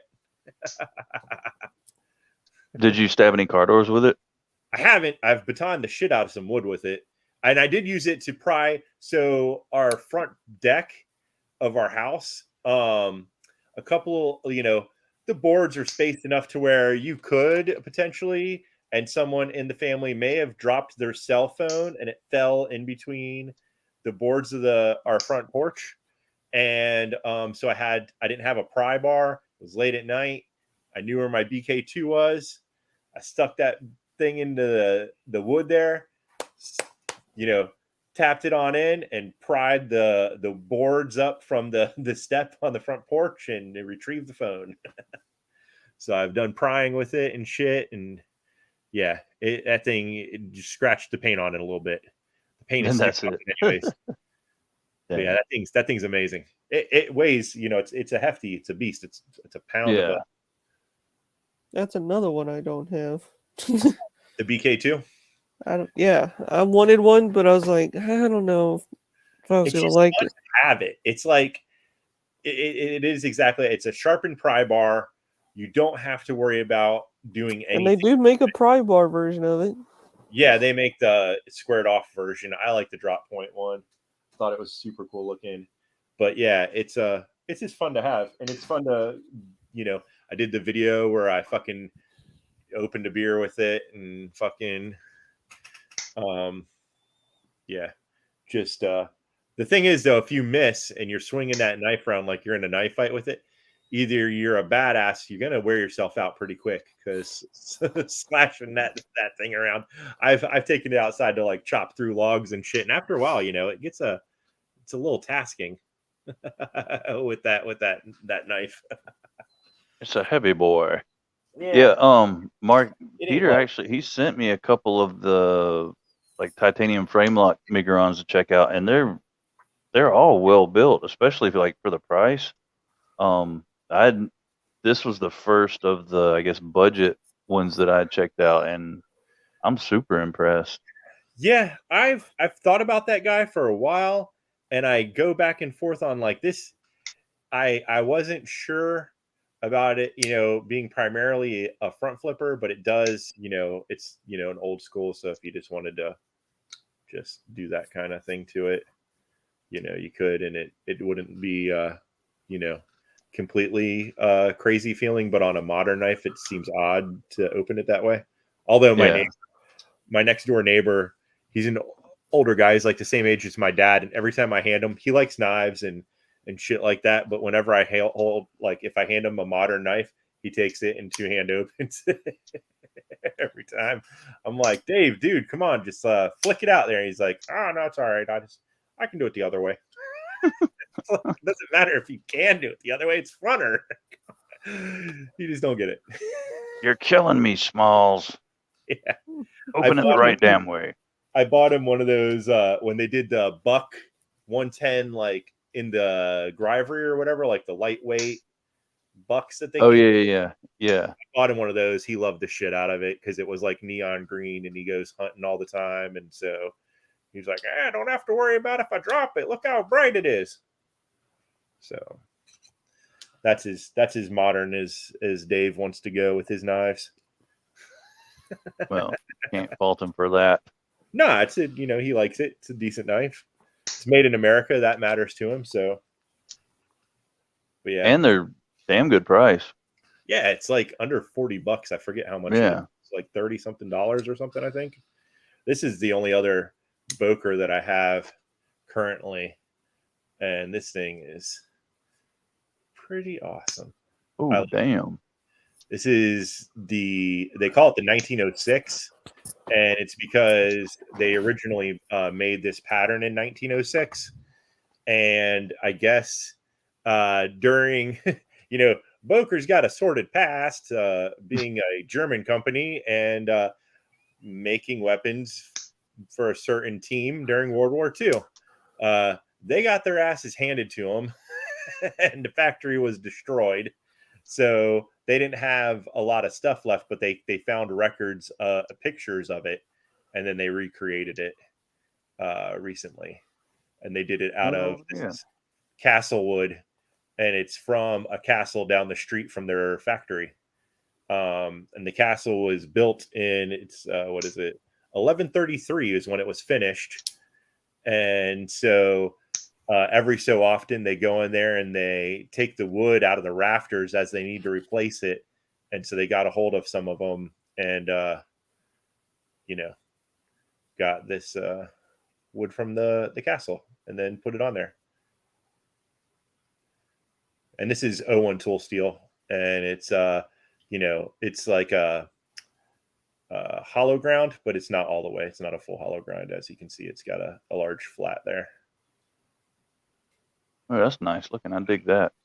Well, yeah. I hate to cut this short, but my phone gets to a certain percentage and then it dies very swiftly, even if I've got it plugged in, because it's a older dealio. So I'm at 5%. Ooh, that's low. Yeah, that's low. It's low.